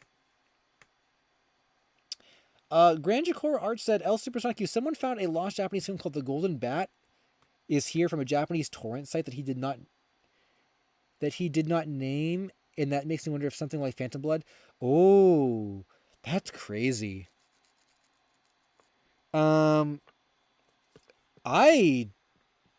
There's a lot of theories about whether or not Phantom Blood was like torrented at one point. I don't know if I could believe it, but what were the circumstances for the Golden Bat movie? Were they more like, would you say that's more obscure or like less obscure than JoJo in terms of like how it would be available? I just feel like JoJo's circumstances are so well defined that like nothing can even compare to it. Also, Escoffier said, would you consider finding the Philippines Batman a big legacy? Oh, that's still lost. I mean, I guess if that did show up, I would probably say, honestly, if that showed up, I would say that would probably maybe be the biggest thing ever, because that's like more than me and my friends, or I guess it would depend on the context. In terms of like lost media, it probably wouldn't be. Like me and my friends would be bigger. But in terms of like history, I mean, that's like a holy grail of lost Asian cinema. So if that showed up, like, holy crap, like, yeah, you get probably mainstream like attention for that. Alti Bolts, peacing out. Thanks for stopping by. Yeah, I think we might call it a day pretty soon too. We'll maybe go for like a few more minutes, kind of like wrap things up. I guess you didn't really read a lot of this stuff. The content owners. Well, I guess I meant not so much like obscure, like, okay, no one's heard of that. I meant like JoJo was aired for like, a month or 2 or 3 only in Japanese theaters in 2007 before like, it was easy to record things with your cell phone. Which is why it's so unlikely that like a bootleg would exist. Like, what were the circumstances of that thing getting online? Like, did it have a home media release? Were there reels that were known to exist? Like, we don't even know if reels of JoJo exist. So like, sort of the circumstances surrounding why it was lost, I guess. Like, I feel like the JoJo stuff was so specific. Images of VB Mario Land? I feel like we looked at that last week and it was like fake. That sounds familiar, I think. Unless something new came up. I'm definitely going to reply to Discord messages and stuff. If there's anything you guys like really, really want me to talk about on stream, we can talk about like that stuff next time. I'm going to respond to Discord messages and Twitter messages throughout the course of this week. But if there's something you really want me to talk about on stream, just tell me, like, can you mention this on stream next time? And then remind me and I can bring it up. Because we kind of went back and forth between some sort of not new things this time. So maybe we'll have to have like a rotating door of like we'll go back to older stuff. Yeah, I feel like we're probably not really going to get to a lot of the rest of this stuff, which is fine, I guess. You know, we can just save it for next time. Vocaloids video. I don't know if I would ever do a single Vocaloid video, but I would probably do like more Vocaloid topics. I think there was another song that someone wanted me to cover that is not that's not just the one that one that everyone talks about, the interface one.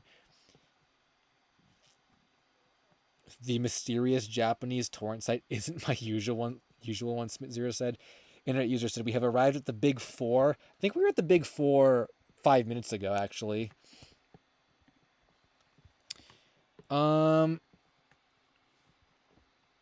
I'll X out of the Pink Ninja stuff. We don't need the Twitter, but I'm gonna forget to log out of that. I want to X out of the jumper thing too.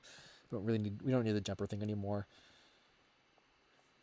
We did not look at Bad Apple yet. I was saying we might just save it for next time since it's a featured article. Like we're gonna do the Pawn Stars thing next time, or the Pawn Stars thing is gonna be in a video, so that I don't really mind if we don't cover that. The Bad Apple is a featured article, so we might. Honestly, I should just cover that in a video. That's a music song, right? I should just cover that in a video. Oh, you don't know how to rebuild the Snapple things, but you sent a few more images. Well, maybe someone out there can. I wonder. Icebox Circle said, is there still hope for Anime Tensho X Toho project to be found? I remember people talked about that a lot, like a couple of years ago. Also, I'm gonna freaking wet my pants. Holy crap, I gotta go. I think someone's in the bathroom, though. Oh my god, I really gotta go to the bathroom. Honestly, maybe after I go, if you guys want to go for maybe another like half an hour or so, I could. But like if someone like dripped a faucet right now, like, oh my god, that'd be like a cartoon. I should not have. Okay, note to self: next stream, I'm gonna let my throat suffer. We're not gonna have soda. We're not gonna have any drinks. I should have realized that before we did this.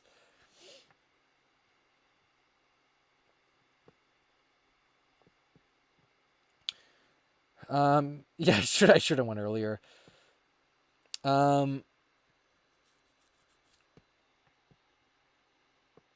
Just yeah, Smith Zero, you're always up really late, which is rad. I forgot that like you're totally different time than I am. The jumper cult. Chanticleer X said. I mean, there was basically a jumper cult in the chat tonight. Everyone was freaking out over jumper. And you guys can freak out over it all. You can get I said that wrong. And you guys can freak out over it all over again once it gets uploaded.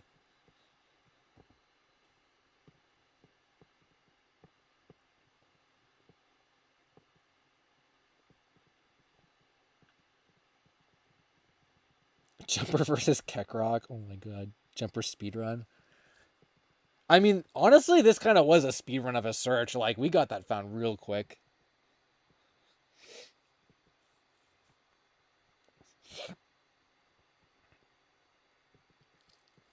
Man, I wish you guys got any memes. We didn't piss into the pond of profit. I mean, basically, it was a piss into the pond because it didn't happen.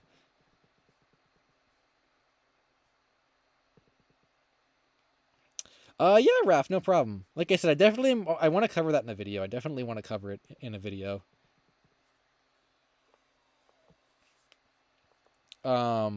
I gotta give the thread like a full read though at one point. Like I didn't realize it was even 5 pages. I gotta actually like read the whole thing.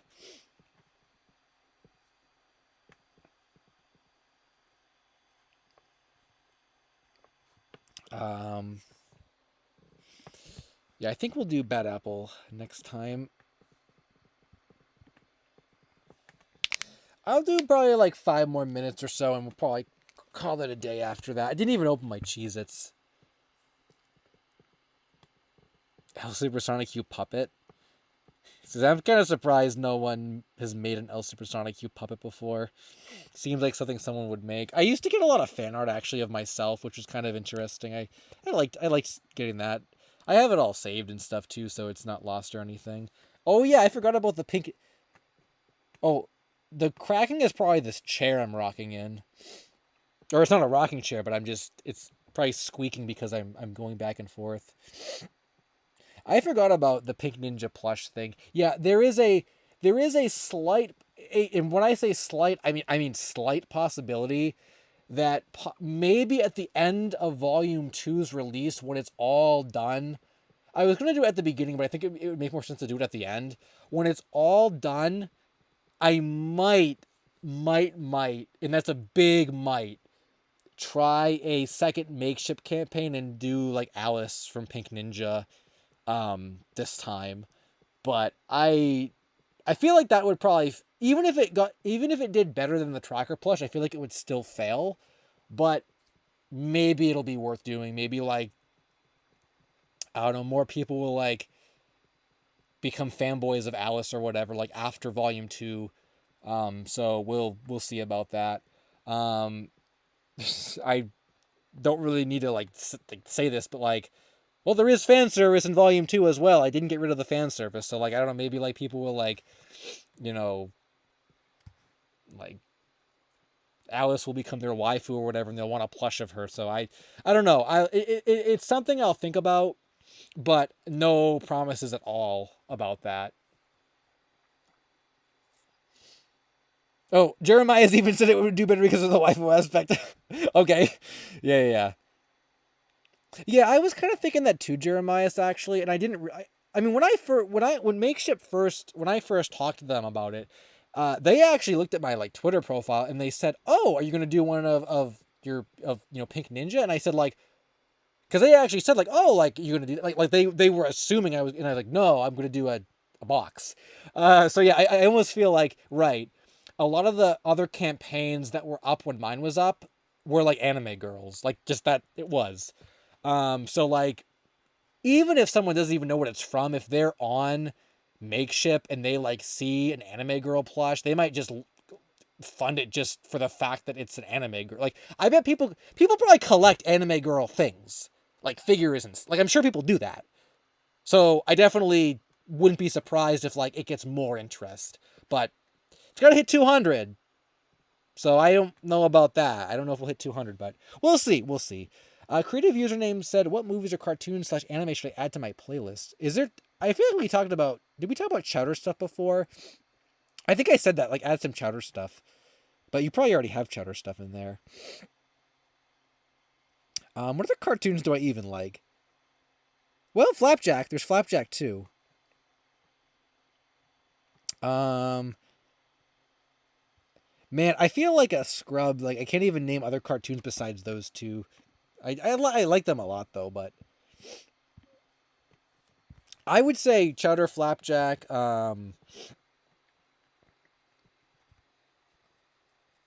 Is Kingsman in your playlist? I like Kingsman a lot. I like Ninja a lot. Or Ninja. Oh my god, I freaking read someone say Ninja. Um, I would say add Kingsman. Oh, you don't have Chowder. Oh, put Chowder in there. Thanks, Shawana. Glad you could stop by.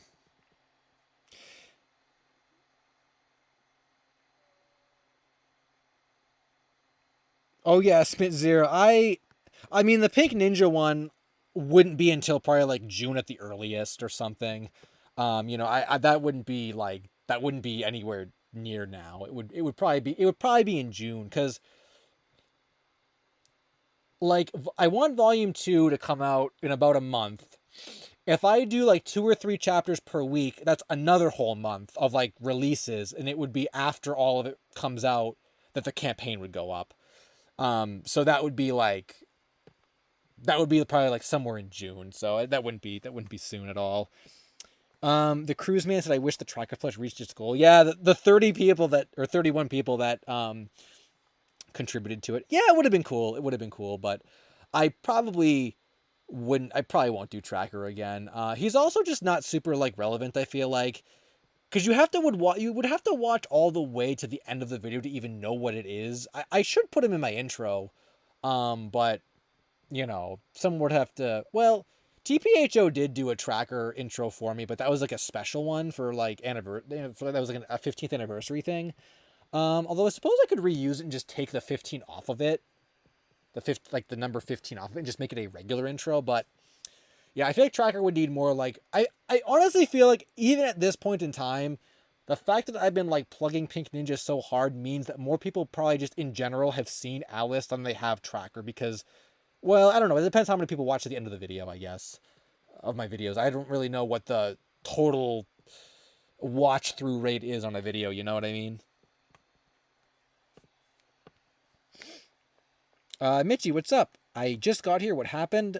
Too much stuff to recap. You'll have to go back to the beginning of the stream. Basically, I found Jumper and, that's that. Walu Dude said, damn, this is still live. You know it. Kev, someone said, a lot of people collect Anime Girl stuff, even if they don't know what it's from. They just love the character. Yeah, that's true. That's true. I mean, I don't collect Anime Girl stuff randomly, but, like, I do, like, if I'm in, like, GameStop and I'm looking at their, like, because they do a lot of import figures now. I don't know why I said GameStop as an example, but, like, it's the first thing I could think of. If I'm in, like, GameStop and they have their import figures, yeah, like, I'll look at all the figures, even if it's, like, a series I don't know what it's from. I'll, like, look at them all and I'll be like, oh, you know, like, look at this girl character. Like, I don't even know, you know, I don't even, so, yeah, I can totally see that. Yo, that's like, I just thought about this. Maybe the plush campaign would actually be a piggyback thing to actually get more people to even look into the series at all. Like, use the plush as, like, an advertisement for the series, actually. I didn't even think about that. I don't know how much traffic that, like, currently running plush campaign page has on. Like, I don't have statistics for that, but, like, you know, everyone that clicks on that current campaign page on Makeship, how many people are seeing that? That's like, you know, let's say it's 5,000 people. That's 5,000 people that are seeing this Pink Ninja girl there. Like, that's kind of crazy. That's kind of crazy free advertising, actually, if you think about it. I don't know how many people actually click the page, but yeah, that's kind of crazy now that I think about it. So that might actually be definitely might be worth doing. Does Alice get more exposure because of my videos, though? I mean, she's at the end with Tracker, so you could argue they both get the same amount. I've never really promoted the series I've never promoted the series in a video before.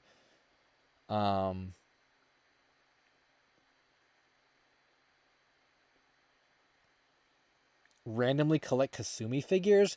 I don't randomly collect Kasumi figures. I choose to collect Kasumi figures intentionally.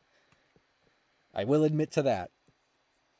But that's, you know, that's like a very, like, specific thing. Oh, the streams? Oh, okay, yeah, you're right, Shadow Man. I, for some reason, wasn't counting that. No, you're right. Yeah, I guess there's no real way to even, like, plug Tracker in a stream. Because, like, he's not from any, like, he's not part of any other media. Other than just being a character, like, on my channel. That's just there as, like, a mascot. Do you really think Alice is more of a channel mascot than Tracker, Simcognito? I mean, to be fair, Tracker was never. I do consider Tracker to, like, be the channel mascot, but, like, to be fair, he never, like I just said, I guess he never really was from anything, though. He was just there, but he didn't really do anything. I remember in some of my videos from, like, what year was it? 2020, maybe 2019, I did those face cam videos and he was in the background. And I think in one video he was, like, holding up Yu-Gi-Oh cards, and in another video, I think I even, like, turned around and made a comment as if he was real. But that format of videos didn't really last, so you know, he didn't really get to develop as, like, a prop, I guess. I don't have any Chowder merch, actually. I'd like to get those vinyl figures or the cookie jar, but they're really, really expensive, so I probably won't. I wish I did, though. The bathroom is not free yet, no. Facecam, we might do some facecam stuff at some point, like, for, like I said, like, special streams or whatever. Or maybe, like, over the summer we'll do a meme one, or believe it or not, Um, I I might actually do like an unboxing stream at some point. Just because I thought about it and like I haven't done one of those in a long time, and I remember like the one that we did was fun like a long time ago. So on the topic of retro games and stuff, it might actually be fun. You guys talk about retro game content. The next time I get some games from Japan or whatever, maybe or all other stuff too. I don't really buy plushes and stuff as much anymore, but like there are still a couple things I'm looking for. Like like the Seaman plushes. So like maybe at some point we can do an unboxing and I'll do a face cam thing and stuff just to mix it up. But I don't know how many people would really care about an unboxing. But then again, there are 200 people listening to me talk about like just random things at 12:30 in the morning. So maybe people would care. I'll think about that. You know. Soily Way said, "Did I miss the good part?" Yeah, well, you missed like the highlights. Yeah, we're like 4.5 hours in. I'm gonna keep this up though, so you can go back and rewatch the highlights. I think they're generally in order with how I list them in the title. So you can go back and I think like Jumper was like an hour. After that, I did a little fake lost media rant for like maybe 20 minutes. We read a couple articles after that. Jumper unboxing. Nah, I wouldn't do that just for. How would I even do that? It would be like a 2-minute stream. Dante from Devil May Cry. Oh, Chanty Cleric said, I remember you posting a Kickrock plush. Where did you get it? I had that made for me actually.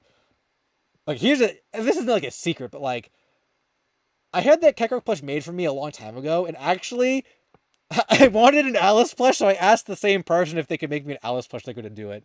So I will actually have an Alice plush, which is kind of cool. So yeah, even if the makeshift campaign does not ever materialize, I'll still have a plush of her. So yeah, it was a custom plush. I really like the work that they do, so I wanted to have them do something else for me.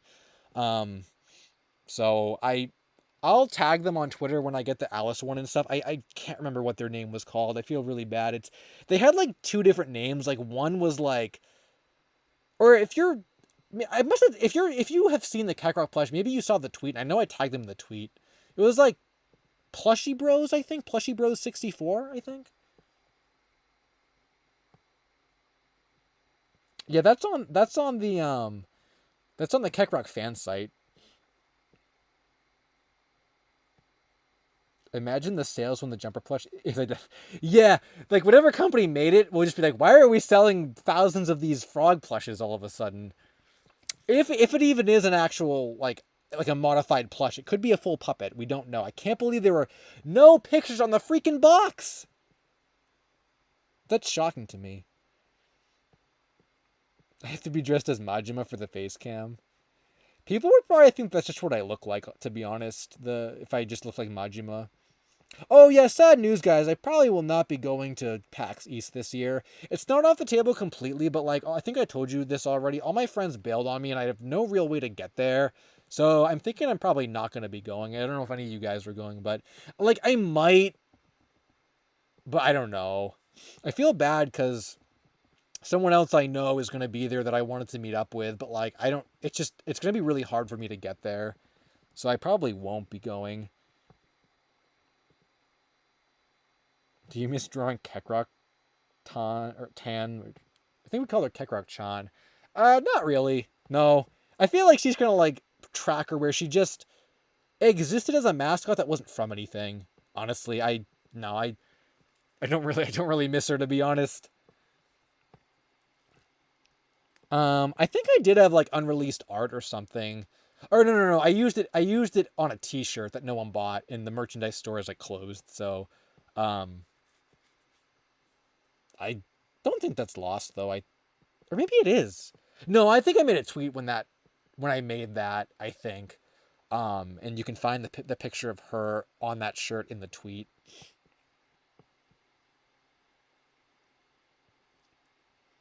Yeah, I thought about an Uber, but like I don't know how expensive that would be, and that's not really as fun. And then I'd have to get back too, and then I'd be at the convention, like alone.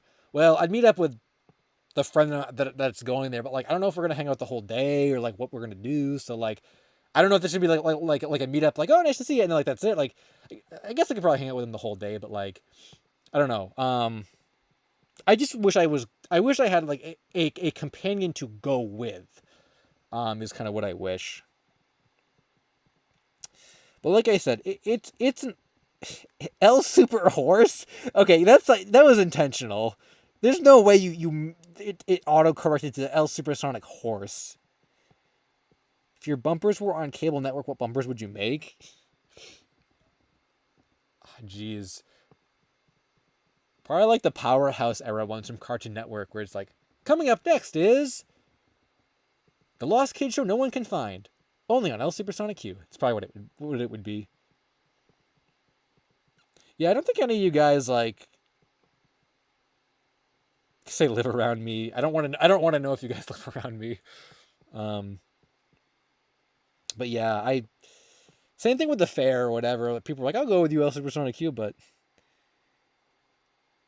yeah, I usually accept all the Discord friend requests, which I should probably stop doing because I'm probably going to hit max friend count soon.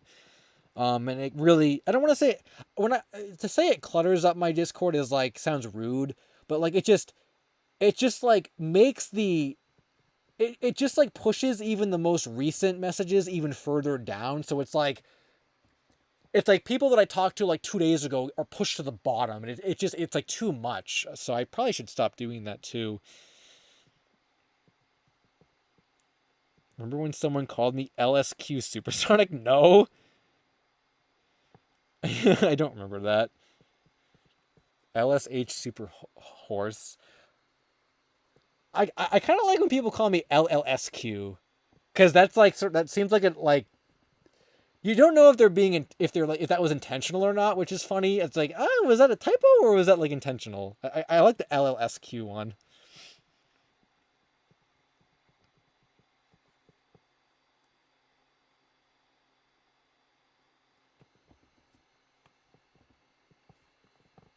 Though not, mine is Rose the Not fan. Okay. Justice for Tom of Thumb. Oh, Radiant Lloyd. The whole name is actually Radiant Lloyd Firefly. Yeah, that came about because that was my name on the Cartoon Network forums, because you had to like pick from like a list of names, and it just I wanted to be called Radiant Fire, which was such a bad name, but it was like 2011 and I thought it was cool. But you couldn't do that, so Radiant Lloyd Firefly was like the closest thing I could get. And then when like I joined the Lost Media like wiki, that was my name because I wasn't doing Lost Media on YouTube, so I kept LSuperSonicQ and like Lost Media stuff separate. But then once I started covering Lost Media stuff, I said, why do I have two different names like on the website? You know, so I retired Radiant Lloyd Firefly and I just kept LSuperSonicQ. Yeah, Jumper is real Roma salad. It is. I'm getting the tape. The bathroom is. I think the bathroom is still in use. It's been like a half an hour too. Like this is crazy.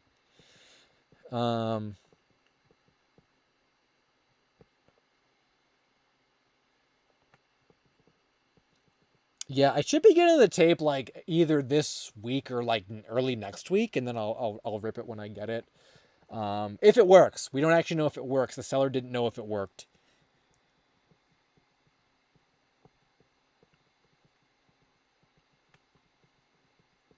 See Jolie TV, what's up? I may not have said hi to you earlier. I never played Parappa the Rapper, but I would like to at some point.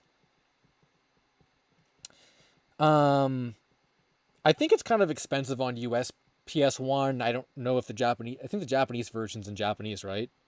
So I'd like to play the English one. Yeah, I might have to go and see what's going on in the bathroom there and then come back. I guess we're already at 4.5 hours or whatever. We can maybe go till 5. We usually go till 5 anyway. I mean 5 hours, not 5 in the morning.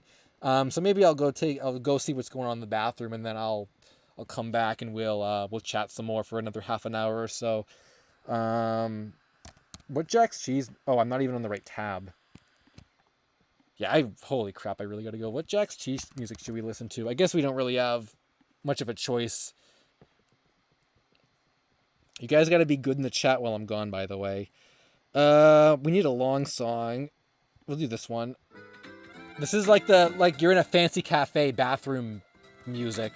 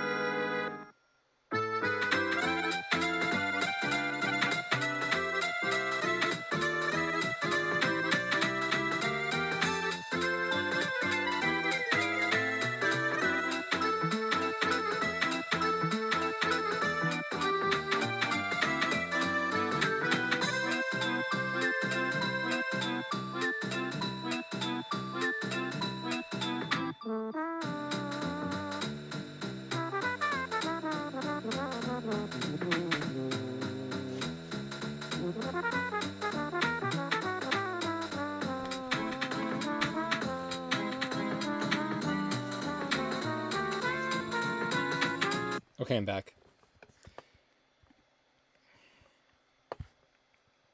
Wow, no one left. 193 people listened to that while I went to the bathroom. The LSSQ special. Oh, this. What about this? The Slamfest pizza, you guys. The Slamfest pizza. Cheddar cheese, beef and bacon. Domino's pizza. That's the Slamfest special. Raph said I suggested a topic to add to an upcoming video in your Discord DMs. Oh, gotcha. Yeah. Okay. Like I said, I'll definitely read all the DMs and stuff. Parappa is 175. What? I didn't know it was that much. Now I'm really not getting it. And no fade out. Yeah. You guys like the LSSQ jump scare when I just come back and I'm like, I'm back. Just abruptly stops.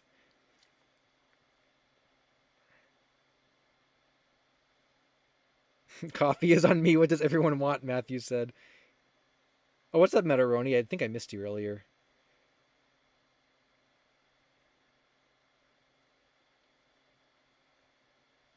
That's crazy. I didn't know it was that expensive.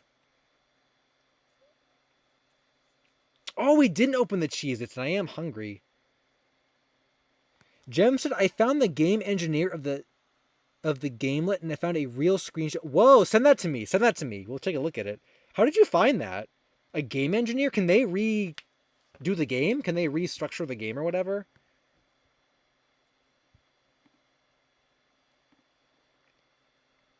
Yo, there it is! Oh my god!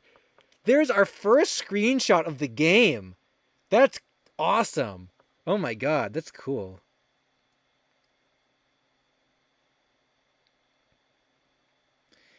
So how did you find that again? Oh, there were more sprite sheets. Oh, there's more instructions? Look at that can guy. Oh, a power-up? A sewer? Sewer? That's awesome. Oh my god. So, I found the game engineer for the gamelet, and I found a real screenshot. Yeah, where did you find that?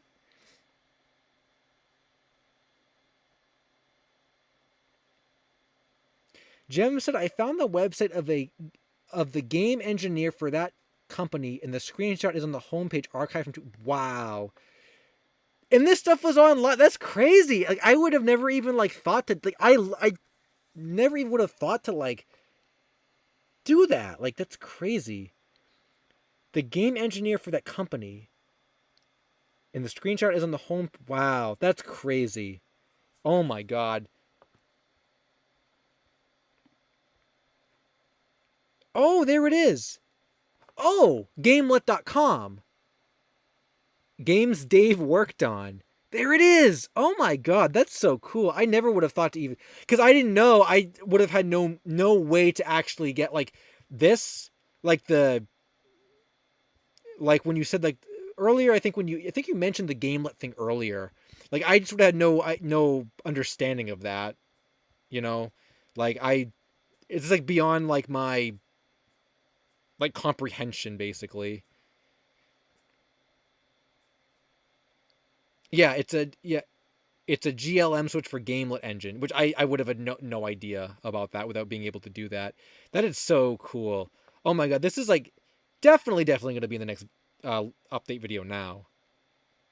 Oh my god, that's awesome. I wonder if the rest of these games are a lot. I think it's funny too. Like the rest of these games are. Oh, Wait, Snapple Speedway. There's another Snapple game. Holy crap! I didn't even see that. Because I was gonna say, I wonder if like the rest of these games are lost, which they probably are. And then I was gonna say the Snapple one is like the only platformer. And then I look up here, Snapple Speedway got a Snapple racing game. Holy crap! That's insane. Oh, we gotta get a search for the Snapple games going. Jem said there is a marketing page that has pictures of Snapple Speedway. If you, yeah, sure, send those. Too bad there wasn't both games. I definitely prefer Good Fruit, Bad Fruit to get found, but the Speedway, I'll take that too. Like I wish both games were on that page, but yeah, send that. I will win. Bro thinks he's Gojo. Big Star Quiz, hold this secret. That's funny. Yo, Angry Ginger, what's up? Oh, Snapple, I like that, Hamtaro. Yeah, that's so cool. Oh, wow, this was crazy found media. We got found media at 12:41 at night. The finds never end.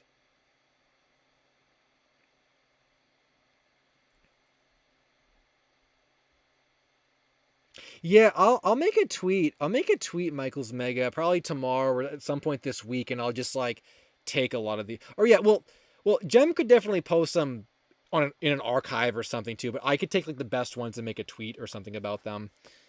There's a lot more from Snapple Speedway, but I've been focusing on. Yeah, I prefer Good Fruit, Bad Fruit personally, but like this is still cool to see. Like these screens. Look at how primitive that is. I love that. That's great. Snapple used to be like so much fun. It really like I don't know. I feel like they like you don't really see this funny advertising like fruit stuff anymore with them. I am not on Blue Sky, Hiramus. I'm not. I don't want to make a new social media account, and I have too many like followers on Twitter to stop using Twitter. So, no plans for Blue Sky.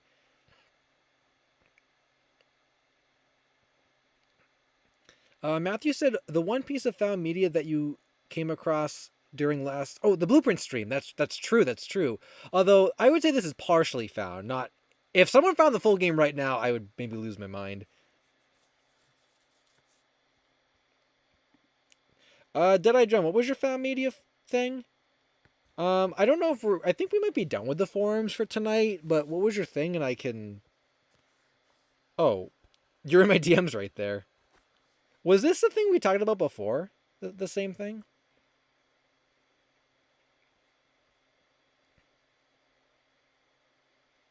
What would you do if Twitter shut down? Um, that's a good question. If Twitter shut down, maybe I would get a Blue Sky because it would effectively like replace it objectively. I mean, I don't even like Twitter, but like if all my followers on Twitter and myself were just erased from the platform, then Blue Sky would be like a solution to that. So I probably would go to Blue Sky in that case because it would have to be it would be a replacement. But right now with both going, there would be too much of a division between both sites. It would split the and I'm not going to post on both sites at the same time. What's the best deal you've ever gotten on a rare game? Oh, geez. Instagram? No, I would not. I don't like Instagram. I wouldn't do that. Geez, that's a really good question. I'm trying to think of like games that like I feel like most of the games I have. I mean, I'm thinking of like Saturn stuff. Obviously, I feel like most of the games I have were sort of like just what they're going for. It was just condition that like, oh, they're really good condition. But like it's not like I ever really got like a rare game like dirt cheap. Like they didn't know what they had. I feel like the days of people, even in Japan, people not knowing what they have are over. I feel like. Um, that's a tough one. I don't know. I don't know what I would say to that. Um,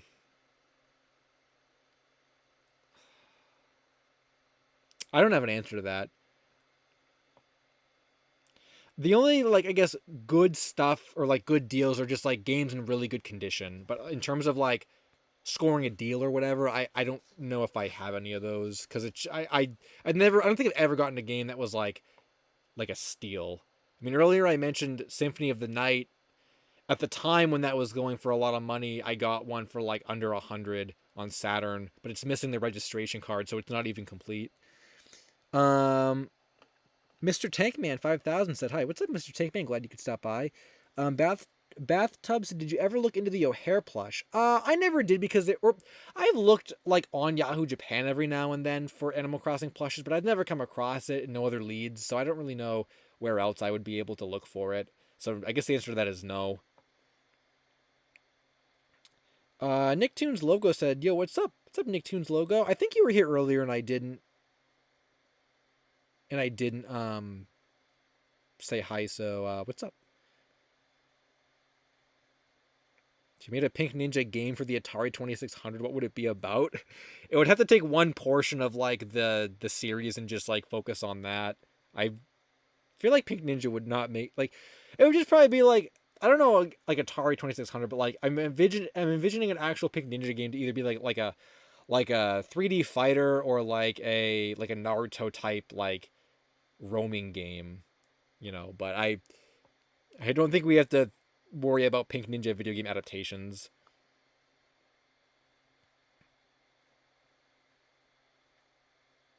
Or I shouldn't say it like that, but that's not the preferred media like transition that I would have for this series, if that makes sense. Harsh Breakfast said the art direction on Eco was done by the same guy who did the jumper cover. I think that's incorrect.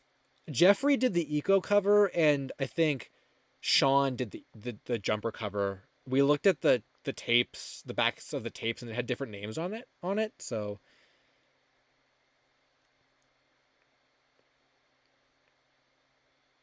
your first stream was when the Blues Clues pilot was found, Cruise Man. That was a crazy stream to be a part of. Michael and Manga's peace now. Thanks for stopping by. Appreciate that. Sean is in the eco credits too. Oh well, but he may have done something different though. I mean, the boxes are crediting two different people, so unless it's like incorrect or something, or no Phantom Blood updates. Um, Muhib, nothing on that. Metaroni said their best deal was getting Yokai Watch 3, which is a $400 game at GameStop for 15. Yeah, I don't think I've ever had anything like that ever. Um, I mean that's crazy. I can't think of any. I'm even thinking of American games too. I can't even think of any American games that I got for like a really big deal like that. I feel like it doesn't happen. So well, congrats on that. Oh, sorry, did I, John? What was your topic again? Or Pink Ninja on the FM Towns, Marty? Now that that would be crazy. The rare Pink Ninja FM Towns Marty game with the computer repair card. Yeah. My found media form is on the Car Crusher. Oh yeah, you told me about that. Yeah. What do you want me to show about it?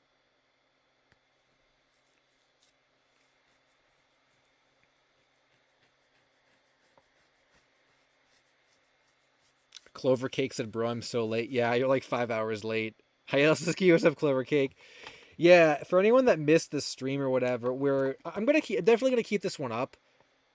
Well, it'll be up publicly until the next video, and then after the next video comes out, I'll unlist it and put it in my playlist, my archive. So it won't be like privated or anything. Can I show it to the audience? I mean, I guess I could go back to the forum.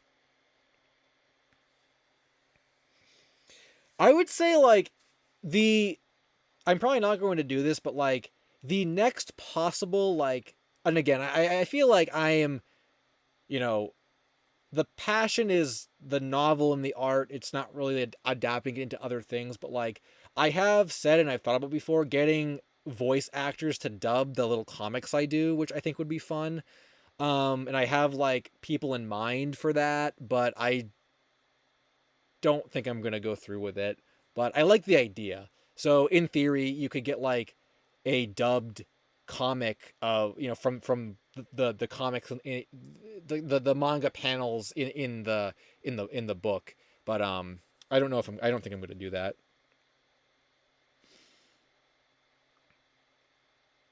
I did join Twitter in 2014. Yeah, I don't even know why I did. I actually have no idea why I did, but I did. Yeah, I don't remember why I did that. Like I don't know if it was popular back then to do that or if it was like cool to do that. I really have no idea why I did.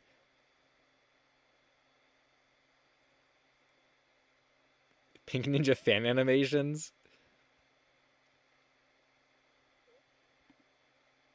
I have gotten Pink Ninja fan art, which is kind of cool. Like the fact that somebody wanted to draw my characters like as fan art is pretty cool. What? Oh, last night I finally uploaded the special. Oh, so it's here.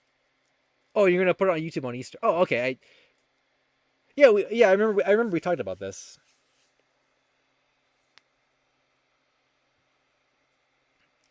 So it's neat seeing George Gray one more time in the show. How I found this was I contacted one of the team experts. Yeah, I remember this on the show named Steve Garfith or Garforth. I asked if he can put it online, and he kindly did, which was crazy. He told me to download it and is kind enough to let me put it on Internet Archive. It was a private YouTube video that I had access to, so I couldn't download it. All I could do was screen record it.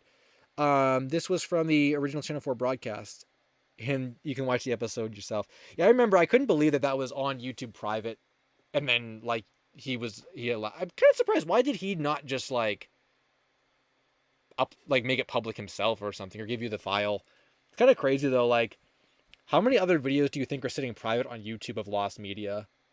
Do you think like Me and My Friends is private on YouTube somewhere? Or we had a theory that like the Me and My Friends was private on Vimeo, from one of the like admin accounts or whatever, but we couldn't prove that.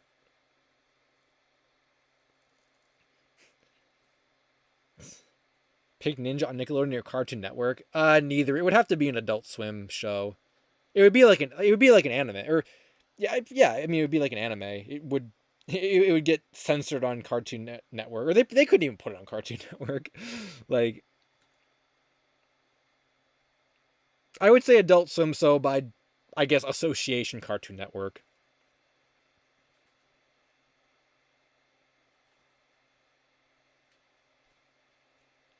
Saki or Jumper being privated. Well, Saki doesn't exist, and I don't think anyone would have Jumper. As far as we know, the admins are hoarding it as Scoffier, but I mean, we found a comment from like 2016 where they said that they had it. And they never ever like deep like rebutted the claim. So I'm thinking that's like basically an admission that they have it. Yeah, that was a whole controversy like a while ago, like months ago. So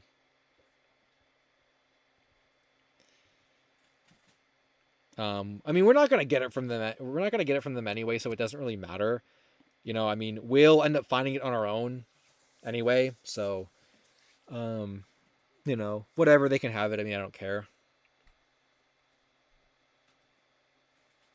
I made a joke. I made a joke actually that like if they really wanted to screw us, they would just release it because not only would we have to give them credit for the find, but also they would basically like they in a weird way they basically had us waste like 8 years of time because they had it, we searched for 8 years, and then they released it. So we basically did nothing for 8 years. That could be the ultimate troll if they released it like that. I think.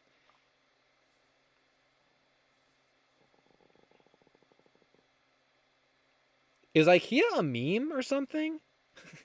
I don't. I feel like I've heard people say that before.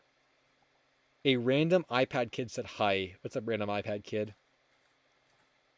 I do want to do Lost Mobile Game stuff. I do want to do that. Slim Cognito. At some point I will. It's been on my list forever. Raf Dream said the Hot Fudge show that was made in Michigan in the 70s. Oh, yeah. Like the TV show or the animatronic show? I want to cover that, I think, and Family Album as well. I want to do that. I want to do both of those. Chuck E. Cheese bands as well. So I will be at some point. A watch party of Car Crusher. It probably wouldn't load very well on Internet Archive. Maybe after you upload it to YouTube, we can take a look. YouTube videos tend to load okay. Or we just do a big found media watch party at some point. It'll just be a bunch of found media upload stuff. I don't have a 3DS because I broke mine, so I don't. I should get another one, but I don't have it, so I don't have a lot of thoughts about it. I played only a handful of games on it. Um, Slick Stick said, "Glad to watch another stream." Well, thanks for stopping by.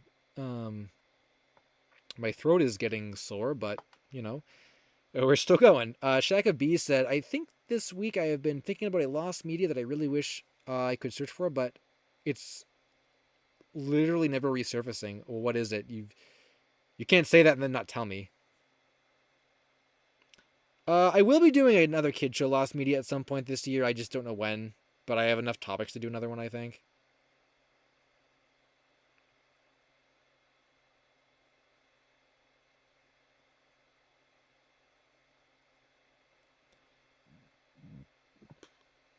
I don't think a cough drop would even help, to be honest.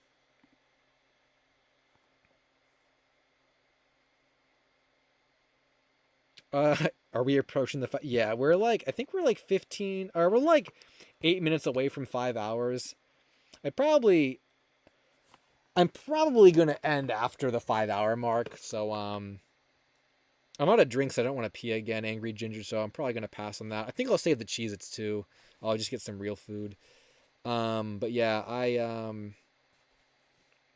probably will end at the 5 hour mark, which is only in about 10 minutes or whatever. Um,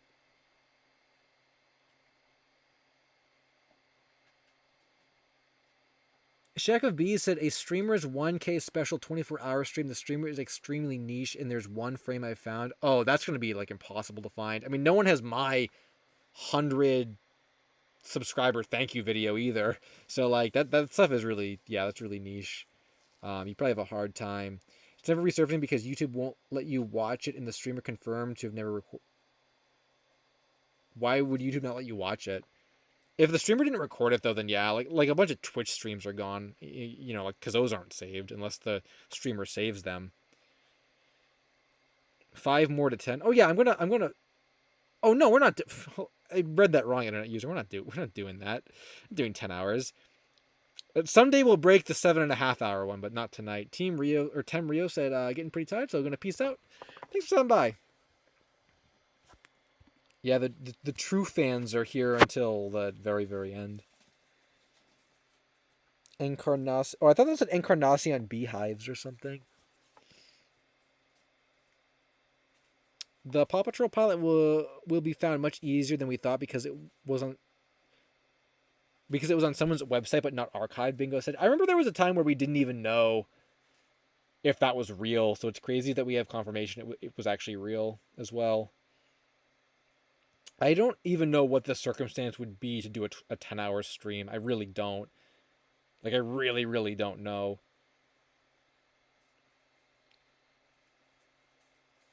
24-hour stream with rotating hosts. I don't think anyone would want to, like, do that.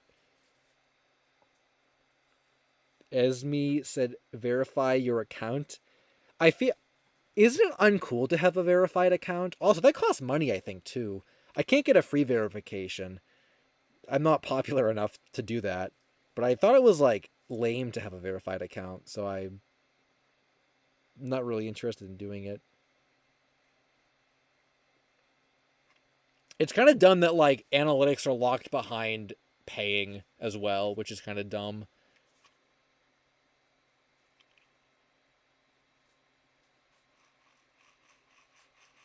Like, shame on me for wanting to like just see. I'm surprised they don't lock tweet views behind the premium thing. What's a TV show food you always wanted to try? It's a good question. I never thought about that. Maybe something from Chowder. Burple Nurples.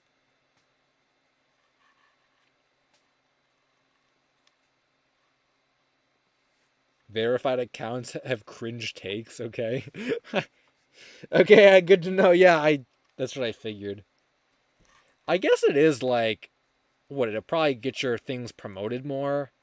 Boost your boosted replies or whatever. Yeah, but like I don't whatever, I don't care.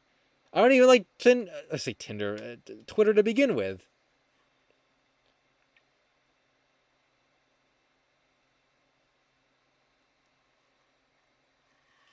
Oh yeah, if it was like easy to verify, if it was like, oh, just if it was like YouTube where it's like you hit a certain amount, you get the check mark.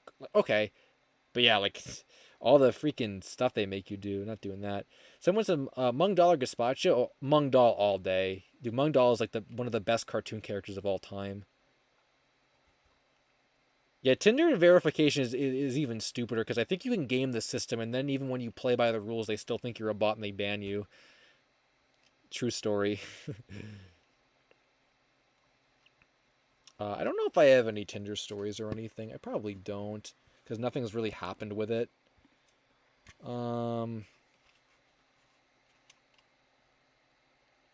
Lost media on Tinder. I don't think there is Tinder lost media. Pink Ninja Magnavox Odyssey. Nope. It's too old for Pink Ninja. Tinder lost media would be freaking wild. There actually might be Tinder lost merchandise. I remember there was a point in time where they were advertising shirts and there was a Tinder shop. I don't know if that's still up or not. It might be like lost. I think it's lost media now. Man, I should have bought one just for the meme when they had it up. Tinder had an official shop with shirts that said Tinder, and then I think there were some that said like I'm single on it. It was the dumbest thing, but I almost bought one for the meme and I didn't. It looks like they're gone now. That's crazy. So I guess there is Tinder lost merchandise. The next time I'm on a date, I will talk about Jumper. I'll be like, hey, did you hear about Jumper? I will do that for the meme.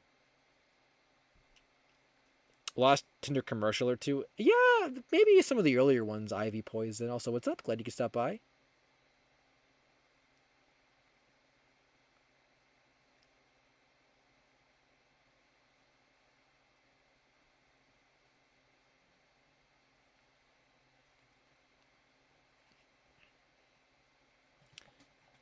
There was an Instagram post about the shop being released. I thought you said banned. I said, what?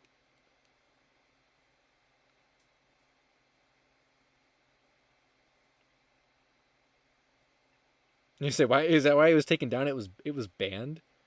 Maybe you could go on eBay and find like some of the shirts. I don't know. There's a lot of like video game clothing that I'll probably never find that's just so rare, like when it was up for only a short time on like, official shops and stuff.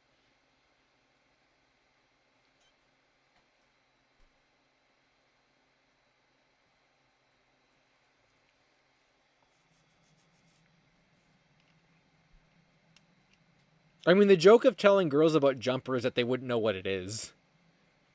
Like, it's not the point isn't to say, oh, it's a kids show. The whole joke is like they don't know what it is.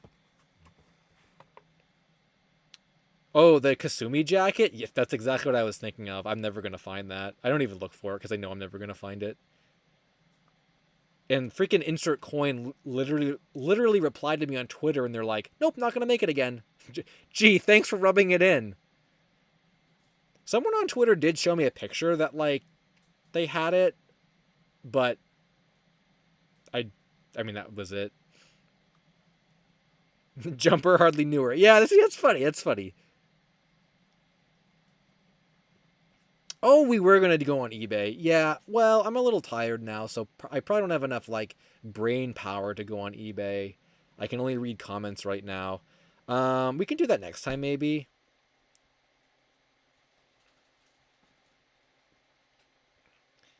Um. Oh, speaking of jackets, that reminded me.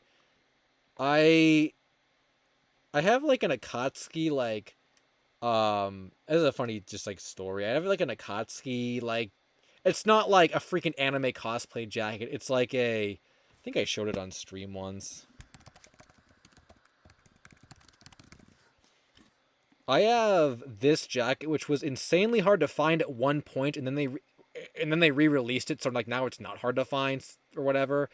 But I have this and I wear it and I really like it. And one time I was in Target and like people rarely comment on it, but like sometimes they do. And I was walking in Target, and one time someone's like, I didn't even know what they were like. At first, I'm like, what? And then I turned and I realized they're talking to me. They're like, Ititachi Uchiha. And I turned and just like, what? And then I knew what they were saying, and then I'm like, oh no, I'm more of a pain, not really Itachi. And I don't think they knew what the hell I was talking about. They're like, oh really? And I'm like, yeah. I just walked away and like because pain is like a real word, they probably had no clue what that was, what I was referring to. So I just like shut down their meme. Like I don't know if they it seemed like they were memeing, and I just like shut them down. Like they had no what he's more of a pain. Like they had no freaking clue what I was. That was so hilarious. That was so funny. Oh my god. Like just the puzzling look on the person's face, like he had no clue what I was talking about. Oh, that was so funny.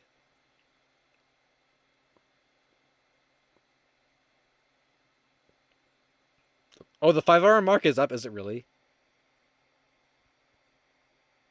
Oh. Would your date be more impressed with Kappa Mikey or Jumper?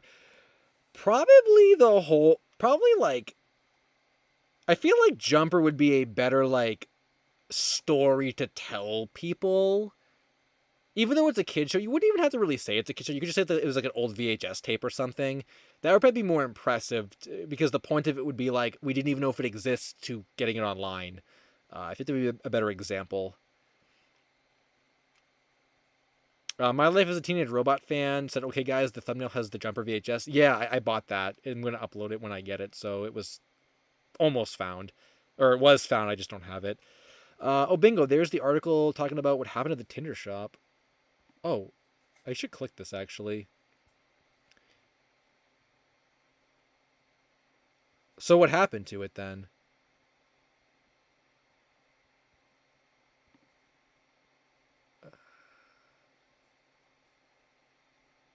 Oh, I don't have the brain power to read this. So what happened? Just no one bought their shirts and they spent too much money on them? Can someone please just summarize that for me? Sorry, I can't read right now.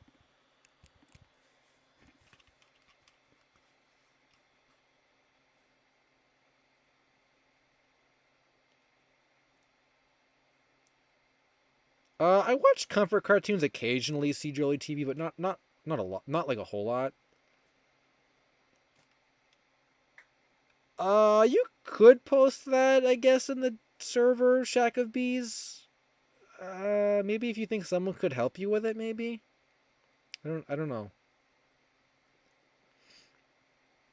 I think we're gonna wrap up in maybe like we'll go 6 more minutes to hit 5:10 just because it's 5 and 10 and it's a funny meme, and then we'll probably call it a day.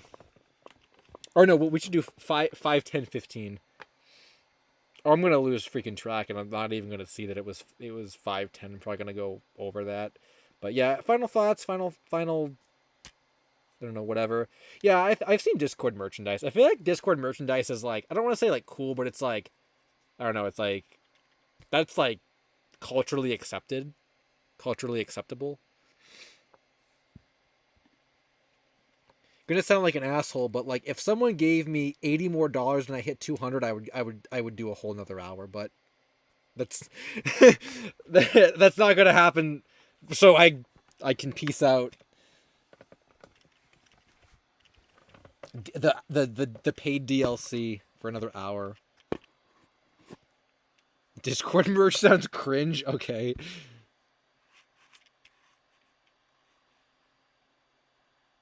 I mean, it would have to be like it would have to be. We have to hit $200. I'm not. I'm not gonna do another hour. 5 free hours, like it's more of a meme. But don't unless someone's going to donate $80 right now. Do not do it because I don't donate any amount of money because I'm not going to do it unless we hit 200. And I know we're not going to, so I can leave and not feel bad about it. Creative username is peace out. Thanks for bye guys. But for real though, like I do appreciate the super chats and stuff. Actually, they'll probably go to buy the VHS capture card. I'll use the super chats to buy that and rip jumper. That's actually a great use of it. So, that's what the funds will go towards. I probably did not see your last message. I think I missed it. I'm not really paying that much attention to the chat right now. Is bro still live? Yes. Yeah, I remember Captain Rex used to comment like stream quotes in the comment section of my. Pink Ninja is XD. What does that mean? Is that bad?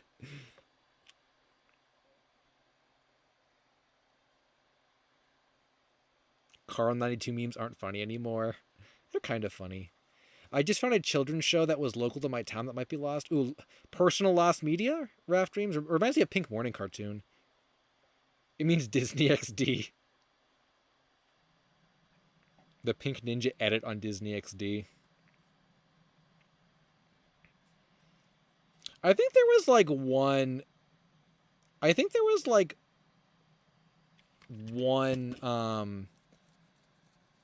Carl 92 joke I thought was really funny. I can't remember what it was though. Did it ever cross your mind that the fact that people watch your videos for hours? I guess not. I mean, I know people like my videos. I guess I never. Some people say they'll fall asleep to them or whatever. I guess I never thought about people watching them for hours.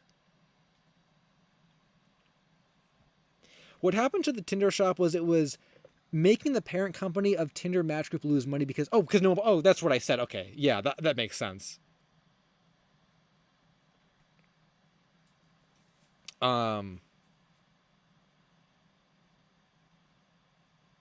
Yeah, I mean, that makes a lot of sense. Like, who would be buying Tinder shirts? I almost did for the meme, and then I didn't. And I'm like the type of person that would buy a Tinder shirt for the meme, and I didn't do it.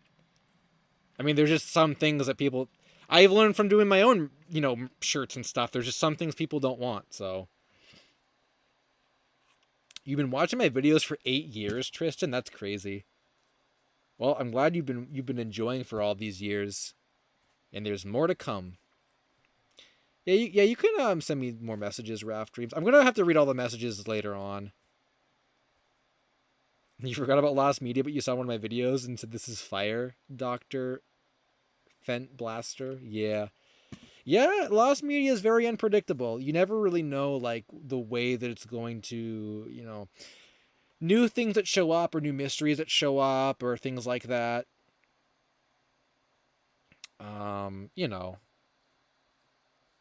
Which is why it's kind of interesting that people will often like pop, they'll pop in and out of the community and stuff, which is interesting because like, maybe at that point in time not a lot's going on, but then like maybe a year or so later there's some big news or stuff that they were following was found that gets them back into Lost Media. Yeah, you never know. You never really know. The JBVO one, or Tristan said the first video was the JBVO one. Still my favorite search. Any updates from Sanders? Nothing from them. I haven't heard from them in a long time. I don't know when we're going to be getting the rest of those. Angry Ginger's been watching since The Wicked Witch was found. That was like April or May 2022, I think.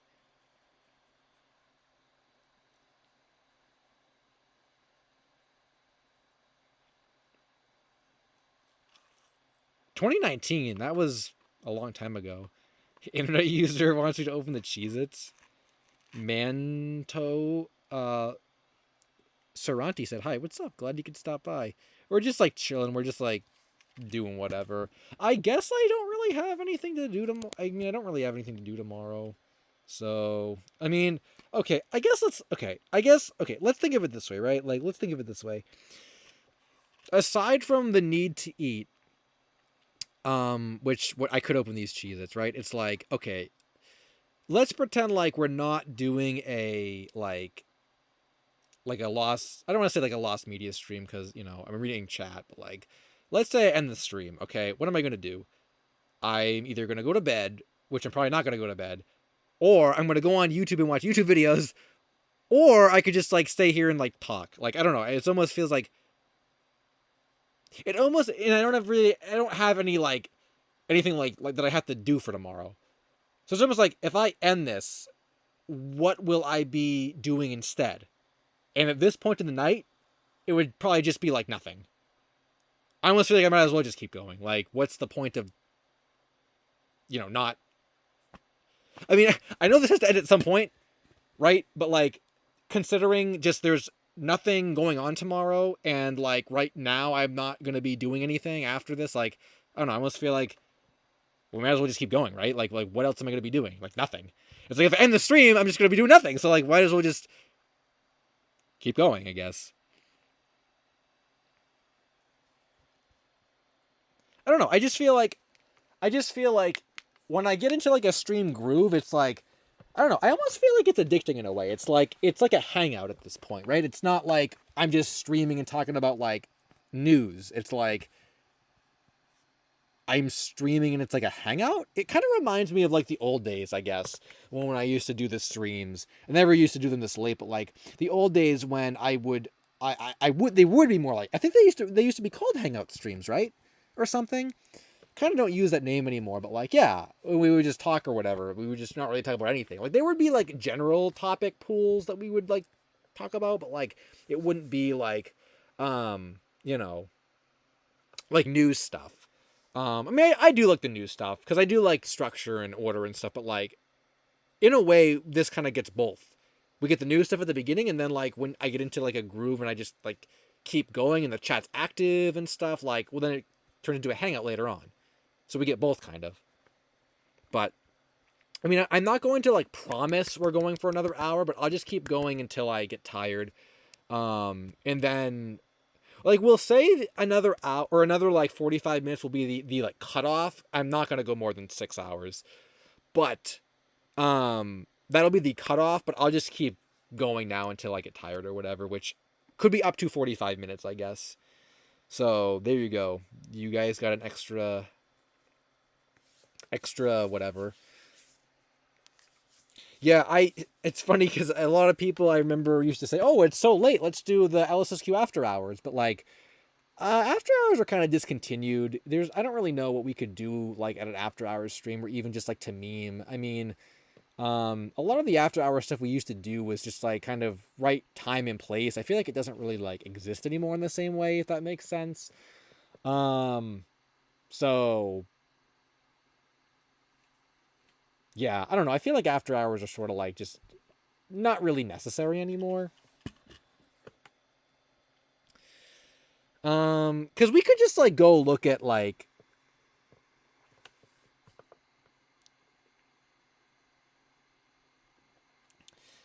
random wikis or whatever, like anytime, you know, like we don't even have to like a lot of the after hours stuff we could just do like, you know, at any point really. Although I guess the vibe was a little different, but like, I don't know.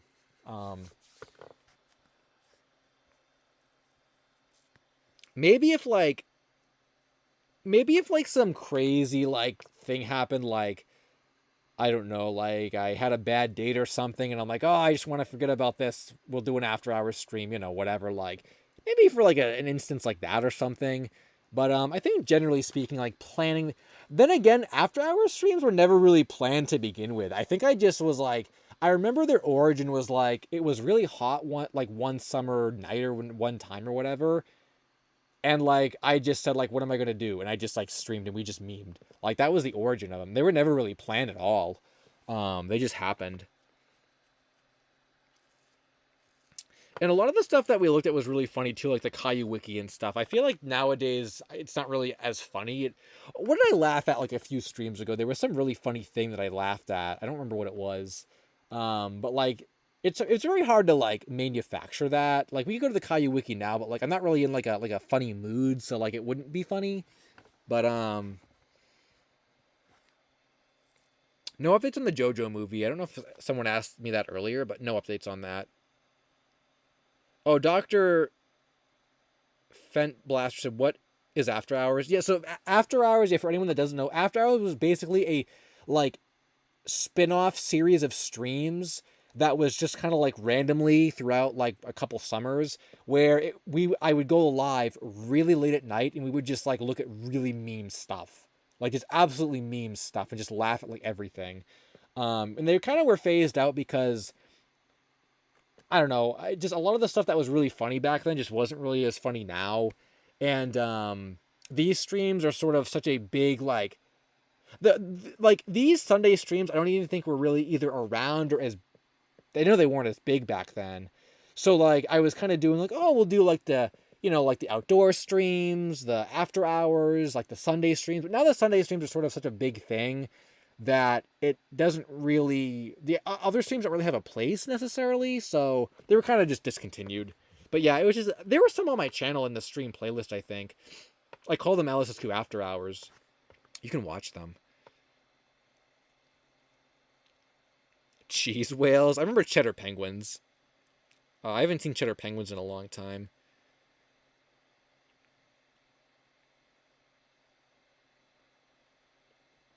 I think I talked about cheddar penguins in one of my lost food video. I think the archives We Pizza article lost media.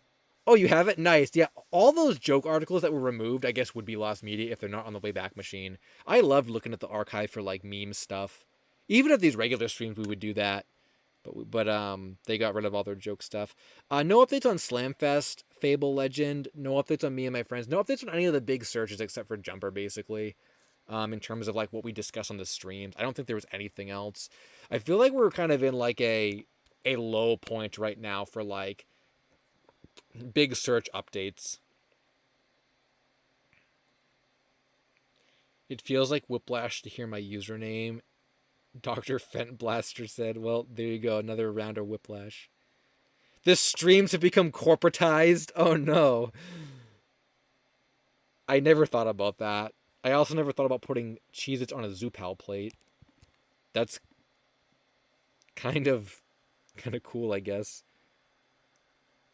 I'll look at the thing after the stream is probably I am tired, but I'm like I'm enjoying reading the chat, but I'm too tired to look at a thing someone sent me, so I'll read it after.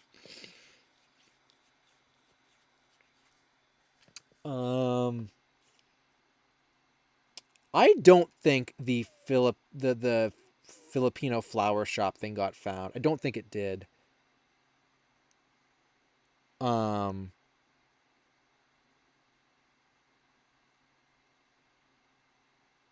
Yeah, I'm trying to remember like the last update with that. I think the last update was someone thought they had a tape or something, but they really didn't, or someone posted in a Facebook group. I haven't really been following that, but I haven't heard anything about it.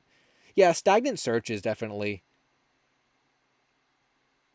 It feels like we're in a little bit of a stagnant search period right now. I mean, even Jumper was stagnant until like the other day. Long stream, Corby said. Yeah, well, we've been going for like, I mean, there's literally 200 people listening to me talk about chat comments at 1:30 in the morning. So like, I don't know, what am I gonna do? Just end this stream? Like, gotta give you guys the entertainment.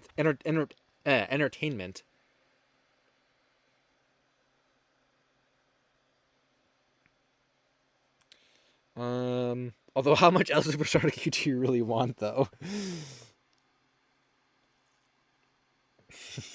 6 hours of LSuperSonicQ. Too much LSuperSonicQ, one might say. What is too much LSuperSonicQ?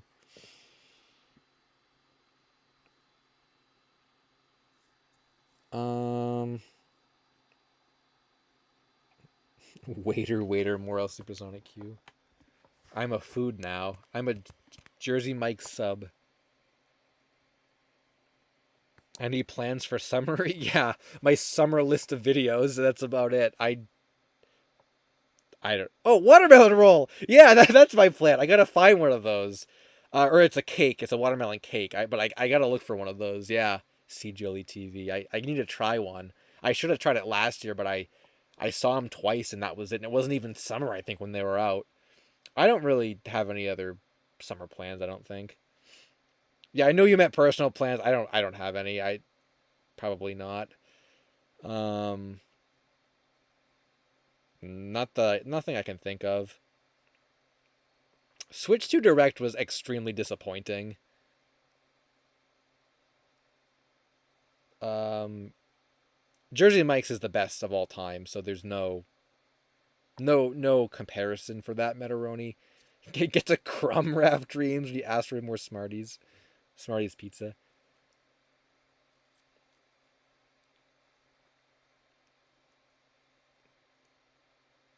The Tomodachi Life game, I'm excited for it too. I was talking about the Switch 2 Direct. Yeah, I'm gonna get Tomodachi Life. I mean, I'm gonna get the Switch 2 stuff too if I can, but like I'm not really like looking forward to it necessarily. More of a sandwich or pizza guy? Oh, definitely pizza.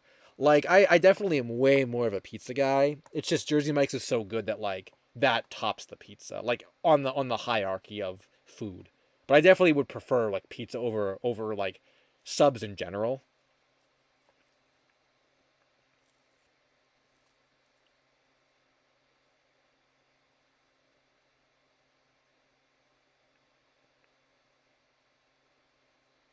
Did John, like the direct? Interesting. I didn't really, I wasn't that excited about it. I didn't really think anything in it was like crazy. Um, I mean, I've even come around to the Donkey Kong game a little bit. That like the more screenshots I've seen, like I think the screenshots kind of make it look a little better than like the trailer did. But even that, I'm still not like really like looking forward to. I guess I don't know.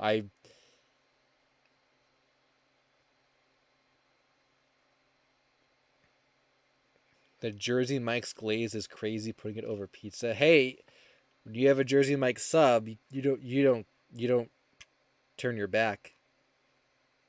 Steampunk, what's up? Glad you could stop by. Almost 5.5 hours in, or probably are 5.5 hours in. What was I expecting? Um, Not Kirby's Air Ride. Like more Metroid Prime stuff. Or like just that not feeling like it's a throwaway game. Um, like something from Star Fox, something from F-Zero, and you say, okay, maybe Star Fox is like wishful thinking, but F-Zero, come on, 99 was so popular. The Kirby remake should not have been the Kirby, or not remake, the Kirby Air Ride should have been a new F-Zero. Like, let's not pretend like I'm crazy. That should have been a new F-Zero. 99 has already proven that the series is really really popular. Um, I would have liked another Mario game, like just the next mainline. I know Donkey Kong is like that, but like I like playing new Mario games on like new consoles. I would have liked a new Mario game.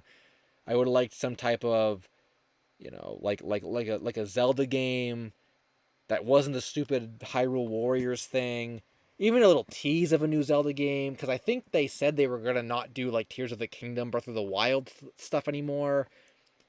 So I don't know. I would have liked more stuff like that. I just feel like Mario Kart was a given, and we already knew about it, and it, whatever. And then Donkey Kong, and I'm not even like, I think the game looks good. I'm gonna get it, but personally, I don't even like Donkey Kong as a character that much. So like, you know,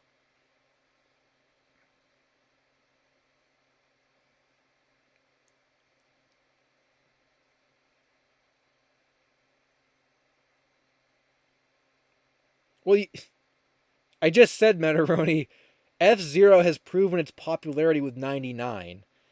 And they released like 3 Kirby games on the Switch 1.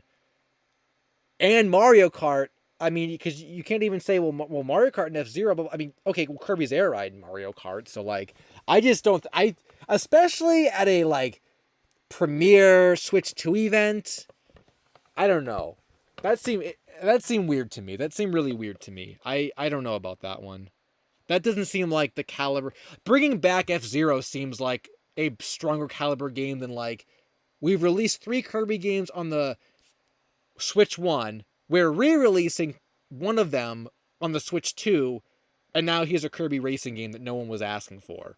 And I don't know. Say what you will. No one was asking for Kirby Air Ride 2. I don't care what you say. No one was asking for it. No one talked about it. No one was asking for it. I didn't like the first one. I mean, maybe I'll get it if it goes on sale, but I definitely, I'm not like, I don't know. It didn't really do it for me.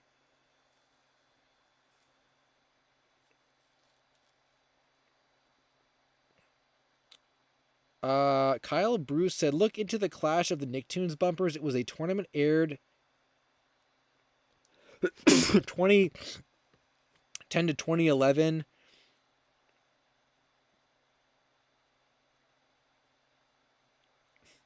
The air ride is a me problem. Some people liked it. Okay, but like, some people probably also didn't like I could say that about F-Zero. Well, some people would have liked F-Zero. I don't know. I have never like, is this some people the majority of the internet? Because I just feel like the amount of Kirby Air Ride fans is probably equivalent to that of F-Zero fans. Like, I don't know. That seemed like really random to me.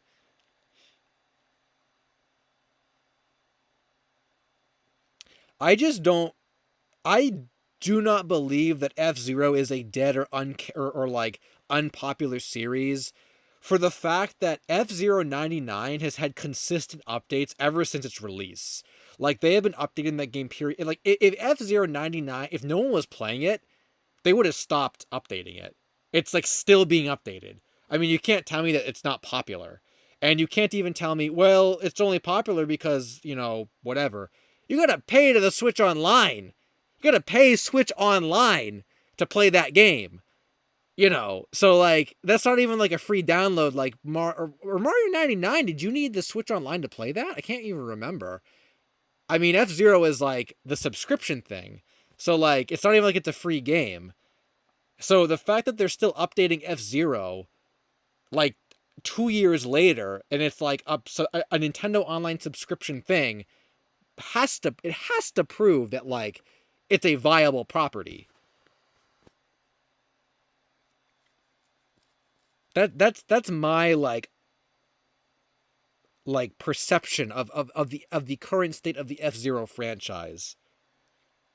Because I play, out of all the Switch games that I have, I play F-Zero like, it's probably I think it is one of my most played games. I know you say, well, not everyone plays it every day, but, like, I don't know. I just feel like that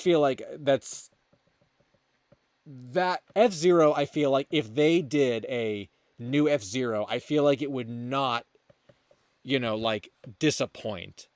Um,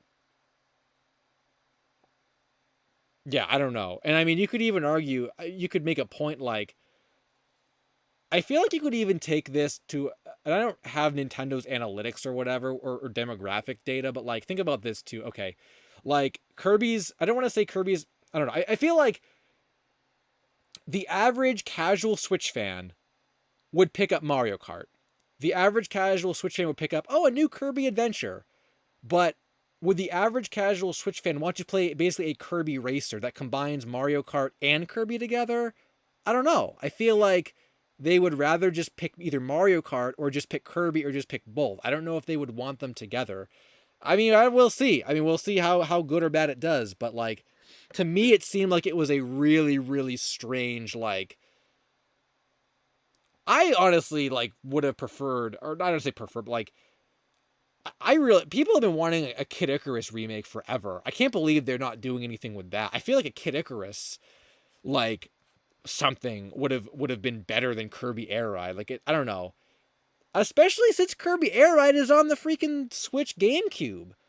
I mean, I don't know. Like, why do we need Kirby Air Ride 2 and Kirby Air Ride 1? I mean, okay, F-Zero is on the Switch GameCube. Why didn't we get F-Zero 2 or what? I feel like you could like nitpick either whichever side of the fandom you take. I feel like you could sort of look at the like nitpick the other person's side. I feel like. So I feel like there probably is no like consensus.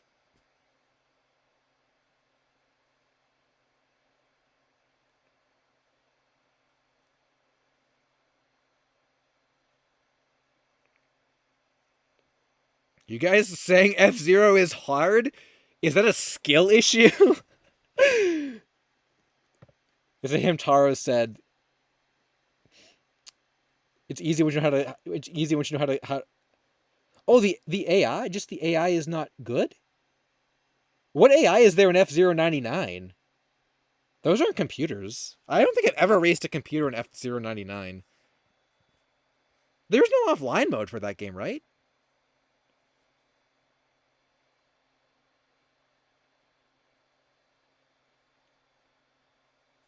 I don't know. Well, if if Kirby Air Ride ever goes on sale or whatever, I would probably get it, but whatever. I'm probably not even going to get the Switch. First off, I'm probably not even going to be able to get a Switch 2. But second, even after I do get it, like who knows how how I'm going to feel about it. Right now I'm not excited for it and I don't really care about it. So, okay, I think Cool Doge is just memeing now. I like the LSuperSonic or LSuperHorseQ or whatever it was, but wardrobe, I think we're stretching it now. Robot Jones banned episode update.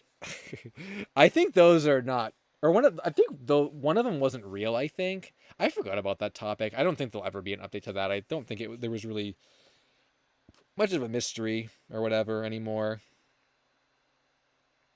Mr. Awesome Guy Blah said there's nothing reeling me into buying one. It took Animal Crossing to make me buy a Switch, and it was just yeah. That's the one. That's honestly that's a really interesting thing that I've seen that I still see nowadays is like people didn't like New Horizons like after they played it. Like I thought I was an outlier for having that opinion, but it seems like that was the consensus is that New Horizons was fun until you really played it for more than like a little bit and then it got really boring. Yeah. Um I liked a lot of New Horizons, but there was a lot I didn't like.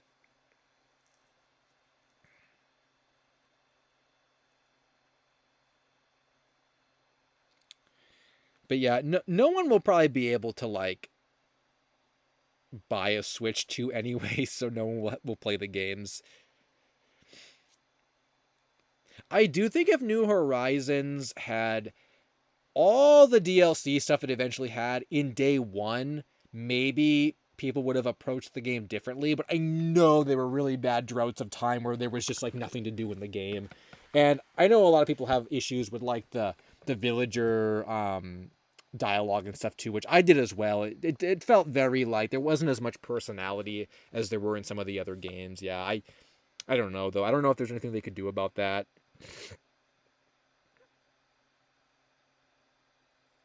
Yeah, empty is a good way to put it. It did feel yeah. New Leaf, I mean, for a modern Animal Crossing installment, New Leaf, I remember I used to really like New Leaf. I almost want to get a 3DS just to play it again.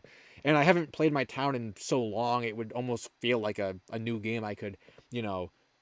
I think there were some town projects and I never did and stuff, so I might have some fun with that, but yeah, like for a modern Animal Crossing game, New Leaf felt a lot like the older ones, whereas New Horizons didn't really feel like an Animal Crossing game.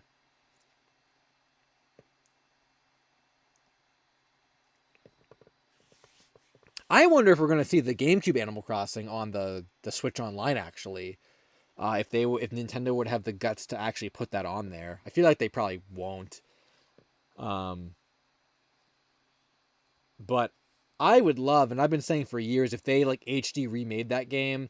I would probably still complain because the original is the best, and I would complain about the changes to like a remake of the original. But I would love to experience the original again in a different way. So I think for that reason it would satisfy me. But I know it wouldn't be as good as the original. But or they could take that and just add stuff. Could you imagine if they took the original game but like added stuff to it, kind of like what they were doing with the original like N64, and they would re-release and upgrade it and stuff. Oh my god, it'd be like a new Animal Crossing GameCube. That would I might get behind that actually.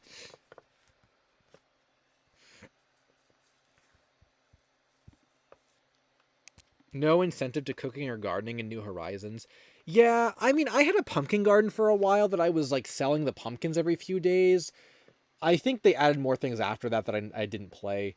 But yeah, it's I don't know. It's kind of like it got boring because like the amount of money I was making from the pumpkins every few days just like wasn't as much as doing other things. So like what was even the point of it really? I definitely have no plans to make a box set of my YouTube videos. I did used to have like promotional DVDs I would sell at conventions, but I those are gone, so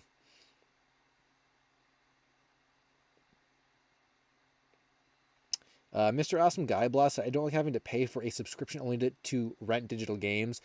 Yeah, I'm kind of like I don't like that either, but at least they are bringing over the same like infrastructure to switch to, and they're not like redoing it all again, which would have been really annoying. But yeah, I don't really like that either. I don't really play a lot of those. Um, I don't play like any of those games actually. Any of the Switch Online stuff, like the old games.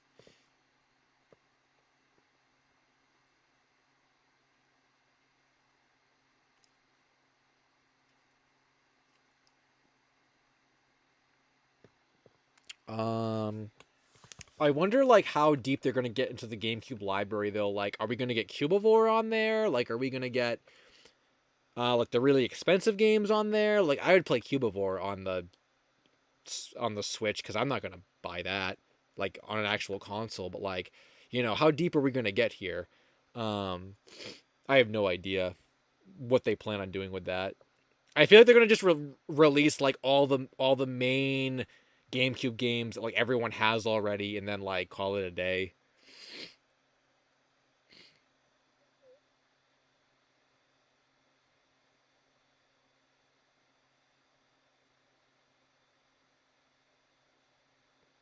I don't know if I ever said hi to Dan Otaku, but what's up, Dan Otaku? Glad you could stop by. Like 6 hours later.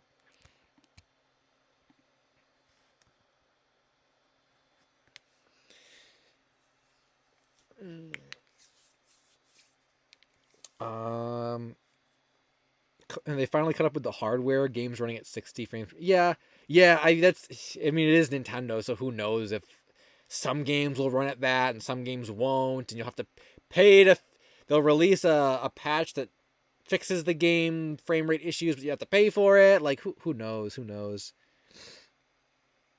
Oh yeah, Borkbine. They re-released Pikmin 1 and 2. Wonder if they'll be on the Switch Online. That's a good question. I never thought about that. Yeah, same thing with like Metroid Prime 1 and stuff. I can't imagine them doing that. There's no way they would do that. They're gonna make you buy the game again. Electroplankton. I never played that. I was always curious about it though.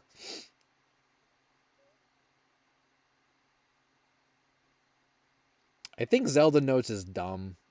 Like that should have come out with the game originally. I don't know. I just feel like I just am not a fan of the stuff there. Like it's cool, but like I just feel like it's extra stuff that would have like it's too late for that stuff. It's like why was that not a thing originally? It's just I don't know. I feel like Nintendo is just like they're going back now and being like how can we resell these people the same game or whatever. I don't know. I don't even really like I don't like the Breath of the Wild type Zelda just because it's just not my preference. Like I don't have any reason to dislike it. It's not the I like the Ocarina of Time stuff. So I don't know. Yeah, I sort of haven't really been like, aside from all that stuff that happened, I haven't really been like keeping super up to date with like Nintendo plans and stuff because I don't know. I'm not really interested in following it right now. And if I can't get a Switch 2 when it comes out, I'm probably not really gonna care. I mean, I'd like to experience it right when it comes out, just to say I did. But if I can't or whatever, like I'm not gonna whatever.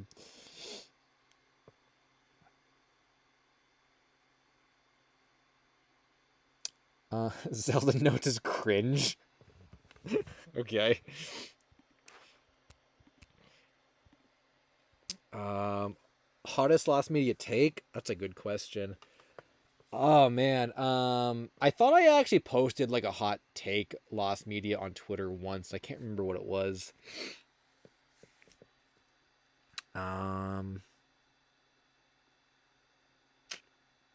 thought it was like a certain search wasn't even that good. I can't remember what it was though. Maybe I don't have any, or maybe it was like there was a certain search that was like overrated or something. I don't have any right now. Coldest lost media take. Man, I feel like maybe I could come up with something if it wasn't so late. I'm not thinking about the whole range of topics that I have in my head.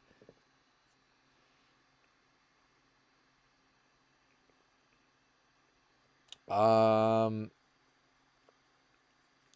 Man, I'm trying to think about topics that I've covered or things that I've been up. No, I can't think of anything. I really can't think of anything. I'm letting you guys down. I'm not providing quality content. This is just the shovelware LSuperSonicQ content now. I mean, I guess we're so close to 6 hours. I'll just go for 15 more minutes and then call it a. We are calling it a day after 6 hours. Wow, that was a it was offensive, Metaroni. I was gonna say, would you like the honorary timeout? But we already put someone in the timeout earlier, so. Favorite forms of lost stuff is like all the controversial, well, not NSFL or anything, but like Existence Unconfirmed. I really like kid show stuff. I really like those are like my two favorites, and pilots and stuff too. Um, Least favorite is probably like in general music stuff, just because you got to be interested in like a band, and even then, like the band will usually be the only people with like that media, so you can't really get it. And like closing logos and stuff, I'm also not super interested in. And depending on the channel, like bumpers and stuff, you guys are saying bless. I saw earlier you guys said bless you, and I see it again.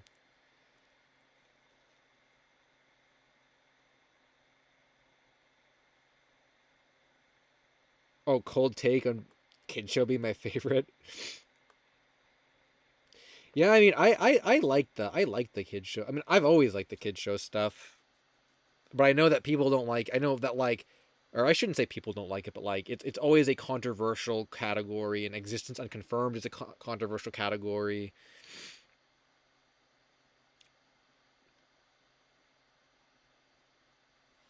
Um,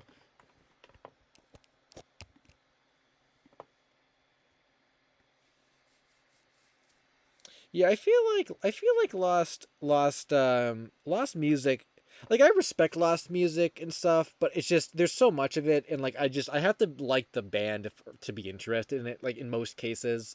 But I know like a lot of people really are into that stuff. Alien said your streams are always my favorite to watch. Dead ass, nice. Well, thanks for stopping by. Have you been watching for like the whole 6 hours? Oh yeah, less comics, and I'm also not really interested in comics or comic content. I mean, if there was an interesting topic, I would cover it. I feel like I have received some comic content, I think, in the past, but yeah, I'm not really a big comic guy to begin with, so I don't particularly like look at that. New screenshot, new Snapple screenshot, or who? I thought Jem just said that. Maybe they didn't.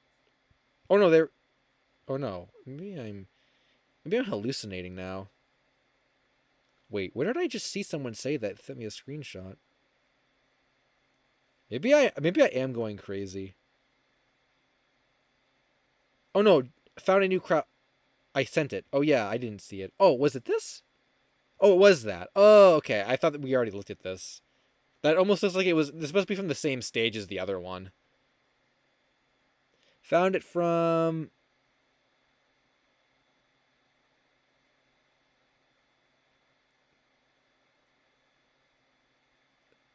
Now I missed where it was.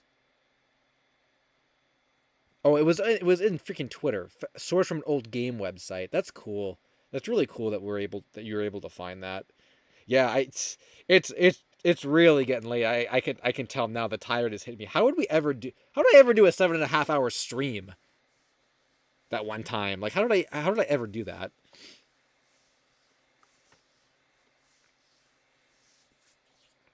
I have no idea. But yeah. Well, 15 more minutes. After we hit 6 hours, we're done. We're done. So 15 more minutes. So get in your final memes or your final whatever. But yeah, this was a cool stream. I very clearly I was digging it. So yeah, might be a new video this week, but I'm not sure like completely on that. You'll have to just check and see. There could be a stream next week, but I'm not sure on that. You'll just have to check and see. About one more month until Pink Ninja Volume 2 starts releasing, so there's that. I think those are the big three like content things, I guess. Oh, and then just Jumper. I'll keep you guys updated with that. I don't know when I'm getting it or like when I will have the rip up, but like when I get it, I will get on doing that. So, oh, and I will be responding to messages and stuff over the course of this week because I know it's really backed up. It's probably even more backed up now. So, I will be doing that too, like on Twitter and Discord and stuff. So I will be doing that too. Um, I Drew Terra said, when you covered Flash games on your last video, what do you think of covering Facebook games? I've gotten some requests for Facebook games. I definitely have been I'm definitely sort of like piecing those into other like bigger game videos. If you have a specific topic, you can let me know or DM me or something. I know there's a Little Big Planet Facebook game that I want to cover at some point. I think there's a couple others I've heard of too, but I think was there an Angry Birds one? I know that the Little Big Planet arcade one is like the big one.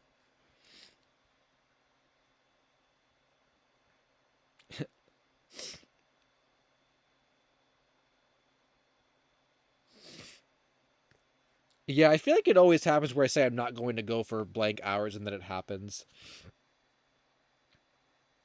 Who would win, Eco or Jumper? Well, we don't even know what Jumper looks like right now, so I can't say that. I can't comment on that, Mr. Mime fan. Slushy Bat said something I maybe missed that just said please. Please? You didn't say please to what? Ruel also said please.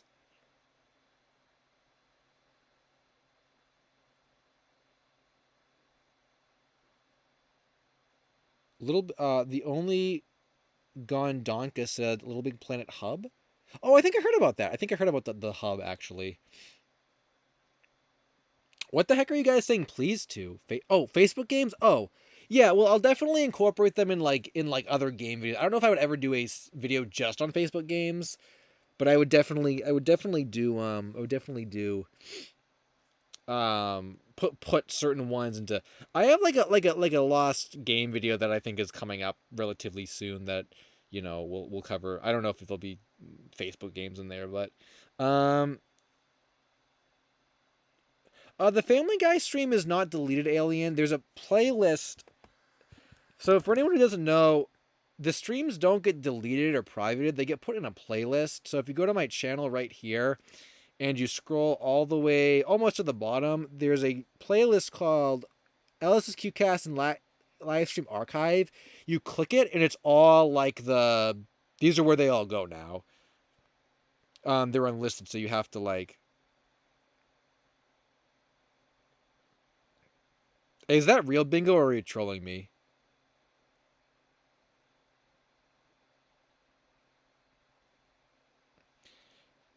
Yeah, so they're all here. The only problem with these, and I should have been doing this and I've been meaning to do it, is aside from like the headline topics and like the thumbnails, I like people have tried to recall like specific events in some of these streams, like meme stuff or like moments, and I just can't remember what happened in like some of these.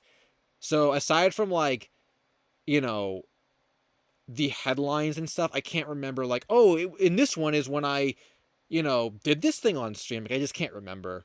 But this is where they all go. So there you go. Say Baka. There you go. Liz Tech said. Thanks for stopping by.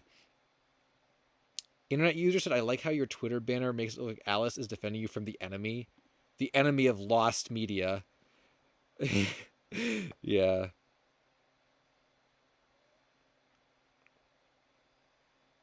I'm going to assume that's a troll bingo.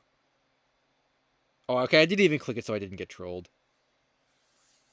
I sound different on stream. Yeah, but everyone usually says that. Also, we're 6 hours into Did I Johnson. What do you think of the new Hyrule Warriors? I don't really think anything of it. I didn't play the other ones. I don't really like the Warriors type games, so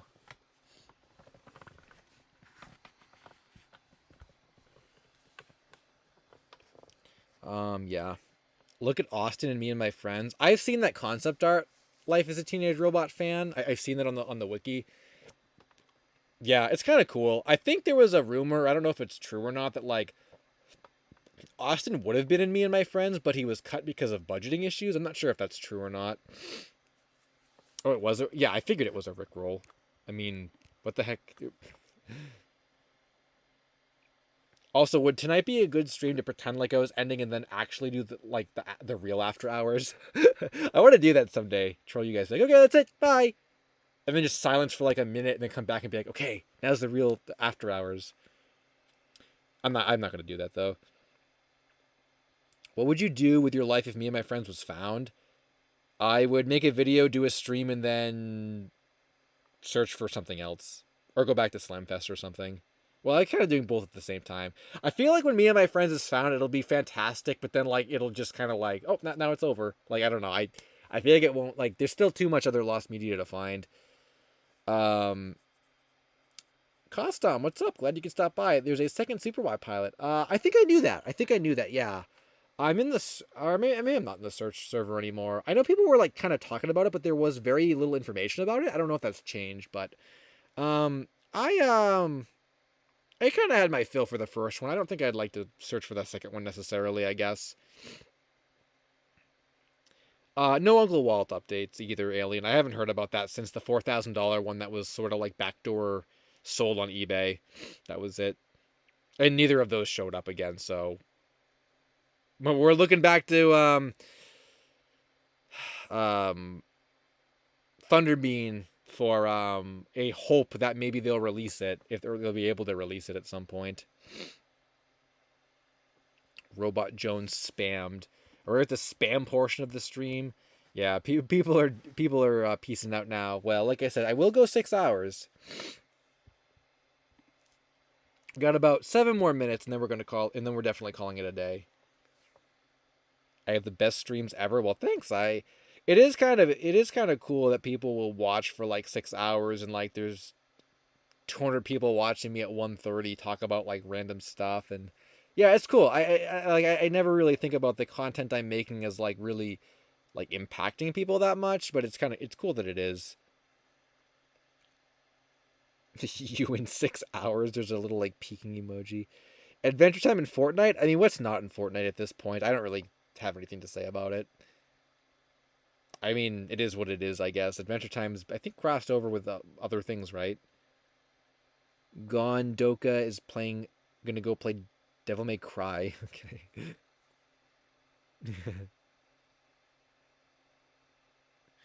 Alien said, dude, I'm so glad I'm able to actually be here instead of watching the YouTube video the next day. Yeah.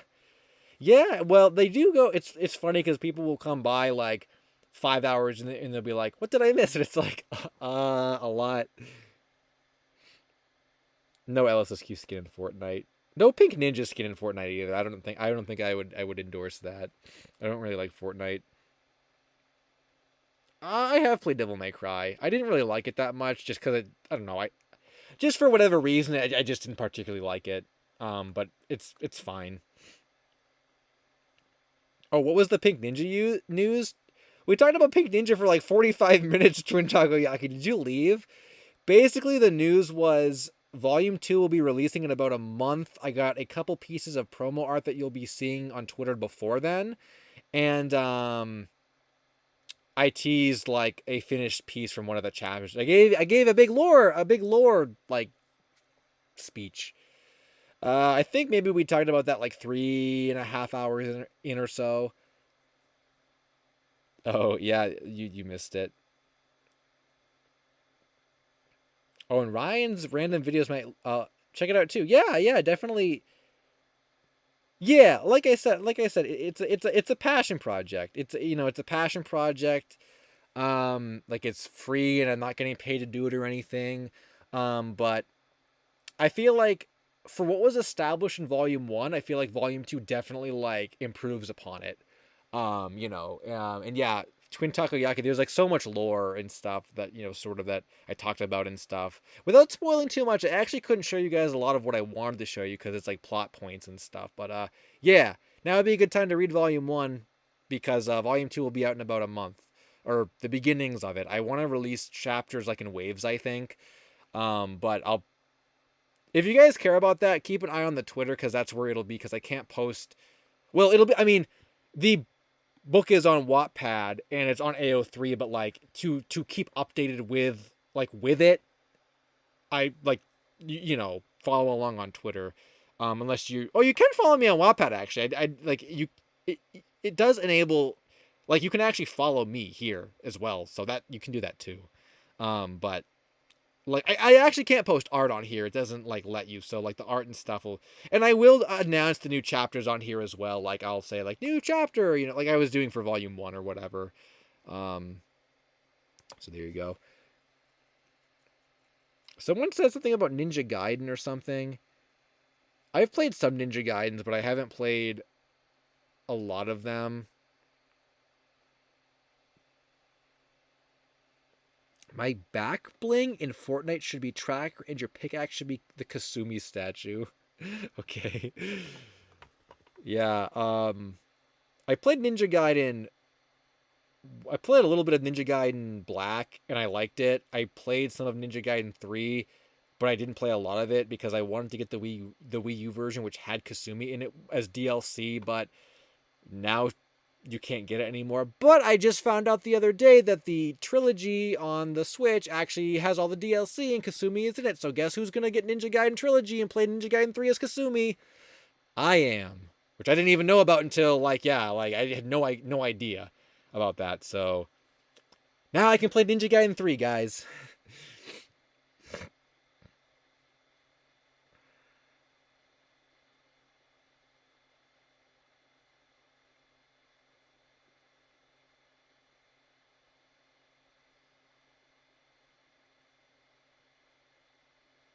All Ninja Gaiden 3s? Really? Well, I think in the one on I thought there was a version where maybe you had to like unlock her or something after you beat the game first. I don't know.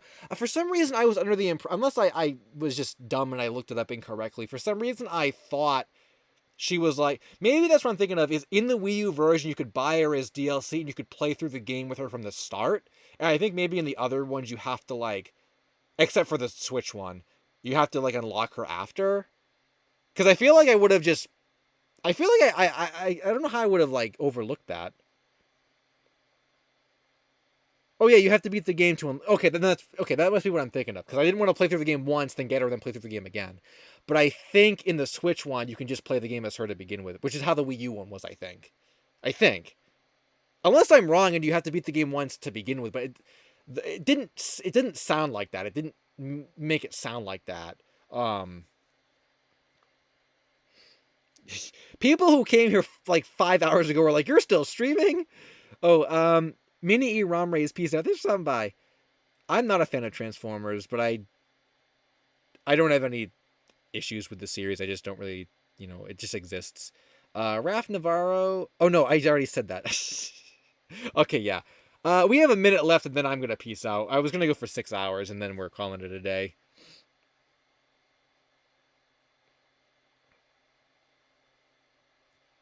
Um, so, or we have like 10 seconds left. Yeah, I'm probably just gonna, I'm gonna clean end. So 5 seconds. Yeah. Well, anyway. Oh, dude, there is always someone who comments like right as I'm about to end that I like didn't see the whole night that I feel like I have to respond to. Fuzz Nud said, "I love your content, and although A Shot in the Dark was wanting to know if you can help with an educational video I'm trying to find. If you DM me or something, let me know the details and I'll look into it." Yeah, we've been going for 6 hours. So good to end the stream. But yeah, thanks for stopping by, guys. As always, yeah, I already plugged all this stuff, so I'm just gonna end. Well, until next time.